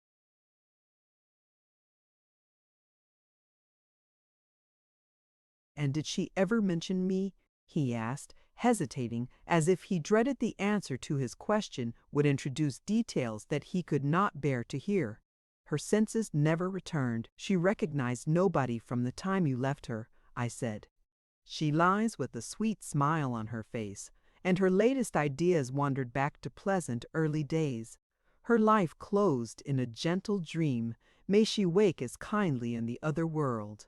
"May she wake in torment," he cried with frightful vehemence, stamping his foot, and groaning in a sudden paroxysm of ungovernable passion. "Why, she's a liar to the end. Where is she? Not there? Not in heaven? Not perished where? Oh, you said you cared nothing for my sufferings. And I pray one prayer, I repeat it till my tongue stiffens, Catherine Earnshaw. May you not rest as long as I am living. You said I killed. You haunt me then. The murdered do haunt their murderers, I believe. I know that ghosts have wandered on earth. Be with me."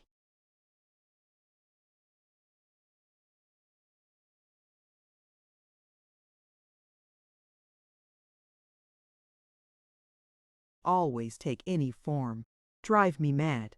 Only do not leave me in this abyss, where I cannot find you. Oh God, it is unutterable. I cannot live without my life. I cannot live without my soul." He dashed his head against the knotted trunk and, lifting up his eyes, howled, not like a man, but like a savage beast being goaded to death with knives and spears. I observed several splashes of blood about the bark of the tree, and his hand and forehead were both stained. Probably the scene I witnessed was a repetition of others acted during the night. It hardly moved my compassion. It appalled me still. I felt reluctant to quit him so. But the moment he recollected himself enough to notice me watching, he thundered a command for me to go, and I obeyed. He was beyond my skill to quiet or console. Mrs. Linton's funeral was appointed to take place on the Friday following her decease. Until then her coffin remained uncovered and strewn with flowers.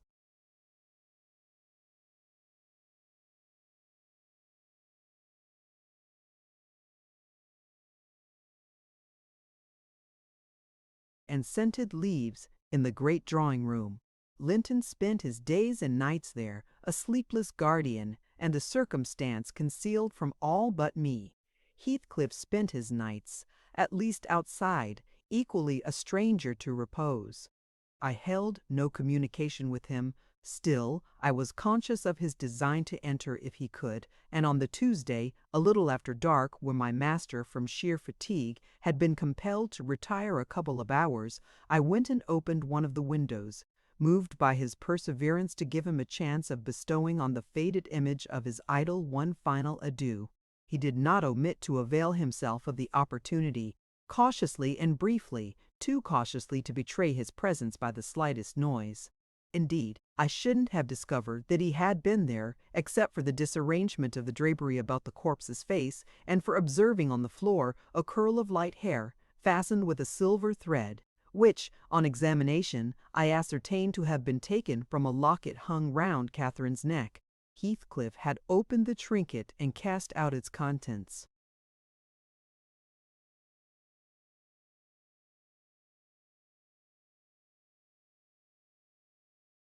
Replacing them by a black lock of his own, I twisted the two and enclosed them together. Mr. Earnshaw was, of course, invited to attend the remains of his sister to the grave. He sent no excuse, but he never came, so that besides her husband, the mourners were wholly composed of tenants and servants. Isabella was not asked. The place of Catherine's interment, to the surprise of the villagers, was neither in the chapel under the carved monument of the Lintons, nor yet by the tombs of her own relations outside. It was dug on a green slope in a corner of the kirkyard, where the wall is so low that heath and bilberry plants have climbed over it from the moor, and peat mold almost buries it.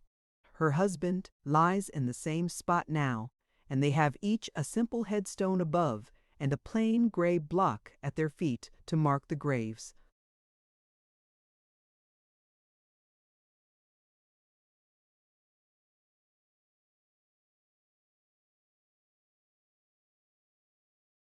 The end. Thank you for listening to this story. I hope you enjoyed the journey, the characters, and the world they carried with them. If you enjoyed this audiobook, please subscribe to the channel and leave a comment below. Your support helps keep these stories alive and allows more timeless books to be shared with listeners around the world. Until next time, thank you for listening.